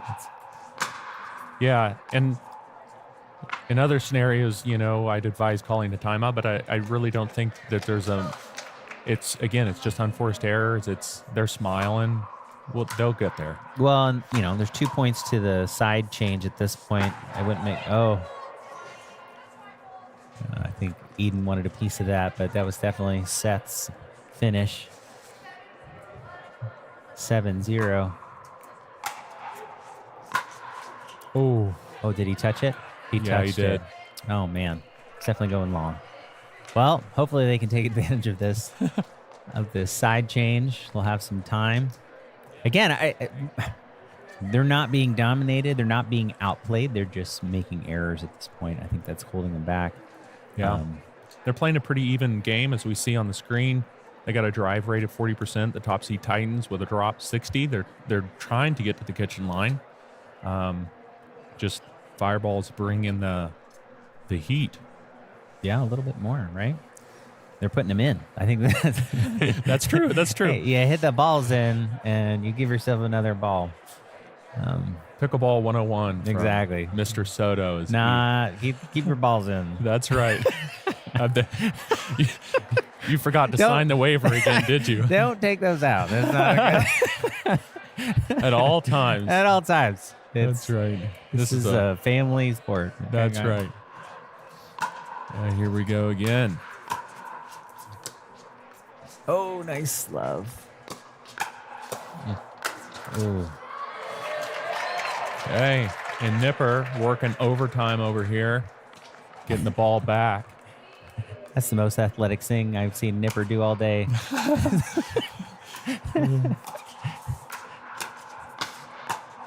Oh, that was, I would have let that one go. Oh, man.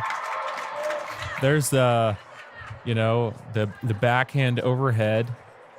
I say I would have let that one go. Like, I'm probably the worst person at hitting out balls. Absolutely. It is so hard, especially when you're at the kitchen or somewhere close to the kitchen. It is hard to judge, and you're all hyped up because you want to be there for the defense, and you're 8-0, so maybe you can just go for it. Oh, Seth, I feel Seth right now. Took a little. I have had games like this. A little kneel and a prayer there.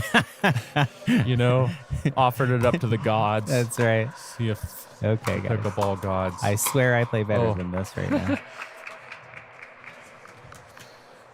Pickleball will just doing a little bit too much there, but why not? You're 8-0. Just practice your singles. Ooh, she got that over. She was jumping for it. Good touch. Lauren Brown can lob Ooh, with that backhand. So, so many saved out balls with that one. Oh, but my man, it goodness. was a good finish by Will.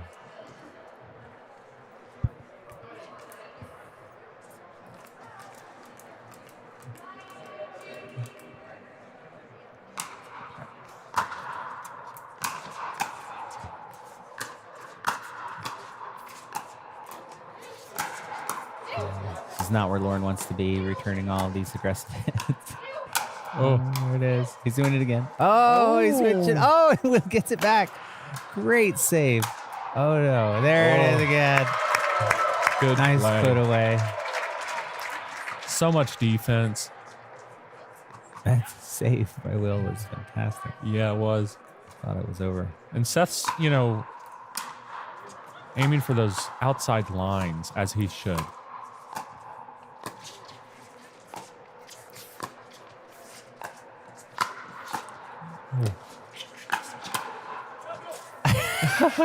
He's going to run over Eden. Oh, good middle. We got Chris helping us out in the audience, getting the ball back. 0-9, second possession. Top seed Titans looking to get on the board here. Oh, great spot in the middle there, Lauren. Just solid play and just constant aggression. And as you say, in balls. In the ball. Balls in the court, not in the net. That's right. Oh, Will was waiting on it. His hands are so good. I was watching him in the last event and just on.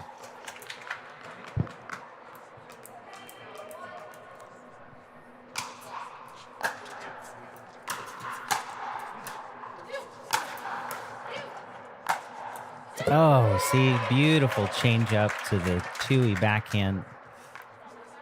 Great angle to finish that point. Or caused the change of serve, not a point, but I would probably prefer it being a point at this point. I'll take any Yes, point. just one. Just give me one. something. 11-0 here. It's I tough. like it. It's a good timeout. We're Good smiling, timeout. but we're a little frustrated at this That's point. right.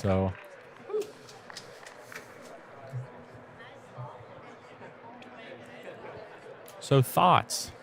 Top seed Titans. I mean, if I'm the Titans right now, I'm just Tell me.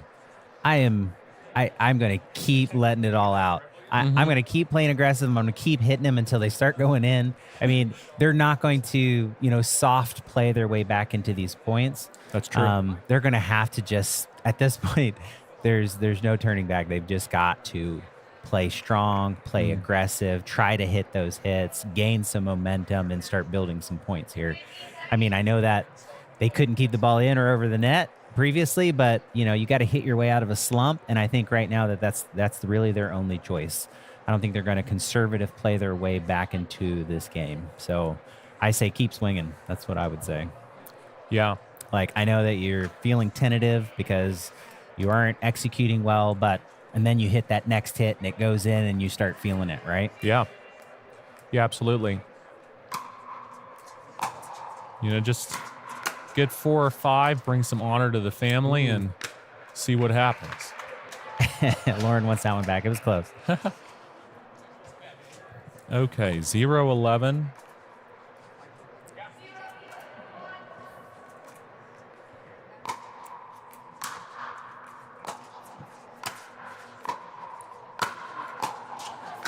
Oh, there it is. There we go. We got a point. Let's go. That's right. Yes, no pickle.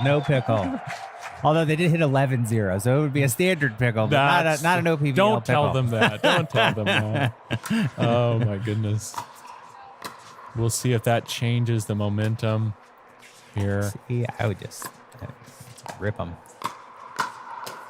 There you go, Eden. Oh, Got to do it, though. yep.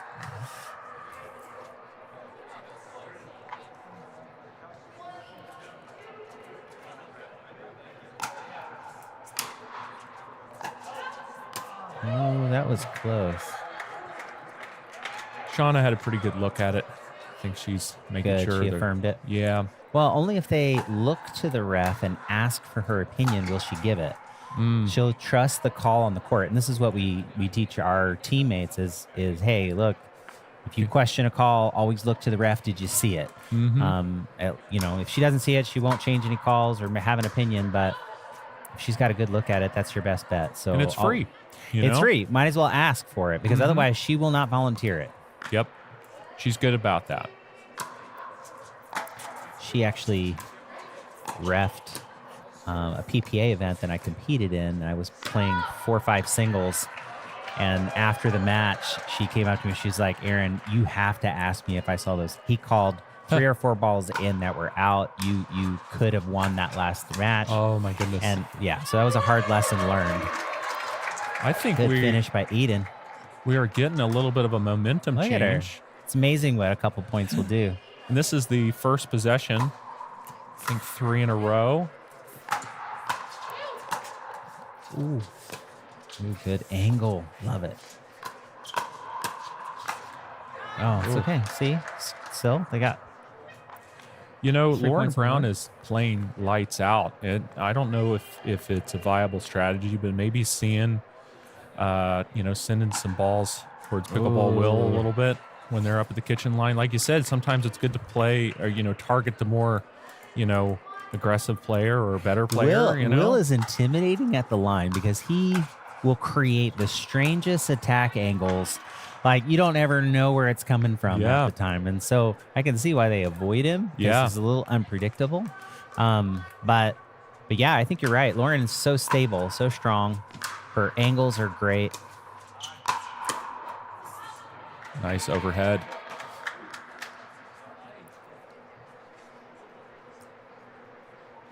And they're holding them here 12-3.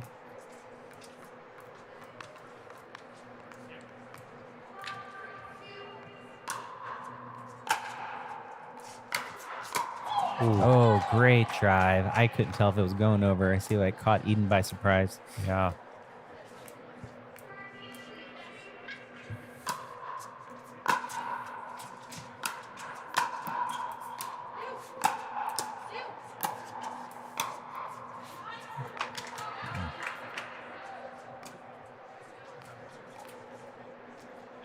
Well, still pulled a couple points in that rotation.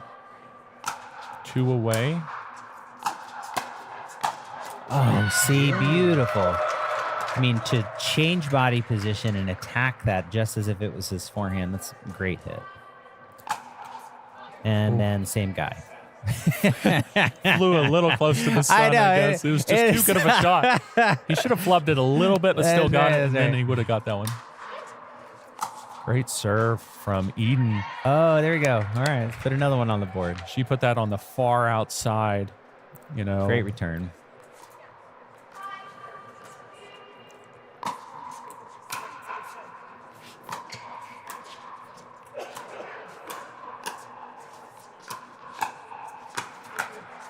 Ooh. Oh.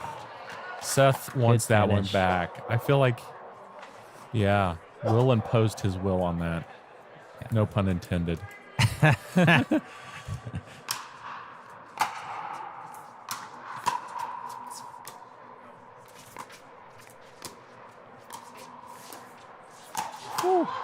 Oh, Lauren was there on the counter. That was beautiful. He left that line open. Sometimes you hit some amazing shots when you just know you screwed up, but you're just, you know, amped to just do whatever it takes to try and get a paddle on the ball.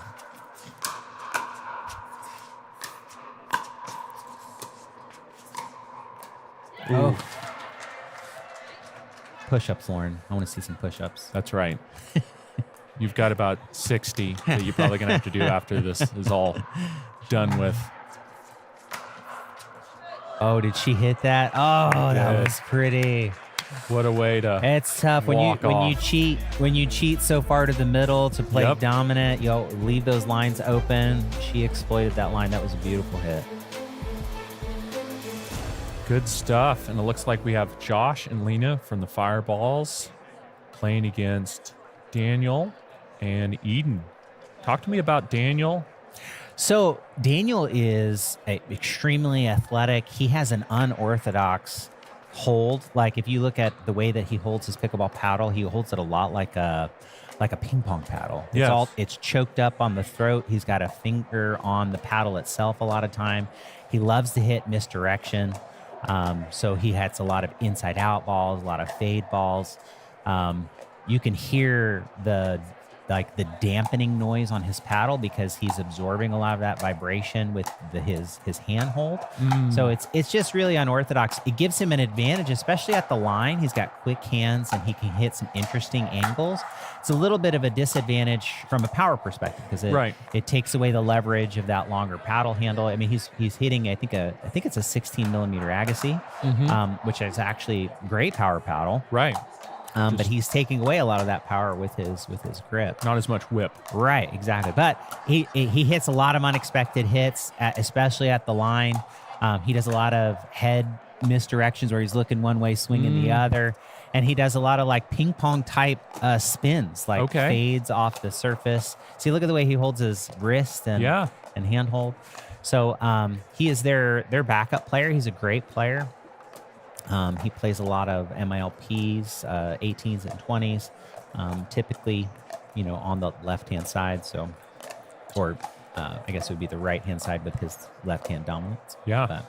And I'm excited because Mercy and Daniel play a lot together. Yeah. They know each other very well. And so that can be an advantage. It could also be a disadvantage. I play with my wife, and I'll tell you what, like, I love playing with my wife and I love winning with my wife, but there's still all of those times when you drive home, silent and wanting to say things that it's probably a good thing you don't say. And losing with your spouse is a different story. Yeah, it is a frequency wave, right? Like when you win, there is nothing better. You couldn't win a match with any other person and it feel better than when you win with your spouse. And when you lose, it's like the lower than normal, right? Because you have a little bit when you're emotionally attached to your partner. So it's tough. It's tough to do. But Mercy and Daniel are still very much in, I would call it, the honeymoon phase of their relationship. So right now it's just all loving and smiles, and they play great together. So, and just in case there's an argument, Daniel's the alternate, so it's his fault. Since Mercy's the star, I'll just solve that for him now. Mercy, all she has to do is blame Daniel. Just go ahead and apologize, Daniel. But I'm excited to see if just they've got their experience playing together. And I think Daniel's going to catch Lena by surprise a few times here, so I'll be interested to see how this plays out. Here we go. Oh, good strategy. Target Mercy, but Josh was just not there to get the pop up. And I think Josh will try to exploit Daniel's backhand too on that backhand dink side. He has a tendency to chop at those dinks because of him being backhanded. He hits the slice a lot. It's hard to hit, a backhand aggressive without a two-y, and he doesn't typically hit a two-y. Even though I've seen him hit it in rec play, he doesn't typically bring it out in competition very often. It's hard to fit that other hand on the paddle when you're choked up on that grip. It's tough. Here we go. There we go. And I think I feel like it's even up, if not favoring Mercy on that dink pattern. But Lena was happy to dink cross court with Mercy, at least for the time being. Yeah.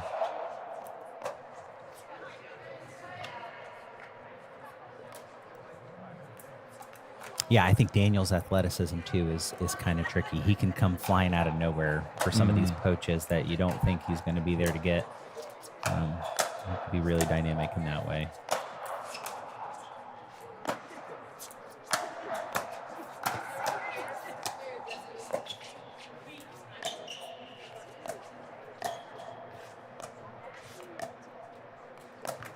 Oh, she bailed out.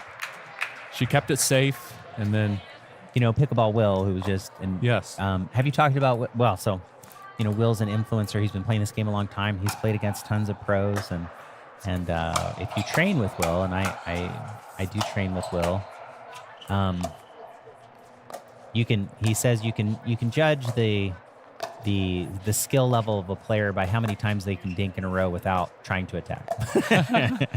It's like, how patient are you? Yes. How disciplined is your hit? How many times can you repeat it without error? Ooh. Yeah.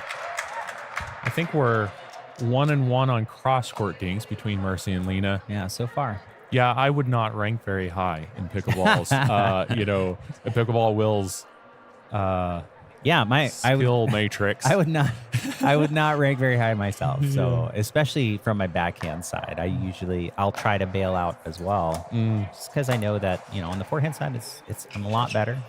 You want to be in your happy place, Exactly. Ooh. You want to hit the shots you want, and there's ways to bail out strategically. If you target the person in front of you's left foot, they tend to want to push that ball to your opponent as opposed to back to you.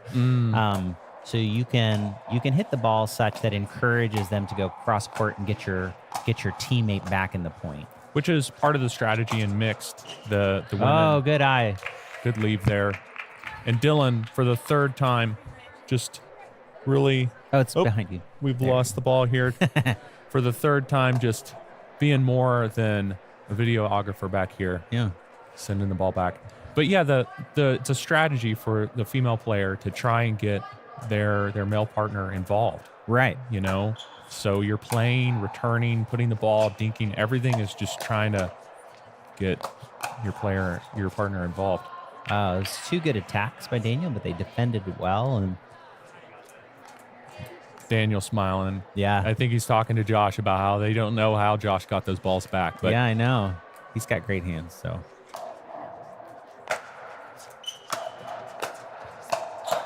Ooh.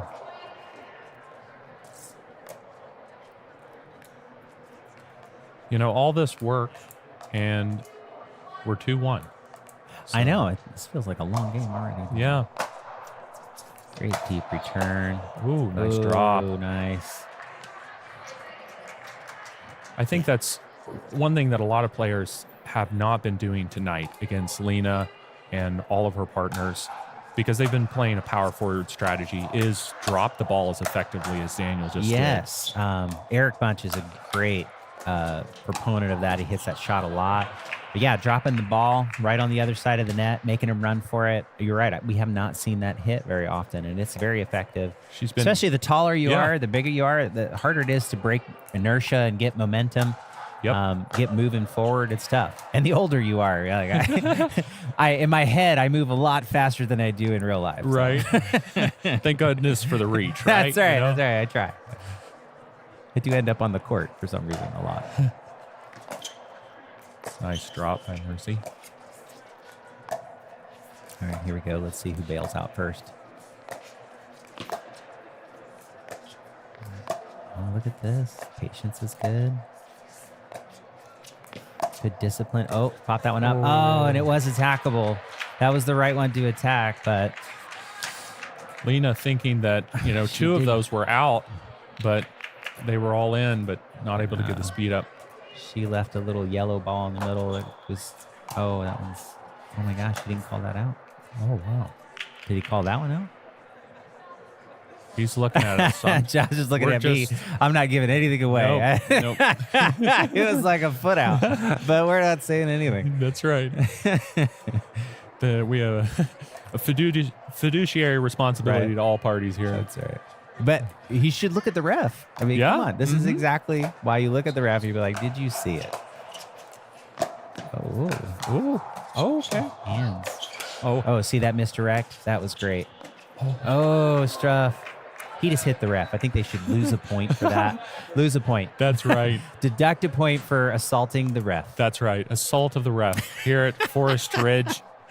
March 28th, 2026. Oh, dangerous. Come on. She should have crushed that. Oh. Is that in? I guess that was in. Josh isn't sure if it's in. He's cringing, but nobody's calling it out, and nobody's looking at the ref again.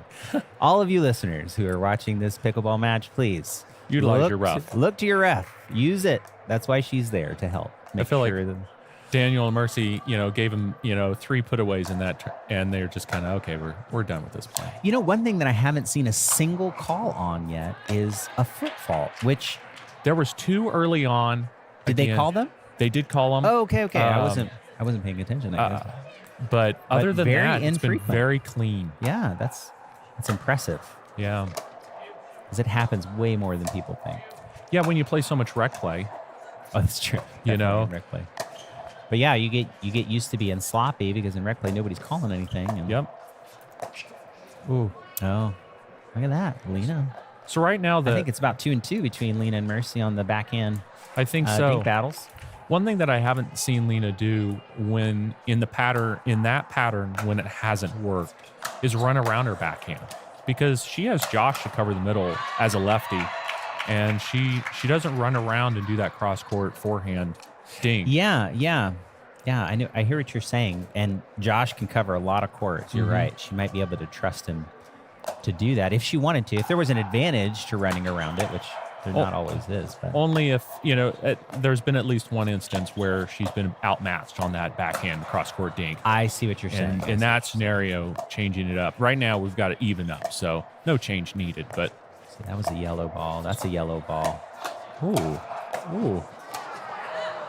Great saves. Oh, great drop. Wow. That was a great drop. What did you say about foot. athleticism? I'm telling you, he can get those balls, man.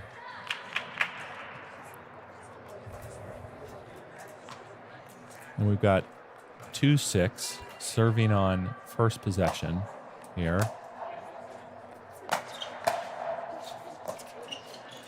Nice drop. Made it bounce. Oh, made her stretch. It's I good like it. angle by Mercy.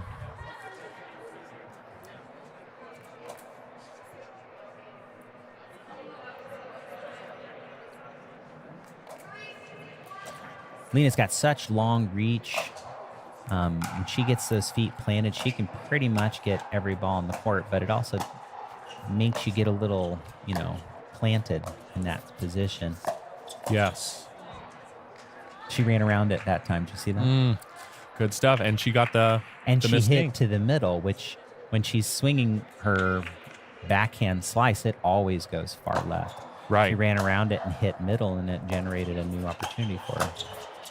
Good eye.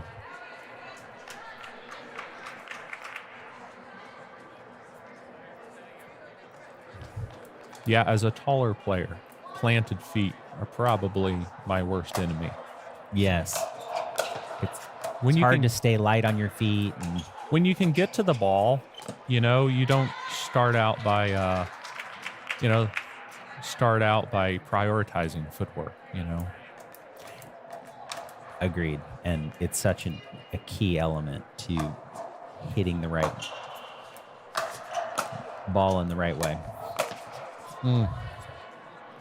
I loved Lena's serve. That slice, spinning outward, makes the person that's switching kind of have to do a little bit more. It brings them to the line. That's the only downside, but it does make them run on the return. I lost it. There we go. Tried to kind of push it out farther.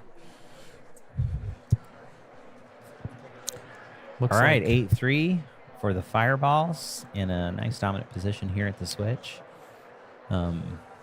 We've seen very little from Josh in this match. They've been targeting Lena primarily, and yet they're still doing, a great job. Not that targeting Lena is a good plan. Yeah, it doesn't seem to be working for them at this point. So, and as you can see from the screen, everybody's kind of using an even drive drop strategy. What would you advice for Mercy, because she's getting the ball a lot on her side and she's going cross court, maybe even up on that, but it'd be nice to, be more like 3 out of 5, 4 out of 6 kind of on that pattern. What pattern would you prefer? They have to keep them honest right now. And I think changing it up and going down the line a few times, even against Josh, if I was top seed, they can't be afraid to hit that side. It'll create opportunities for them. I mean, even if he gets to it, he gets it back. It's hard to, if he's cheating, trying to get himself into the point, then, hitting those lines is a good option for him. I mean, just 10% of the time, once every 4 or 5 hits, keep him honest, make him think that at least it's an option, because right now they're avoiding him so much that, he's getting kind of complacent. There might be, some opportunities there. Yeah. And then ultimately the goal would be to get Daniel involved. And so we'll see how it goes.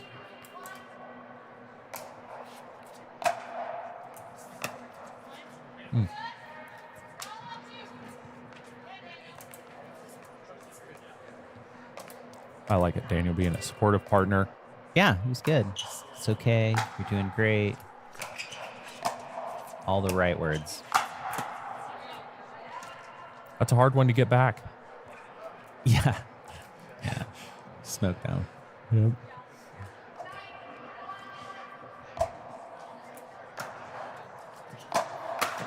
Ooh. Oh, and he's there.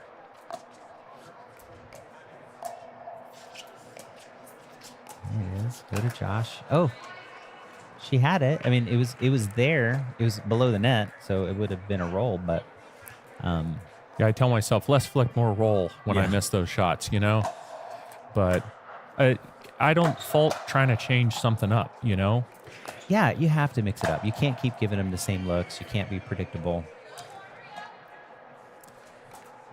I mean, you always play to your strengths, right? But yeah, and this is a must-win for the top seed Titans. Yeah. There is no dream breaker for this, or rather, Oklahoma showdown. Wow, that's some tennis overheads right there. Ooh. Oh no! Those are the worst. Lena's You're like, I could literally almost reach over the net and hit that ball. Just turn your paddle upside down and just plop it over. Lena had to take a moment to console herself on that one.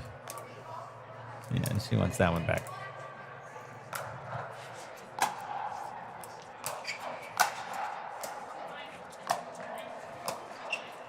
Oh no. Oh, he's winning. Oh, Daniel wanted that one. He wants to smoke it right now. He hasn't got, that many he's been able to smoke. That's probably, true. What, the second one, if.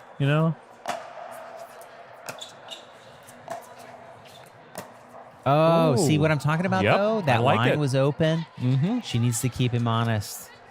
I think that's good. Even in the miss, she'll have him thinking covering line, which is something she needs to create opportunities in the middle. So he needs to stay further that side. Yeah, the miss wasn't wasted. No.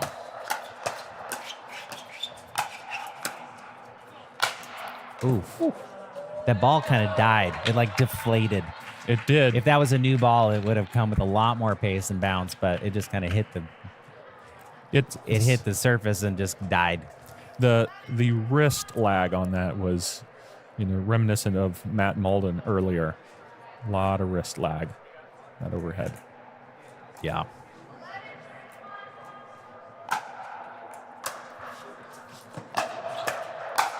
Oh, mercy. And that is a body bag. That would be a bag, faux show. Hey. That's going to leave a mark. And he should sign that one. Get a tattoo. After you apologize, you'd be like, you want me to sign that? Right. I'll sign it. And for the folks watching online and in the chat, comment within the next 46 seconds. Was that number 4? Yep, that was number 4. We're giving away some swag, people. Yeah. Get some electrolytes. Everybody loves some free swag. Everybody loves electrolytes. And maybe that's the problem. Maybe it's not strategy. Maybe it's hydration. Oh, this is the problem. I mean, we're people 312. Drink your electrolytes between matches, okay, guys? We need some protein. We need those salts and electrolytes. That's right. Stay healthy. You got to balance out those $1 fireball shots that they're offering here at Forest Ridge. Yes. So we'll see. Maybe they got a drink in the timeout here. Have we had a chance to talk about all of the pickleball side hustles that are taking place here? Like, please, a lot of these. We have a little bit, but not enough because they bring us this event, and this is awesome. Yeah, so we've got Loogie grips. We've got Lukey. Lukey is doing he's doing great things with those grips. He's got almost every color and style that you could ever want. The tacky ones, the non-tacky ones, whatever you want. Yeah, Pickleball Tulsa, they've done a great job at creating swag for the team. We've got Pickleball Will with My City Pickleball. His paddles, he's playing with his paddle tonight, which are excellent paddles. We've got Vicious Pickleball and their paddles.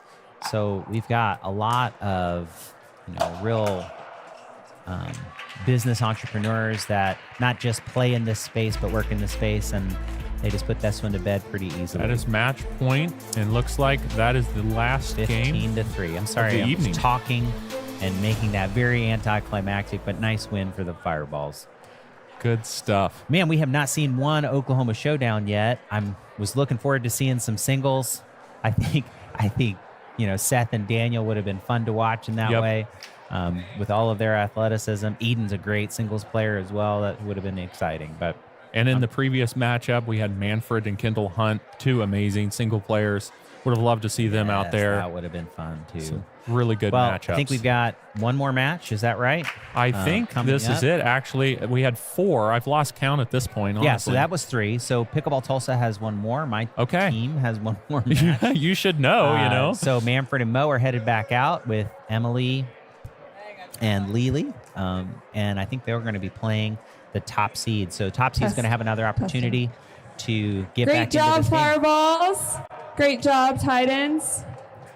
We are now going into our final matchup of the night, and it will be the top seed Titans versus PB Tulsa.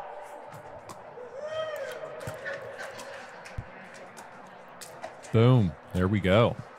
Well, top seed has a chance to kind of redeem that last performance. Yep. They should now have all of the stress or angst out of their system, and they've hit enough balls to be warmed up. So and maybe get hydrated. Yes. Where are the electrolytes? This is what we need, people. I don't know if it's electrolytes or fireball shots at this point, but I think both will help. That's right. I think they'll help. Is it late enough for fireball shots? Yeah. What did they say? It's 5 o'clock somewhere. Right. So we've got. What do you think about? I know that Mo and Manfred are a bit power forward. Both teams have a lefty, so we've got the forehands in the middle.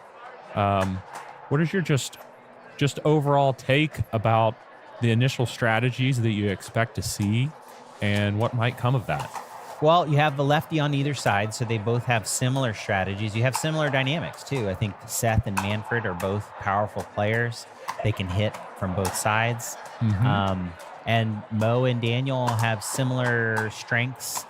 They both slice their backhand dinks. But honestly, I think well, I don't want to make any predictions here, but I think top seed, now that they're warmed up, I think they have a chance to kind of show what they can do. So That's true. I'm looking forward to seeing how they respond.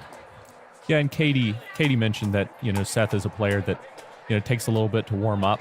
He does. But man, his ceiling is so high. Like, he's one of the up and comers in the sport. I think he's going to be a great player. Ben is similar. His normal partner. I think Top Seed designed their team in that way. Kind of developing players that in the next 2 or 3 seasons are going to be amazing.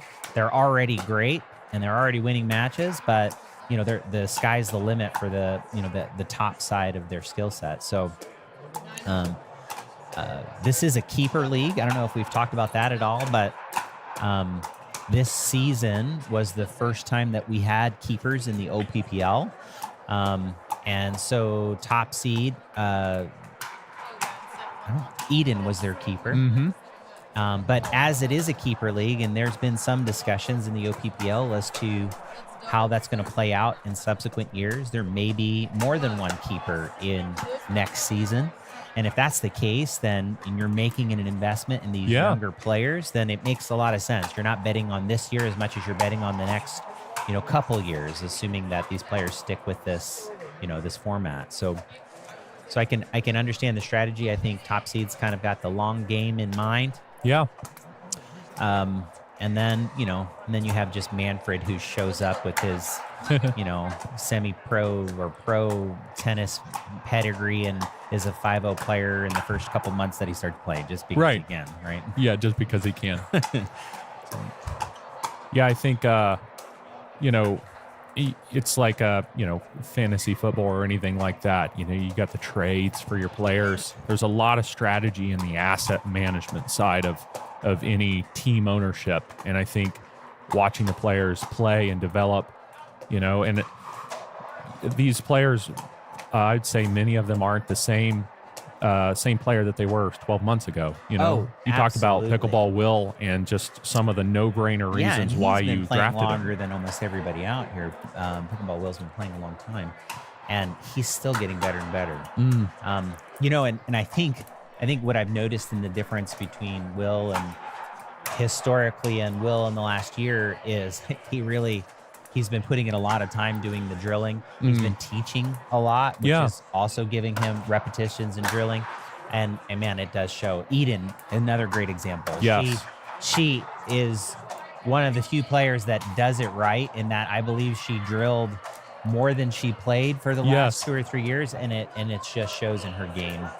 Yeah, I talked about her toolbox at the kitchen line, and I think that's due in large part because of the drilling. Right. Shout out to Bruce Hale, who gives so many repetitions. They played for hours and hours almost every day, but they would drill more than they played, and that's something I can't or haven't ever done, which is probably why. But do you have the time, Right. Well, yeah, my game is plateauing because of that, right? That lack of commitment to the actual skill set. And I think that is, that's evident. But you take somebody with like Manfred's pedigree and then you add in drilling, and like the sky's the limit. He'll be playing, PPA main draws, which he actually just played and won in Houston.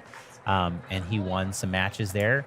Didn't make it out of the draw, but I'm sure within the next year, if he continues to play and drill, and he'll be there for sure.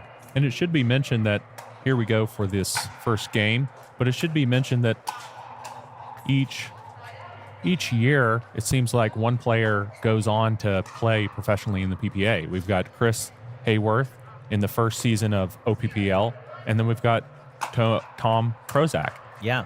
So who's it going to be? I think I know that Kendall Hunt, she's been playing in the PPA draws. I know Seth played in his first one. Manfred played in his first one. Yep. So I think this group, there's a lot of talent in these groups. I think if they stick with it, they'll be able to do it. Yeah. Still 0-0 on the board. Here we go.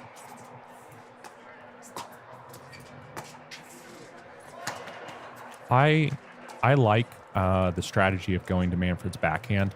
I think without the top spin on the backhand side, I think it's less dangerous than a lot of the other options. Agreed. Just wasn't able to kind of execute. He's dangerous when you make a mistake, right? But he's not typically going to beat you with that backhand slice stink. Yeah. But he's pretty disciplined at continuing to repeat that hit. He doesn't take a lot of unnecessary chances on that backhand side, and he does make some errors, but he will punish your errors, and that's the thing. If you feel strong enough, to be consistent in that side, to be consistent, to compete with him there, and then I think that's a good strategy. But two kind of back to back. We got a flamingo out and a kind of a speed up that was out from Seth. We'll see if he warms up here. Oh, good eye. I think that was out, but another good ask the ref, Yeah, absolutely.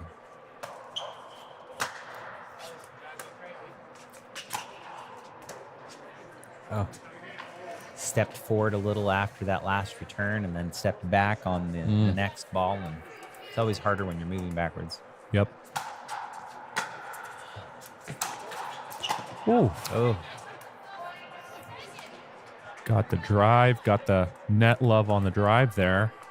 I think that's what they're wanting to see. Ooh. Again, flying too close to the sun.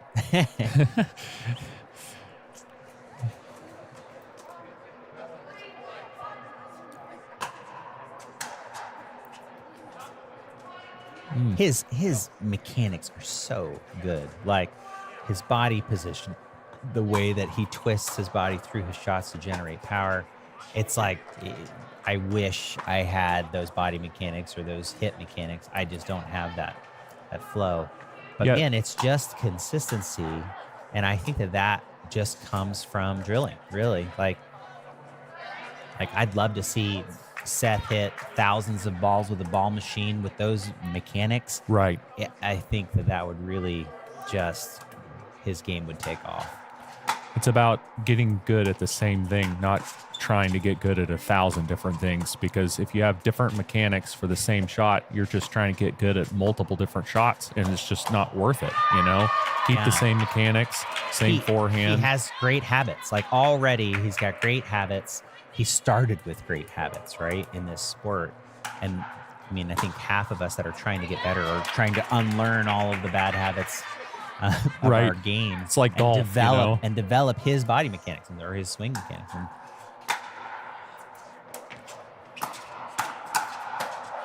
Oh, so nice. Tried to punish that kind of aggressive play from Mo, but wasn't able to ultimately capitalize.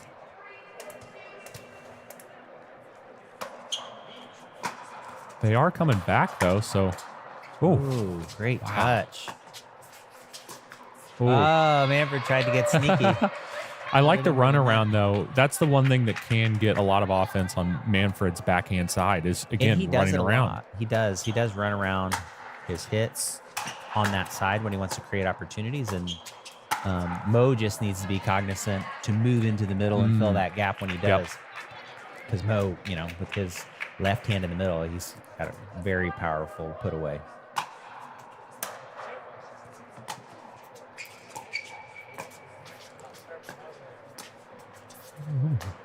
Ooh. Oh, he got that. Nice. That is the alternate Daniel. Beautiful ATP right there. Way to just show him how it's done. Ben Bailey, you're going to have to step it up. Oh, caught him in the middle. And I mean, I don't mind if Daniel would have gotten that one, if Seth would have let Daniel get that one. It's kind of doing a lot.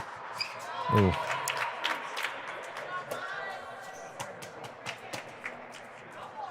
(4-4), second possession by PB Tulsa. Oh, that was pretty. Oh, that would have been pretty too. Yeah, huh? it was there. It was there. He just, by the time he got his body to do what his head saw, it was a little late to that ball. But Chris helping us out back in the audience again. Sarah dodging the ball. Oh. And again, Manfred. Yeah, he didn't need to take that ball either. It could have been easily Mo's ball, but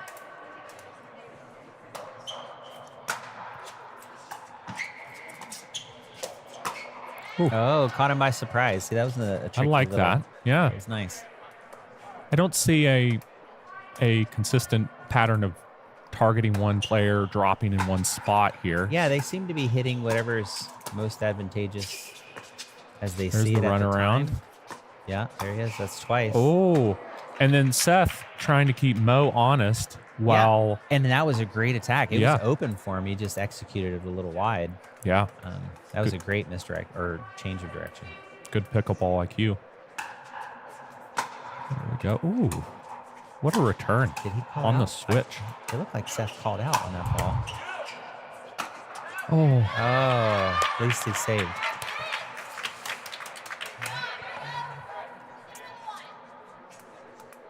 All right, 6-8. So it's still a close match here.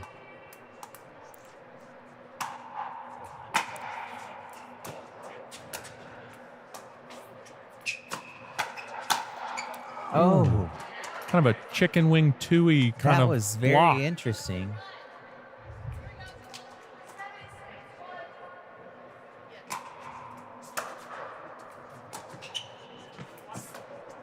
Ooh. Oh, beautiful angle, but Mo saved it. Saved that one too. Oh my goodness. Great hits by Seth. You know what I think was funny is Mo called watch before Daniel hit that cross court. He knew, Daniel was going to be aggressive with that. Yeah. And it almost got him the point. Oh. Oh. Okay. Oh, he was there. He got a paddle on it, though. Nice he was there for job. the defense. It was just coming at such a low angle. It was hard to get it back up over the net. But True. We've got a change of sides here. Still a competitive game at 6-8.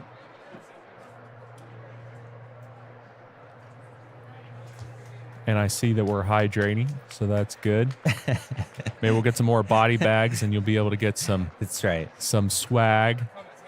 Yes. Where's your electrolytes, Manfred? That's right.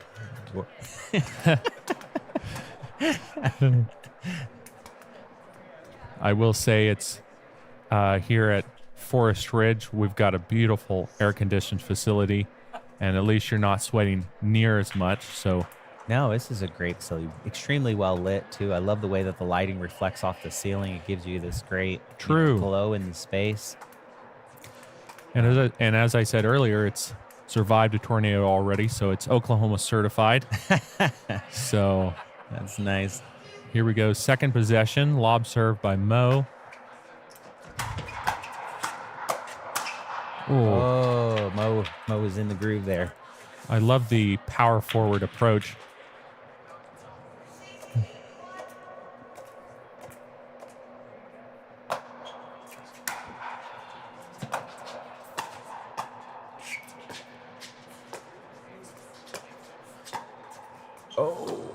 Oh, man. Some net love right there from Seth's volley.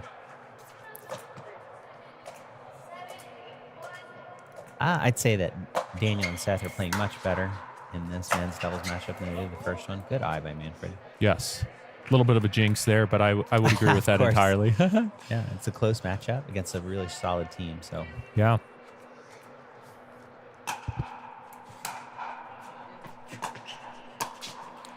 good drop. That return was so good. It might have been intentional from Mo to go to Seth's backhand. I think that was interesting choice. Pop that one up a little bit. Has him on defense. Ooh. Great Oh. spot. Good save by Manfred. Oh my gosh. Talk to me about that, because there were some decisions that he made that resulted in that point. It was very deep. He didn't go for the angle. That was good. Yeah. You don't really want, Seth manned up waiting for the bounce off of your. But it was a great return to get it back over the net, but he was just going to be in for a lot more pain on the next hit. Yeah. We did not switch. I think he saved that one from going out. Yeah. 9-9 here. Wow, it's a close match.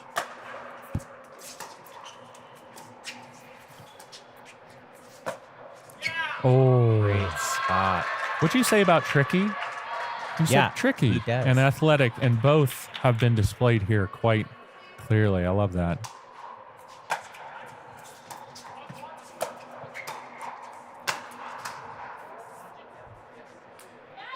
So much. All right, we got a match here, guys.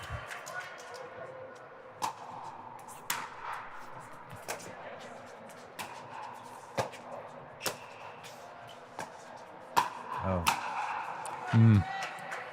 There was your point about, just incredibly consistent on the backhand side, but when you mess up, it's punished, and that was a great example of that. oh, that was a great line. Yeah, Strike, good line again. Very nice. going to the player Yeah. farthest from the kitchen line. Mix it up for sure instead of doing that backhand cross.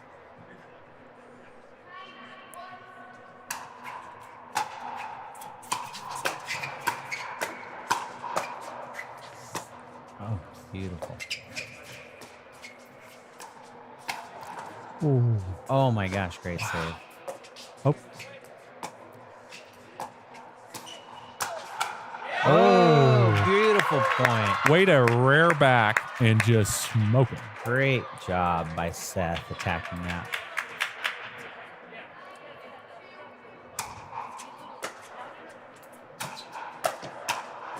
Ooh. Nice. That was tricky from Daniel, but Manfred was able to handle all of that He with covered ease. it. He covered it well in the middle and put it right back to the middle. Mm-hmm.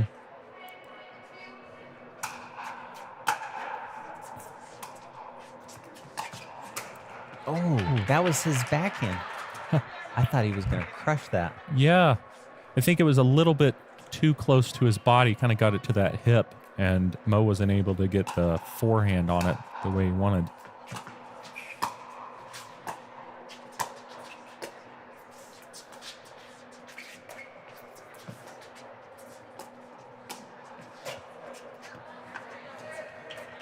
Tried to slice that one line. It's a little short. Good thought, though. Yeah, mix it up.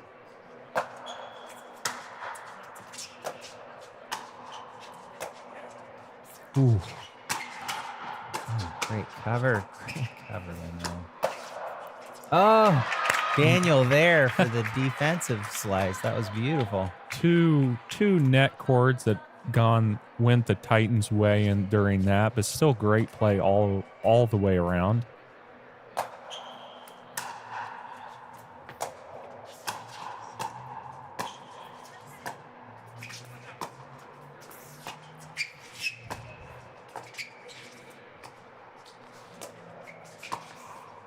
Oh, no, it was a good poach. Mm-hmm. I agree. Just executed it a little wide.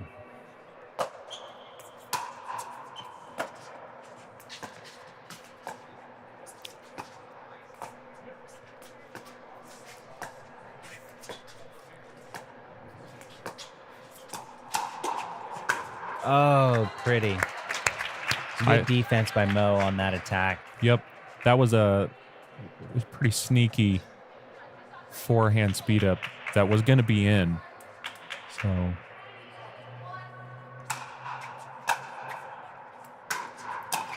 Ooh, it was out. It's a good spot by Manfred going line there. Team letting them know.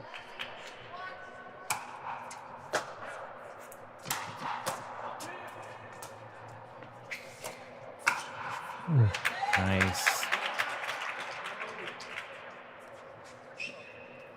Manfred brings a backhand flick to the game. Disaster for the opponents. He does not do that. You're absolutely right. He tends to slice that ball when it comes high or low to his backhand. He doesn't topspin, roll that, or flick it. If he attacked that with the topspin, it would be over. Yeah, it would be great. I mean, he's got a beautiful slice, but I assume it's because he's not switching grips. Well, and I think it's a tennis. It's Yeah. definitely a tennis default to hit that slice return. But yeah, if he could turn that into a topspin or put a second hand on it and attack it with topspin, I think that would be a devastating addition to his arsenal. PB Tulsa have earned game point here, and top seed Titans have responded with a timeout.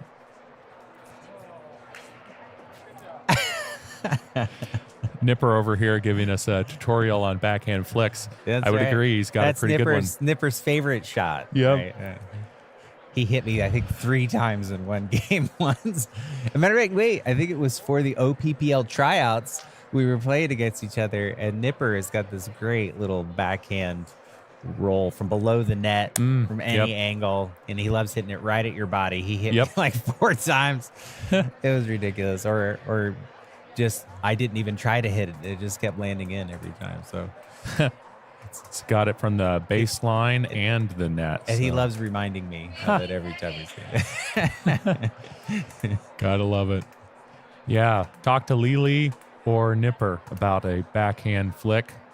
Pickleball Will has also given a tutorial on it today. So good.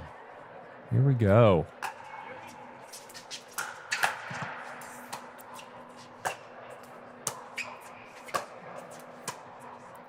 Ooh, way to hang in there. Fended off. Game point number 1. See if they can do it again. Ooh. Oh, that was a good attack, too. It was attackable. Yep. Okay. All right, they're still in it. Let's try to get it back.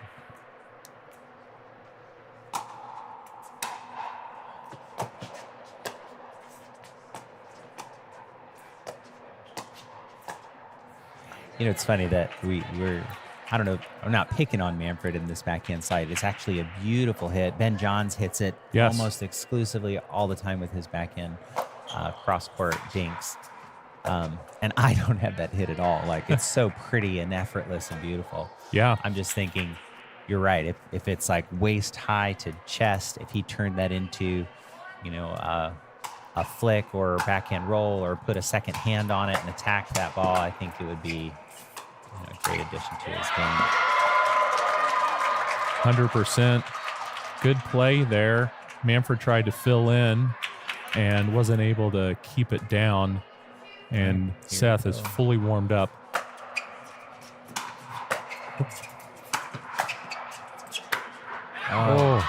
See, he backed away from that hit. Yeah. He could have taken that out of the air. He could have done a lot more with that. When it's kind of at knee or waist height, he tends to kind of jump back a step. Yeah. And hit that off the bounce, which is not bad. It's just it takes more time and allows the defense to get reset and expect the return. Yes. You would take a lot more time away from it, taking it out of the air. And not that he has to do one or the other, but it would be nice to mix that up. And I know that was pretty close to line. Maybe you wanted to see it bounce, but I agree entirely with your thoughts about time, and his forehand volley is so good. He can take that out of the air.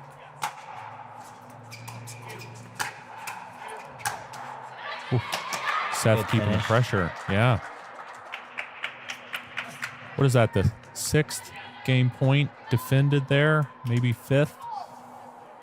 Quite a few at this point.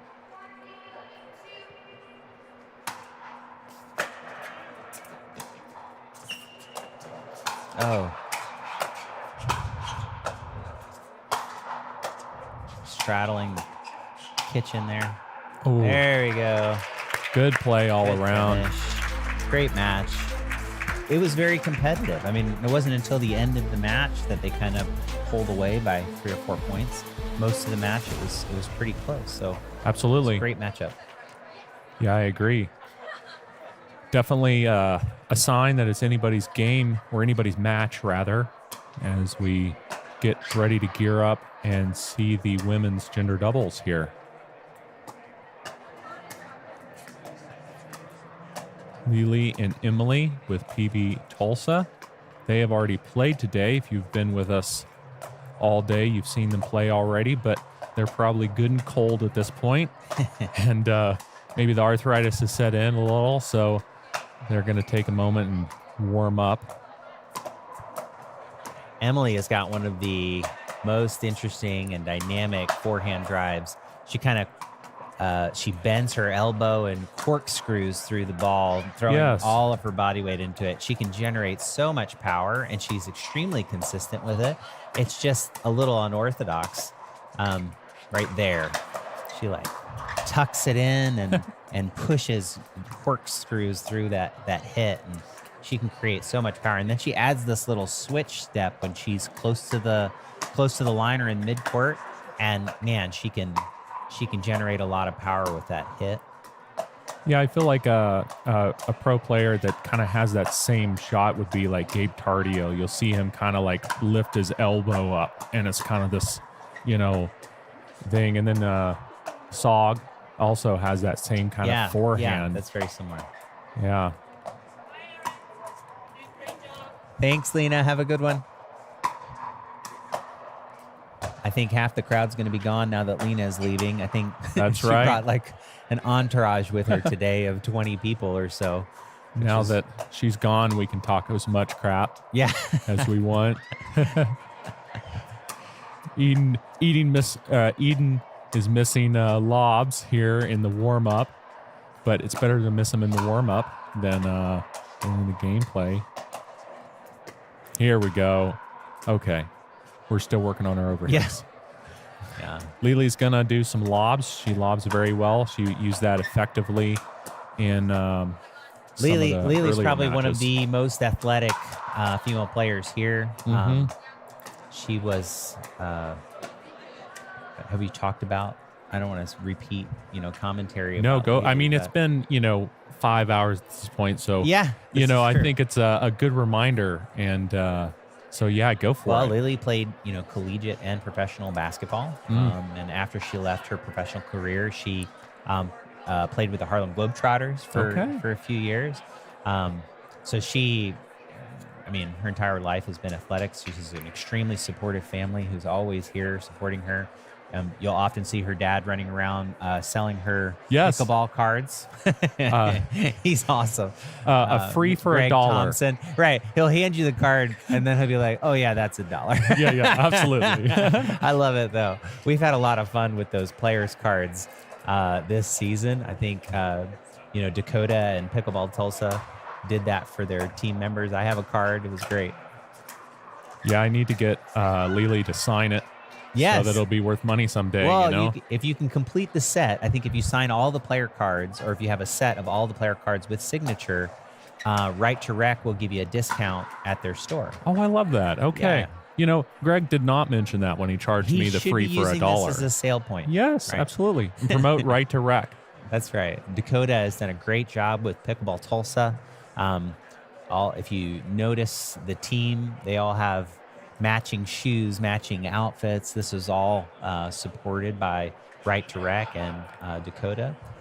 So he's done a great job as an owner. We're hoping to, kind of take a lot of his ideas and roll them out as, requirements for teams next season. I love that. A little consistent branding, We are. We're learning a lot every season as to what's working, what's not working. And thanks to Hilaire Pickleball, and Daniel Nix and his production team to put on these broadcasts. He does an amazing job. I think the quality of these broadcasts are better than almost everything out there. Yep. So we're very fortunate to have him as a part of the team. We're missing Jenna Hessert today, which she is our fearless leader, the author of OPPL, and an amazing pickleball player. If she wasn't so busy, she'd probably be playing this season.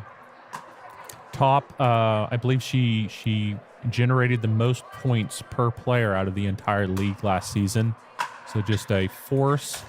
And she's currently doing a high rock. So we'll see. Yes. Is that down in Houston? Where's she at? Houston. So we'll see how she did. Good drive from Lily here. We've got a 3-1 lead with PB Tulsa, looking to just take it straight from the guys and continue the momentum. There's a lob. Oh, beautiful lob.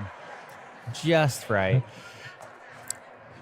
Eden's still working on warming up her lobs. Yeah. Didn't quite get them warmed up in. We saw all of us that the exact warm-up, hit yeah. in warm-up. Yes. We love the smiles, though. We're out here. We're all friends. She looks like she's always having a blast. I love that. Yeah.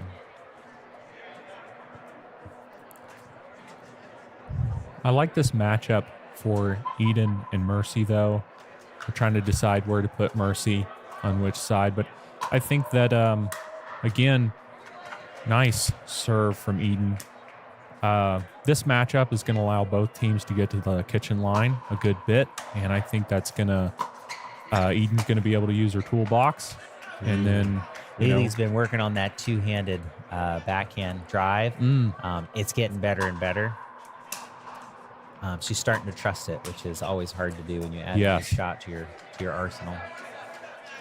Just missed there for Mercy.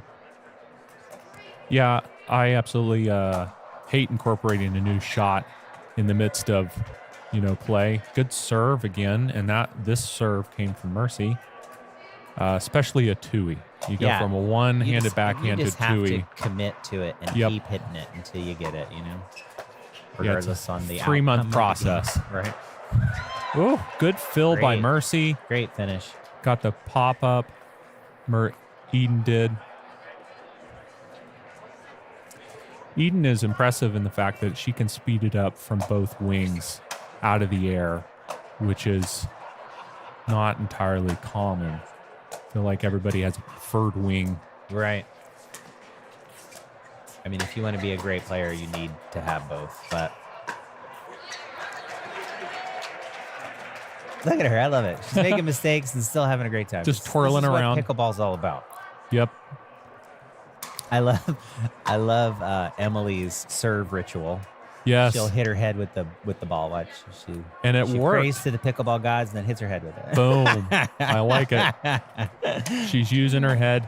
I love it. Good spot there from Mercy. So Emily and Eden have traded serve aces at this point. And now Lily has a serve.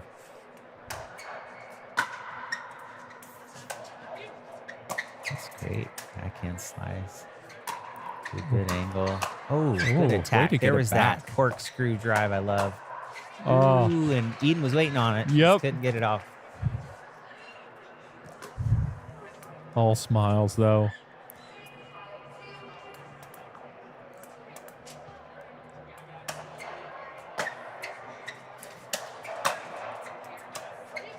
Good scorpion there. Oh, so juicy. That was a little dangerous. Lily has been wanted that attack. The bread and butter has been the backhand flick for her, but she got a really good forehand look right there. Great. Oh, wait, Mercy fill it, waited Mercy. to be there. Yes. Maybe that's the strategy. Be distracting. It is so distracting when your teammate goes for the ball to just keep in the point. Oh my goodness! Did a great job supporting her there. Oh! Did not make it there. That's the gotta love a slice return, but you got to be careful, especially when there's a lot of topspin coming your way. Yes. Sometimes you can send it long or short like that, or have it to pop up. You just have to be committed to it. That went so fast, it was hard to see if it was in or out. Yeah. Again, top seed. Refs are free. It was in, but, still. Was that a football? No. Oh, they're calling it out. So okay. Side change. 8-6 for top seed. Anybody's game. Yeah, we've got Greater OKC Pickleball Club, also a sponsor and supporter of the OPPL. We've got the Pickleball Journal.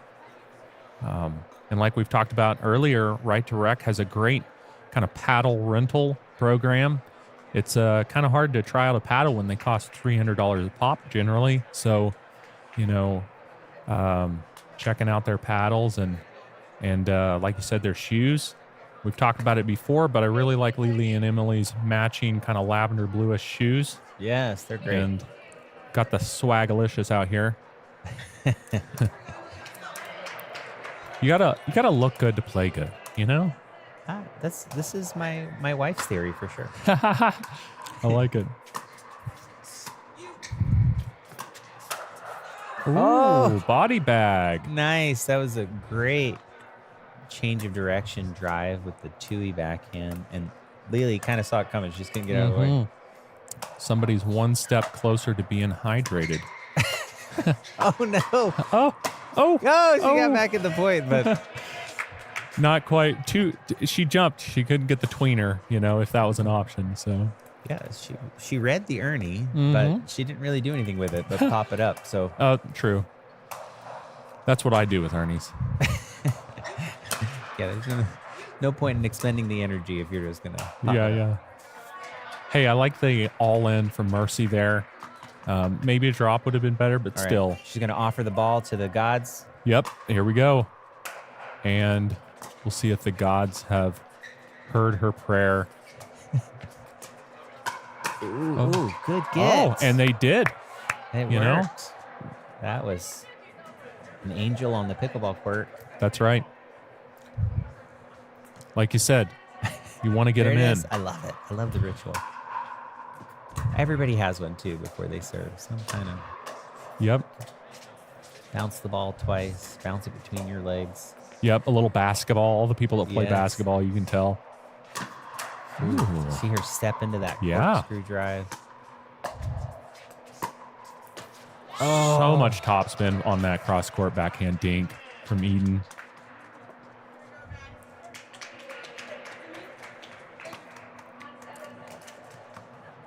Lily's trying to give away their second serve here, but Shauna's keeping them on track.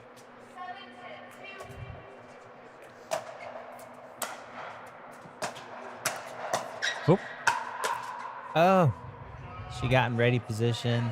She got a paddle on it. Way to at least be there. That ball was coming pretty fast.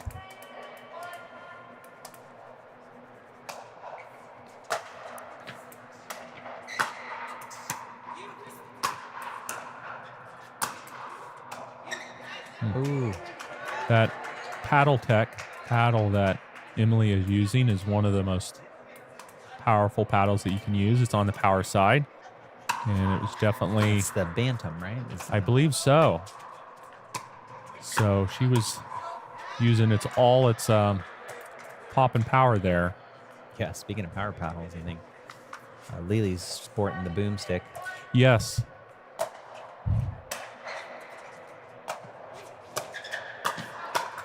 Nice volley there.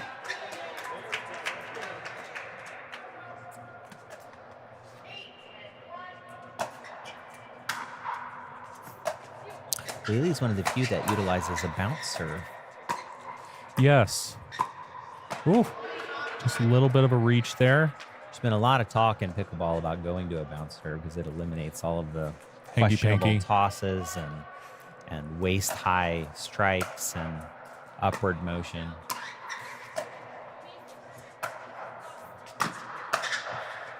Mercy's like, Eden, you've had enough overheads. I'm going to take care of this one. Love it. Oh, such good play, though. Good volley. Great play.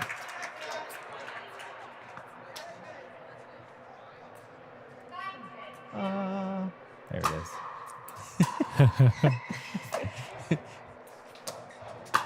That was she out. saved it. Oh. Well, Well, at least she got the point. the pickleball gods can be fair at times.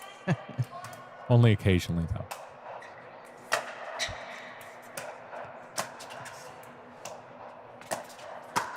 Oh, I want to see that again. It was a little higher than I think Lily wanted that misdirection to be, but Mercy's drops were on point throughout that.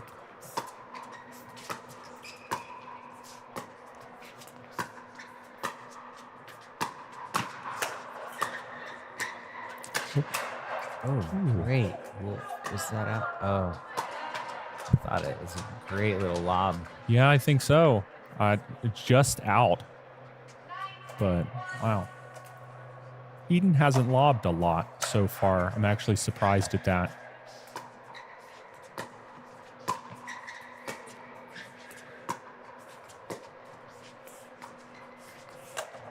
Oh, there's a lob. Out. Way to let it bounce.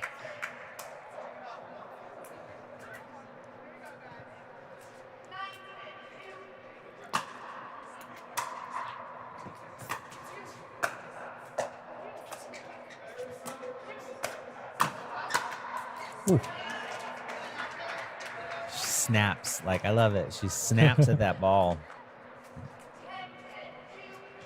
Even up.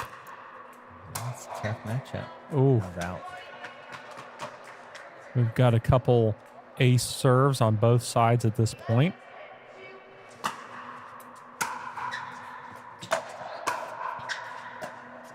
Oh. I feel like Lily did what she wanted to do, hand on hip, footwork, just didn't quite contact the ball the way she wanted to. Such a great drop by Mercy. Oh,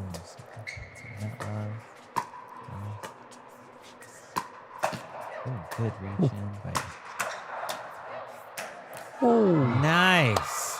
Lily saved 2 of those with this outstretched poke at the ball. And then held on long enough for Topsy to make an error there. That was a great point. Make him hit another one, huh?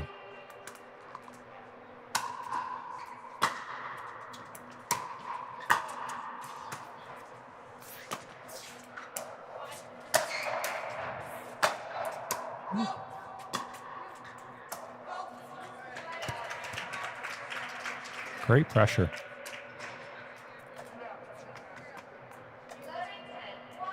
So close match.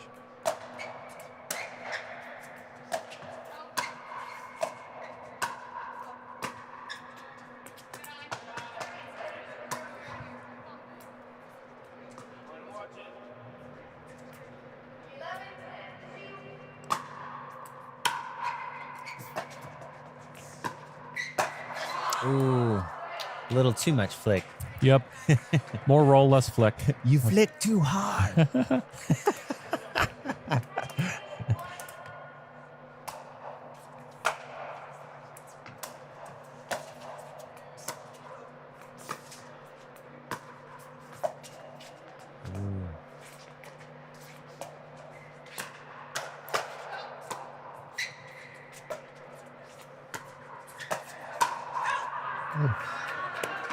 Oh, Eden wants that one back.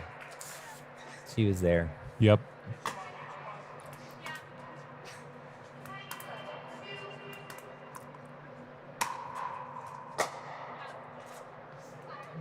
There she goes. Get that point. Okay.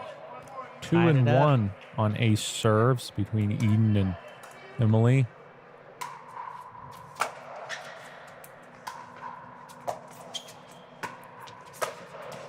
Ooh.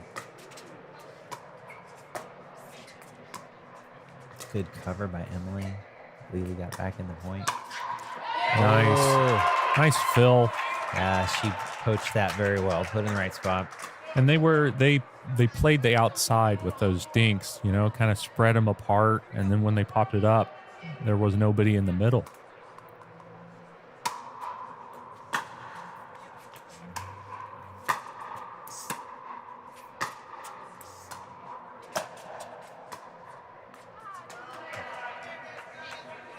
Kept him back until they made an error that was good pickleball.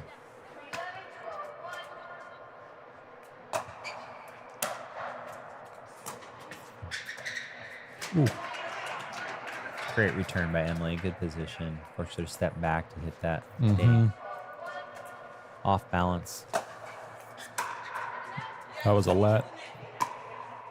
Good. They're going to reserve that one. We reserve lets in the OPPL.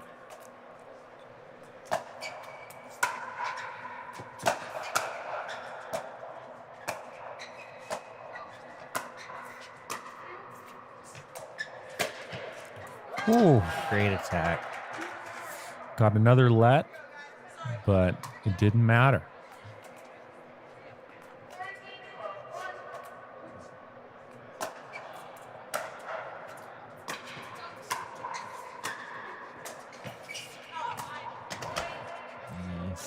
Lily wanted that poach, man. Yeah, she did. And She was hunting. I think it forced Mercy to kind of hit it wide. She could see. She wanted to attack that ball. So we've got game point.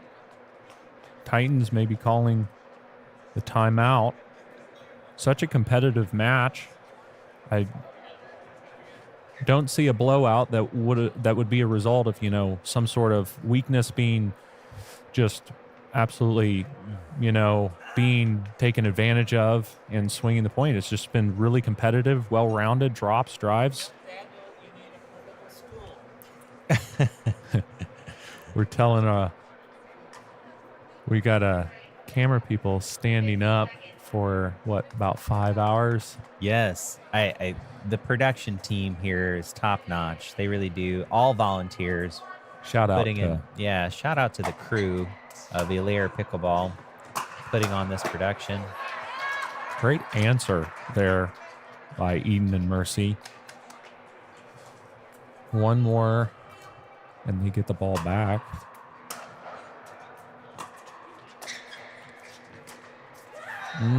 Okay. Anybody's game at this point. So you're saying there's a chance. That's what I'm saying. Oh, no. Oh. Mercy's like, this is the first serve I've served out or into the net. She's been really consistent. Yeah, she's had a great night from that perspective. Ooh, so close. Praying a little bit there. She did. Hands up in the air. Yep. Go over. Okay. All right, Third game point.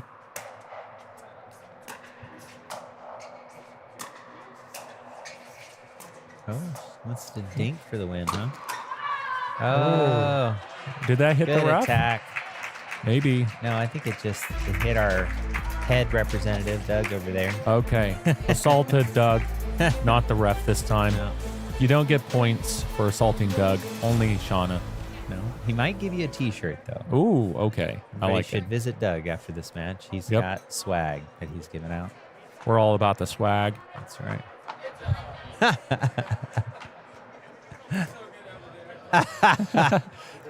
We've got some love from the players right now. Love that. I guess we're not being too hard on them, huh? I guess not. So Pickleball Tulsa's up 2-0. Top seed's going to have to pull out the next 2 mixed matches in order to force an Oklahoma showdown, and that is their best case scenario. So, which isn't entirely unheard of.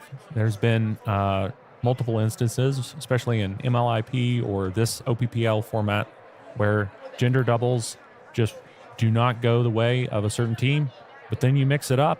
Yeah. Completely different story. Absolutely. Who is home and away in this scenario? Who's putting their team? Looks like Top Seed's putting their team out first. Okay. Which is great. Then you get to respond to that team. If I am PB Tulsa, which I kind of am, I would put out my strongest team first, clench the 3-1 victory so that we don't have to go to an Oklahoma showdown, even though all of the fans would probably love to see it. Yep. Yeah, I agree with that entirely. The MLIP 3v3s coming up, and there's a little bit of strategy there, and it's definitely in one's best interest to put the stronger teams first so that you can get the, clinch the win, like you're describing. Looks like they're going to put Mo out, so lefty-lefty. We'll see if it's with Emily. I think Mo just wants to play. I think this is kind of Mo's like, I'm getting cold. I'm sitting here too long. He wants to get out there and play. Mo looks good with his haircut. I'm sure he did the math and figured it was less drag, and he was able to get to the ball a little faster. Yes, this is all in service to his pickleball game, I'm sure. Absolutely. Talk about transformations, though. Like 6 months ago, I think Mo had long hair and was 30 pounds heavier. Yep. I love that. Yeah, the speed at which once he decided to slim up and be dedicated to that. Yeah, he crushed it. Like I do a lot of 90-day challenges at my work for weight loss for my employees and things of that nature, and it is rare that you see somebody lose that much weight that fast. Yes. But man, he crushed it. Yeah, I've lost quite a bit of weight, but it's been since 2019. So give me 7 years, you know? Yeah, it's a different game. Yeah. I mean, healthy weight loss is what? A pound a week? Mo lost like 5 pounds a week. Talk about a lack of hydration. I think he was sleeping in saran wrap and sweats. You know, if you read Seabiscuit, you can learn that those jockeys, they'll actually eat fleas so they can get tapeworms, and then they'll just... Shut up. Absolutely. And then they become so nutrient. Fleas. That is the worst idea I've ever heard. They become so nutrient deficient because of the tapeworms that they can stay underweight. Because you have, 14-year-olds that are now 25 and now they're a full grown man, but they can't stay in weight and do the thing that they love. So it's pretty fascinating being a jockey.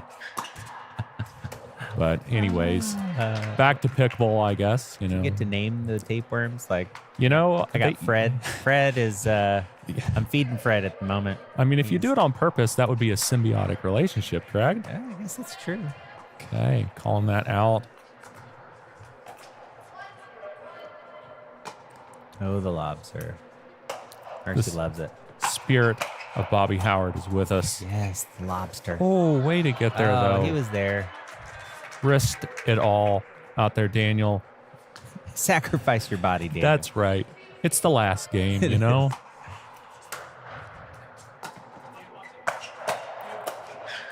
Good partner communication. It's a good sign. Mercy is a good man.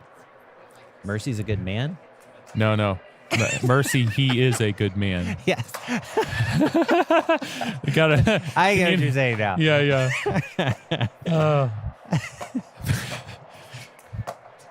I think she would disagree with me on the other interpretation. Good leave there. Good leave. She wanted to crush it, though. It's hard to let it go. She likes those Ernies, so athletic. She really does.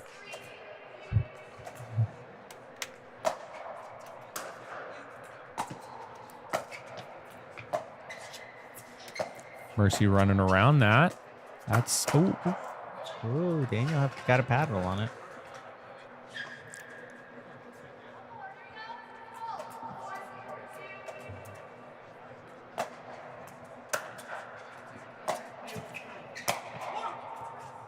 Good eye. And as a reminder... All right, if I'm top seed, I'm calling a timeout if they lose this next point here. Just try to kill this momentum. I agree. We will go to a fourth game. Oh, well, Lily did it for him, so we're good. No matter if PB Tulsa takes the sweep, point differentials and seeding may matter later. So, oh, net love. Man, it's like insult to injury right now. Yeah. I think Lily's a little apologetic, but I think about 50-50 She's smiling, on though. that one. Yeah. It's like, I'm so sorry. I'm so sorry. Oh.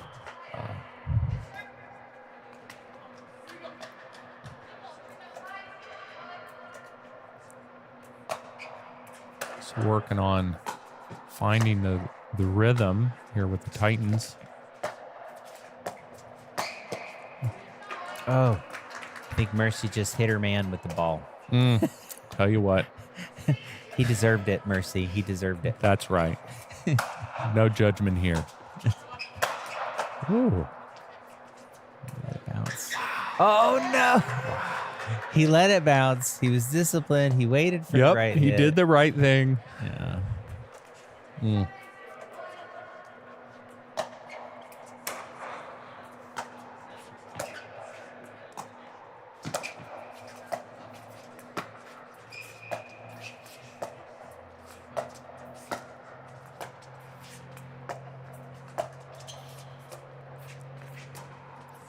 Ooh.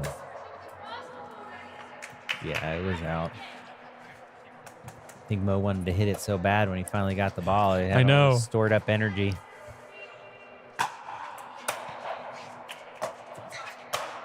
Ooh, great. See how that angle my that goodness. comes off his paddle is so different. Yeah.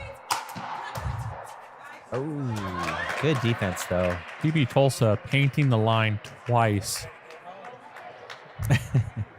switching sides. All right, 8-0. Mo happy about that. Got the fist pump. And again, he has the pickleball grips if you need them. The Loogie grips, also a sponsor of the OPPL. Can't have these paddles flying out of your hand while you're playing. They get sweaty after a while. That's dangerous. I heard that's dangerous. I've actually seen that happen in a match. Oh, It skipped off the pavement and flew over the crowd. oh my goodness. Yeah, that was my buddy Nico. Okay. Nico launched that paddle, man. Tell you what, the instant of the flying paddle. That's right. Shauna, our referee here, keeping us on track. Mo to serve back in as on their second possession.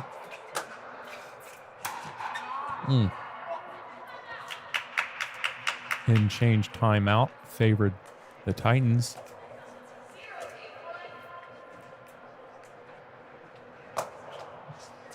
Oh. A lot of pressure.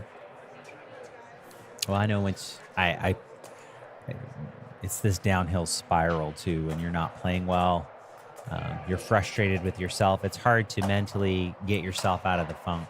Yep.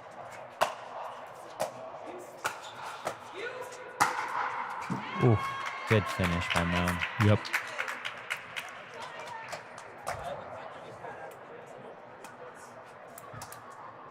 Yeah, and the problem is you can do everything right and still be 0-8, you know? Yeah, no, and I can just, on his face, he just looks a little frustrated. I think he's just disappointed. I mean, yeah, we know that he can play amazing, and he shows it in so many points. But then when the game's just not going your way, it's hard not to get a little discouraged.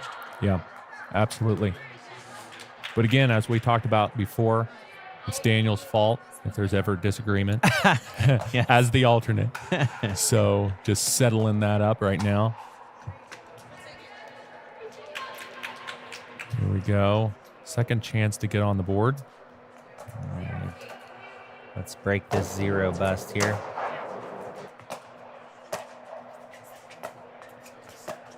Okay. Ooh. Oh. So she Lily gave it saved to that Daniel. one. Yes. As what, mixed? But hey, they're on the board. Yeah. An interesting choice when the previous pattern was working so well for them.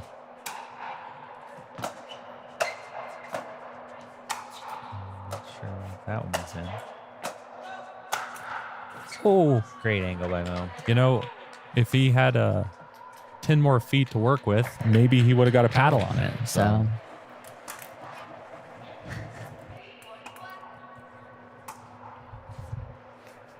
There we go. Something's messing with my mic here. I'm not sure what's happening. Do we have like a third person that was trying to join our chat? I think so. Turned a little bit of a flanger on or something. That's right. Oh. Oh no. It's hard when you're playing with a left-handed player and you both are dominant in the middle. Yes. You have to communicate really well. It's tough. Absolutely. Is he broadcasting to everywhere? All of our commentary? Okay, well then I'm gonna have a lot of fun. Now you have full license. I know last time we were on cell. Mo just stole Lily's ball, but she's patient. Oh, here we go. Ooh, nice attack by Daniel. They did not switch, and they gave it to Daniel multiple times, so I think that's fascinating. Let's not call what they're signing now that everyone can hear us. Good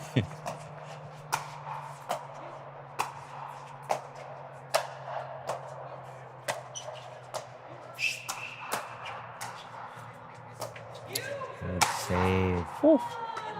They're going to have to check that ball for a little bit of melted plastic. We do play with lifetime balls in this league. They really do stand up to the abuse. They don't misshapen like other balls as easily. They don't crack as easily. That's why they're the preferred ball of OPPL. Yeah, I like... Also sold at Right to Rec if you're interested in buying any.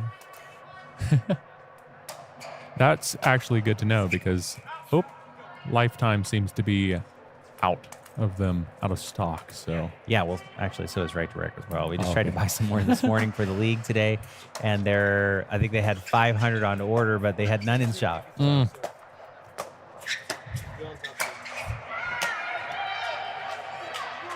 Good finish there. Mo's giving him some love for that one.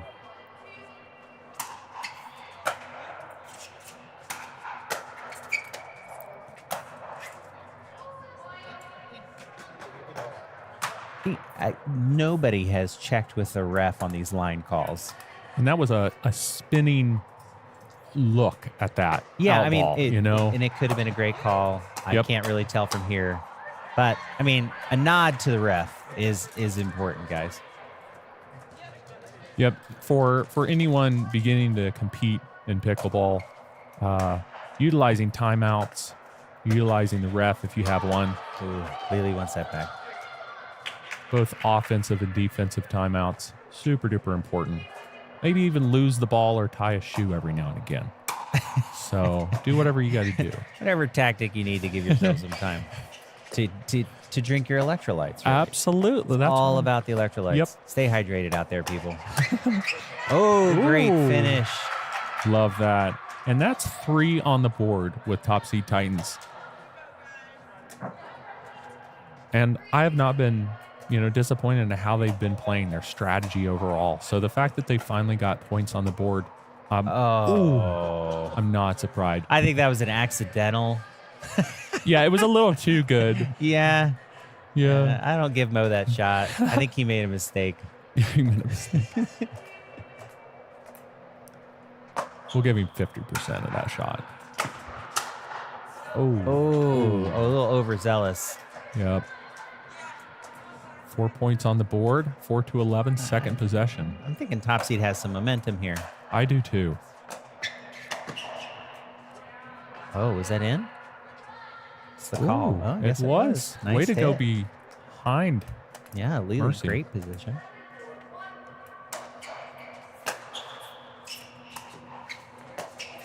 Oh, man, such a sneaky angle. Did she get the ATP? Nice. I thought that point was over. That was such a great shot by Mercy. And then saved Lily. it around the pole. That was beautiful. And that was a backhand slice, so it kind of was able to have a little loft to it to get in the inbounds. Mercy's got this like effortless backhand dink. It's just like, oh, it's happening. Oh, you jinxed her. I shouldn't talk about it. It's horrible. I'm just kidding. It's horrible. No, she did a great job. Yep. I would agree. It's been doing really well all day. Great rip. Oh, a little too high.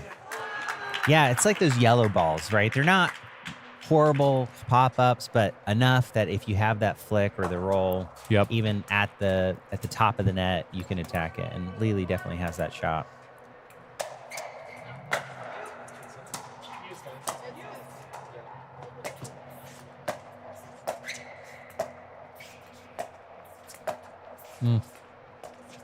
Ooh, good. It's wise. Ooh. See, I love it. Yes. She changed it up, just kept him honest. He still got the return, but it, created an opportunity for her to attack, which was great. And the lob. I like the lob. I actually saw a match and the opponents against Daniel used the lob, and I believe that it really neutralized his excellent drive return because it's so much higher than in your... Oh. Wow. Sweet spot. Adjustment. Oh, too much. He wanted to crush it. Mo's out here to play. Well, able to save another point here and put it on the board for Top Seed.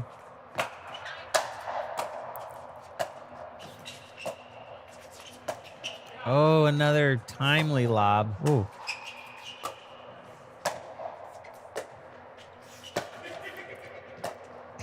I'm not sure what all that noise was. That was A.M. Mary. He's out here donating his time, taking photos and maybe some videos. Shout out to Mary Media.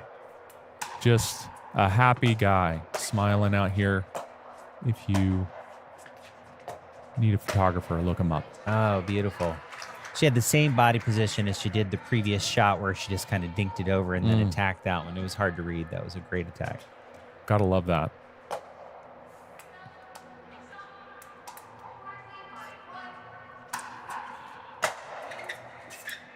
Good deep return. Nice hit, Mercy. Maybe Mo should have took that drop, but Lily's been playing really well, so I don't fault it. Oh, wow. Saved another round to put some more points on the board. Close the distance. And this is a must-win for the match, even though we will go to a fourth game. Oh, Daniel was there with the read. We've talked about you just got to be aggressive. You're 5'14", that's your option. I know, and you have the tentative. You want to stop making mistakes. And so you start to play a little conservative when you're. Oh my gosh! Great response time for Lily's counter there. That was beautiful. Daniel even called that out. He knew it was going to sail so far, but what a way to tame the boomstick and get it in. Good eye. And that's it. That is there the match. We go. Nice work. They have won the match. There will be no Oklahoma showdowns today in the OPPL. So no singles matches today, unfortunately. That's a lot of fun to watch. But dominant performances for all of our matches so far.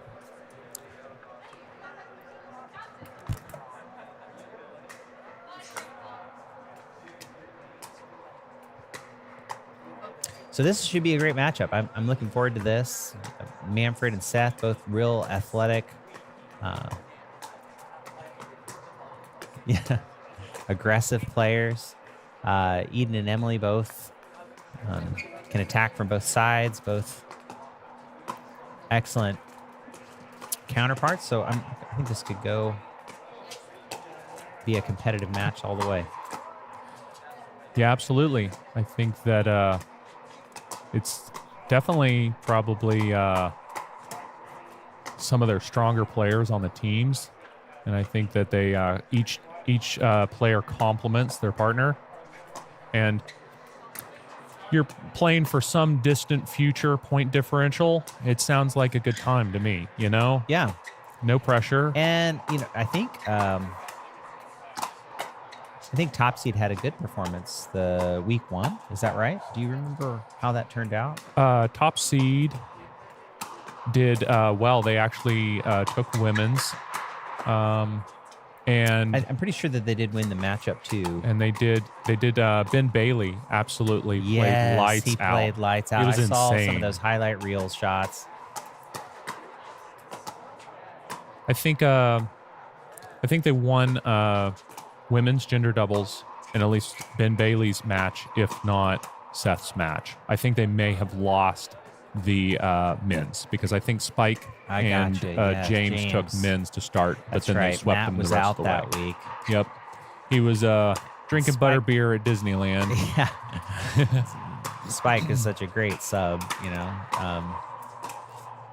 He did such a great job. And to get men's, I think that's such a great job. And you got go back and watch it for everyone listening. He got a behind the back.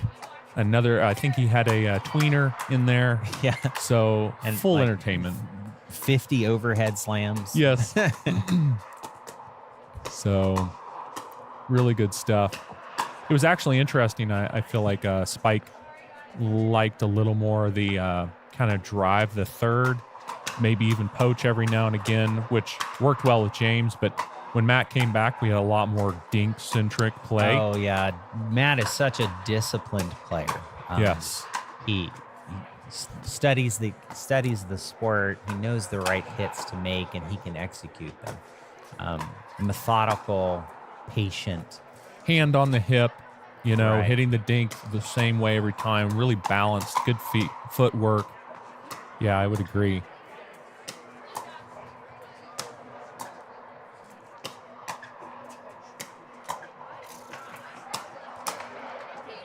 Manfred's drilling a down the line speed up from Eden at some point, and Yeah. Emily working on her down the line on Seth. So we'll see. All right. Last match of the day. Manfred last time sprained his ankle playing singles. That's And- right. At the Pro Main Draw in Houston. Yeah, here we go. He's all braced up. Coming back with a little extra hardware with the knee brace. I have a brace for every joint, like wrist, elbow, knee, ankle. I even have a neck brace. I feel like that's pickleball, though. That's right. That's how you know how experienced the player is how many braces yes. they have. You know, and I have been beaten so many times by a person that's been thoroughly braced. Oh, yeah. Yeah. Especially if it's like metal, right? Mm-hmm. Yes. They have a replacement knee. They're amazing. Yeah, internally braced. Great. Oh, Look great. at this. Wow. Oh, I love it. See, that's that athleticism. They both have great body positioning. That was excellent. Yeah, when you see the metal knee brace, you're like, Right, this you're is in a trouble. You're in MCL that they have refused to get surgery on, and they're just playing through it because they can't stop. Oh, a little too much on that roll there from Seth.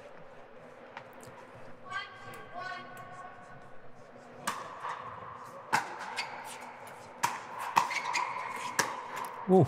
Oh, bounce back. There's that kind of back up and hit it off the bounce forehand that you discussed earlier from Manfred. Yeah, he I don't know what the distance is that he always kind of yields to that back up and then drive, which there's nothing wrong with it. And I don't have a tennis background, so I can't explain the kind of the tendency. reasoning. Yeah.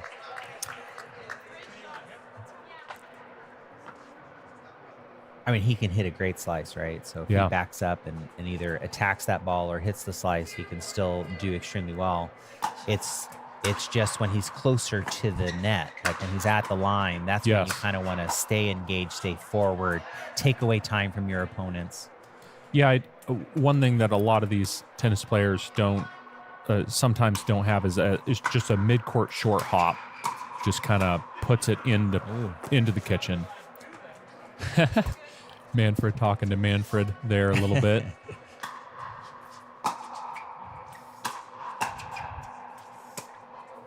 See, I wish I had that shot. I mean, it's pretty. Yes.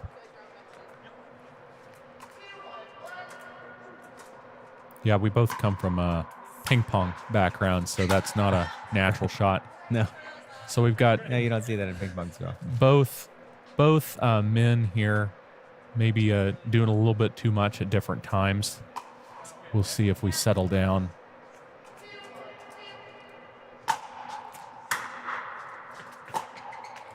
Oh.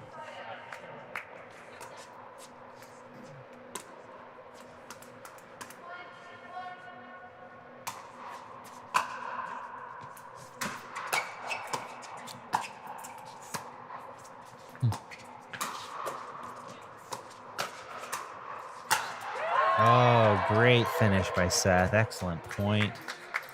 There was a lot of cross-court speed-ups in there. I don't know if that's a defined strategy at this point for them, but it was working until it wasn't.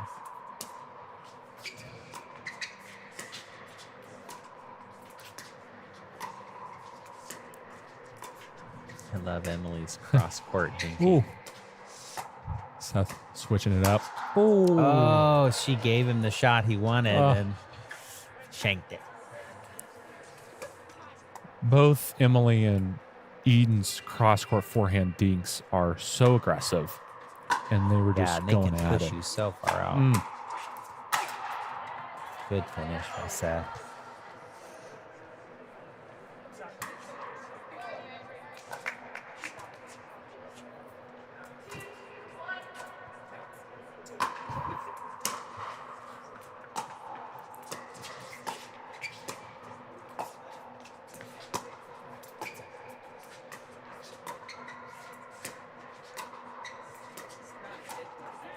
Ooh, so close. Yeah, Eden's got such a strong dink and cross-court shot. Like, I would give her the benefit of the doubt on those dinks and let her play that point out. You know what I mean? I would 100%. And I love how aggressive Seth is, but, stretching halfway onto her side of the court when, she's such a great dinker, I think, unless like in that case, she told him right? So he stepped that far over that time because she asked him to. But yeah, I think he's susceptible to that attacking line. Oh, that was a beautiful line shot from Manfred. Hashtag tennis there. That was beautiful. Yeah, I agree. In so many words, let Eden create the pop-up, the opportunity, and have Seth just absolutely destroy it. There's always balance, right? I mean, Yes. especially the higher up you go, the male player tends to play 70% of the hits. I mean, The more that's just- exceptions to the rule. Absolutely. But playing to the strengths of your teammates and your opponents, I think Seth can trust her on those dinks and him just really look for those yellow balls like that Look at to that. attack. Yeah. There's no point in cheating that far over to dink back to the same place that she's already putting the ball. Yes. You know what I'm saying? Like, how does that help you at all? Right. I mean, Ben Johns might do it, but, Sure. it's still a top spin, dink going in the same spot. Oh, there it is. Oh, we've got a body bag. We are one step closer to hydration. One more body bag. What's a hydration? One small step for man. One giant leap for Hydration. For electrolytes. That's right. Oh, we'd love to see it.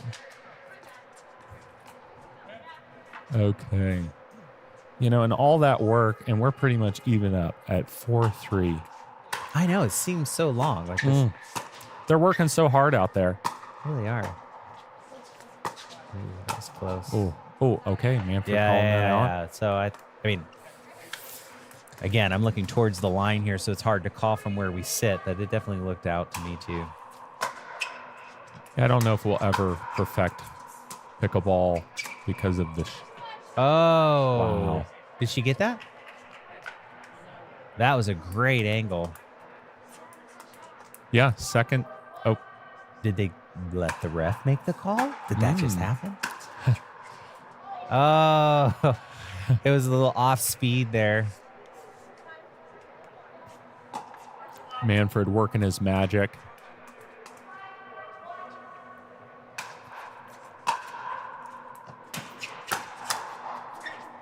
Oh. No foot fault there. Great Wait. overhead. Who's football? Well, Manfred kind of skittered around the corner of the kitchen there. Oh, okay. I was like, I haven't seen a football call since I guess know, you were right? Describing in the early in the matches. Oh, good eye. All right, making some progress here. 7-4.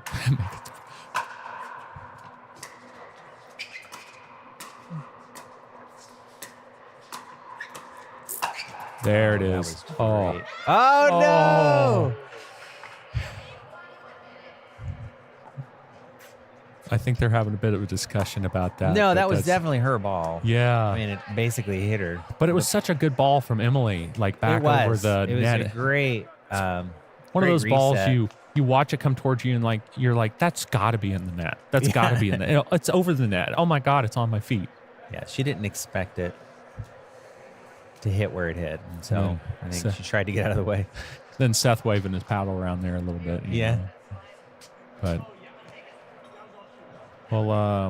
top seed Titans have actually led the rallies the majority of the time here, with PB Tulsa coming back just most recently. So, What does that mean? well, Like, how do you read that metric? as they're putting in the score, it's showing that, maybe top seed Titans was 4-2 during each rally. So each time it's 4-2, Topsy Titans is ahead. Attack. I guess that's why she's avoiding going line against Seth's Tui backhand there. Right there's the reason, folks. Yeah. But, just like we talked about that miss down the line earlier from Mercy. Yeah, it still is good that he's thinking line, especially with how much Seth likes to dominate the middle of the court. Yep.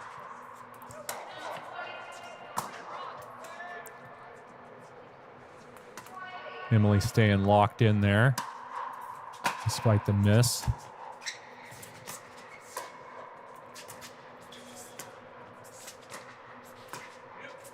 Oh, Manfred. That was Manfred should have crushed that ball. That was a blinking orange, if not red ball. Yes.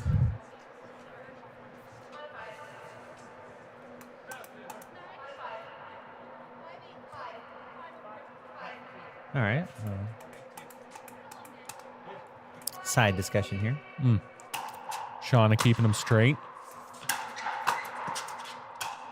Oh. Good finish. No, she blocked it. Unfortunately not. Everybody's going to have to try and conserve. Yeah, their Until then, energy, yep. waiting on those electrolytes. Oh. See?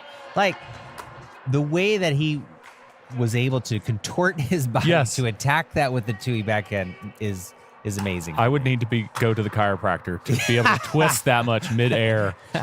Oh, great drop as well. I'd have a permanent twist. Yes. By the time I was done. Be like, how did you develop scoliosis? Well, I was trying to hit this Tui volley. Oh. Almost a nice low drive, but into the top of the net instead. 8-8. And as Dave Fleming would say, we have snowmen in Tulsa, Oklahoma. Oh. See, that was good to go line there. Yes. Wow, it's tied up at 8. Topsy got back in this one.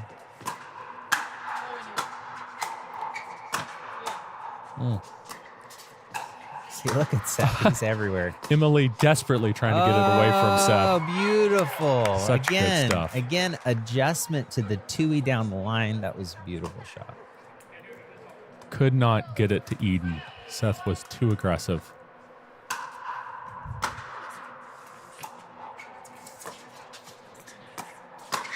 Ooh. Dude, Seth's in a group. See, this is yes stark contrast to Seth at the beginning of this match to now. Like, he is feeling it. This is prime warmed up Seth. Right. Yep.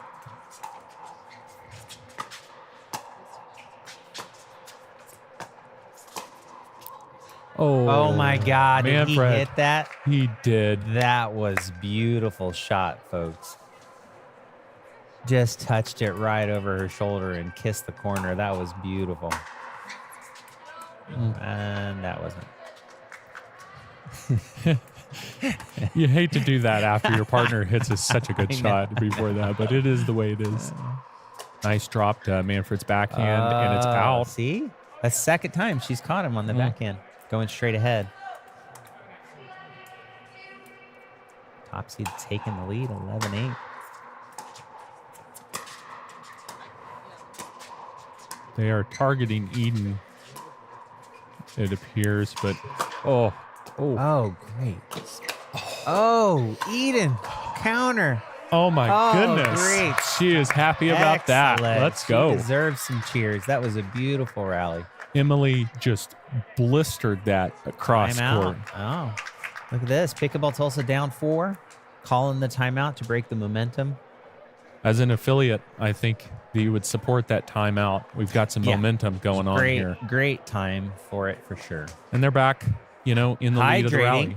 Yes. Look at them. Look at them. Doing the electrolyte thing. Got the Yeti and the Stanley, the two titans of hydration out here. Emily's husband playing water boy all day like a champ, running back and forth to the cooler for her. It's been amazing. You want to make your spouse, if they're playing in pickleball tournament, to feel loved, and supported. And if bringing them water is that, there it is. Got to do what you got to do. Love and water. Mm-hmm. Absolutely.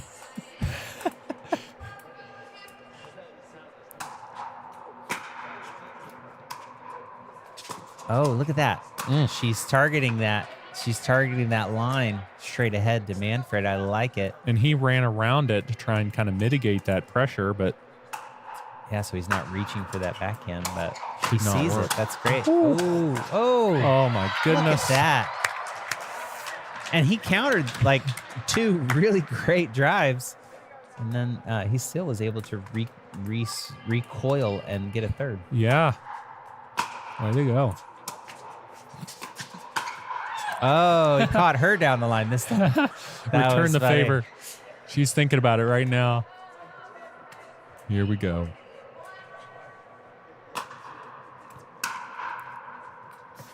Oh, Ooh. lob. See, lobbing against Seth. And that's kind of what probably going to happen. Yeah. 3 out of 5 times, if not more. Well, it's like lobbing against Manfred, I guess. It's about the same on the Yeah.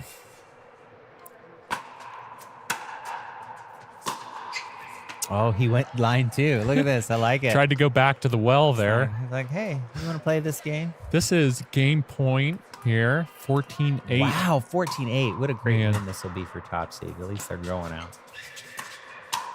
Oh, no. here we go. Another chance, All though. right, come on. I'm on Pickleball Tulsa's team, and I won't tell anybody. I'm still rooting for the underdog right now. Yeah, I agree. You want them to go in. All right, they've already lost this match. Oh, no. All right, they've opened the door. Chance. Okay, this could get exciting. Look at Emily. She's happy feet right now. Yes. Smiling. Oh, that's in. Oh. Nice. Somebody said let it bounce, and such a good call. Yeah, I think Eden had a good eye on it.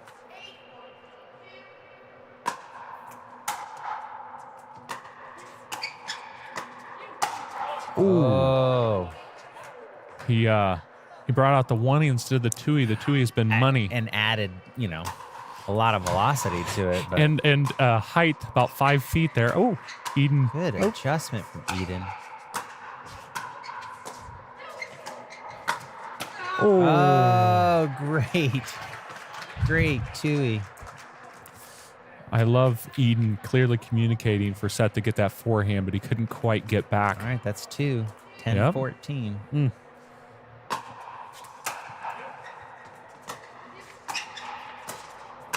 Oh, I think she saved that one. Emily, keep. Oh! See, another ball where. Yeah. I Eden mean, could, he put baby in the corner in that one. yes. Man. Oh. Okay, here we go. He went dirty dancing over there.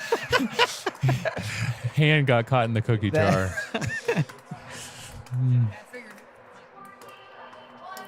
Another chance here. Oh my gosh. Great. What a great ending. man. What a great point. Going out with a win, at least top seed with their head held high. It's a great win, even though they lost the match. Quick final shout out to all our sponsors, or at least some of them. Top Seed, Ace Pickleball, Lukey Right Direct. Grips, Yep. Vicious Pickleball, Elaire Productions, and of course, Thank the you, OPPL. everybody, for a great day of Oklahoma Premier Pickleball. Thank you again to Forest Ridge for these amazing facilities. We will see all of you May 2nd at Top Seed. Have a great night. Oh my goodness.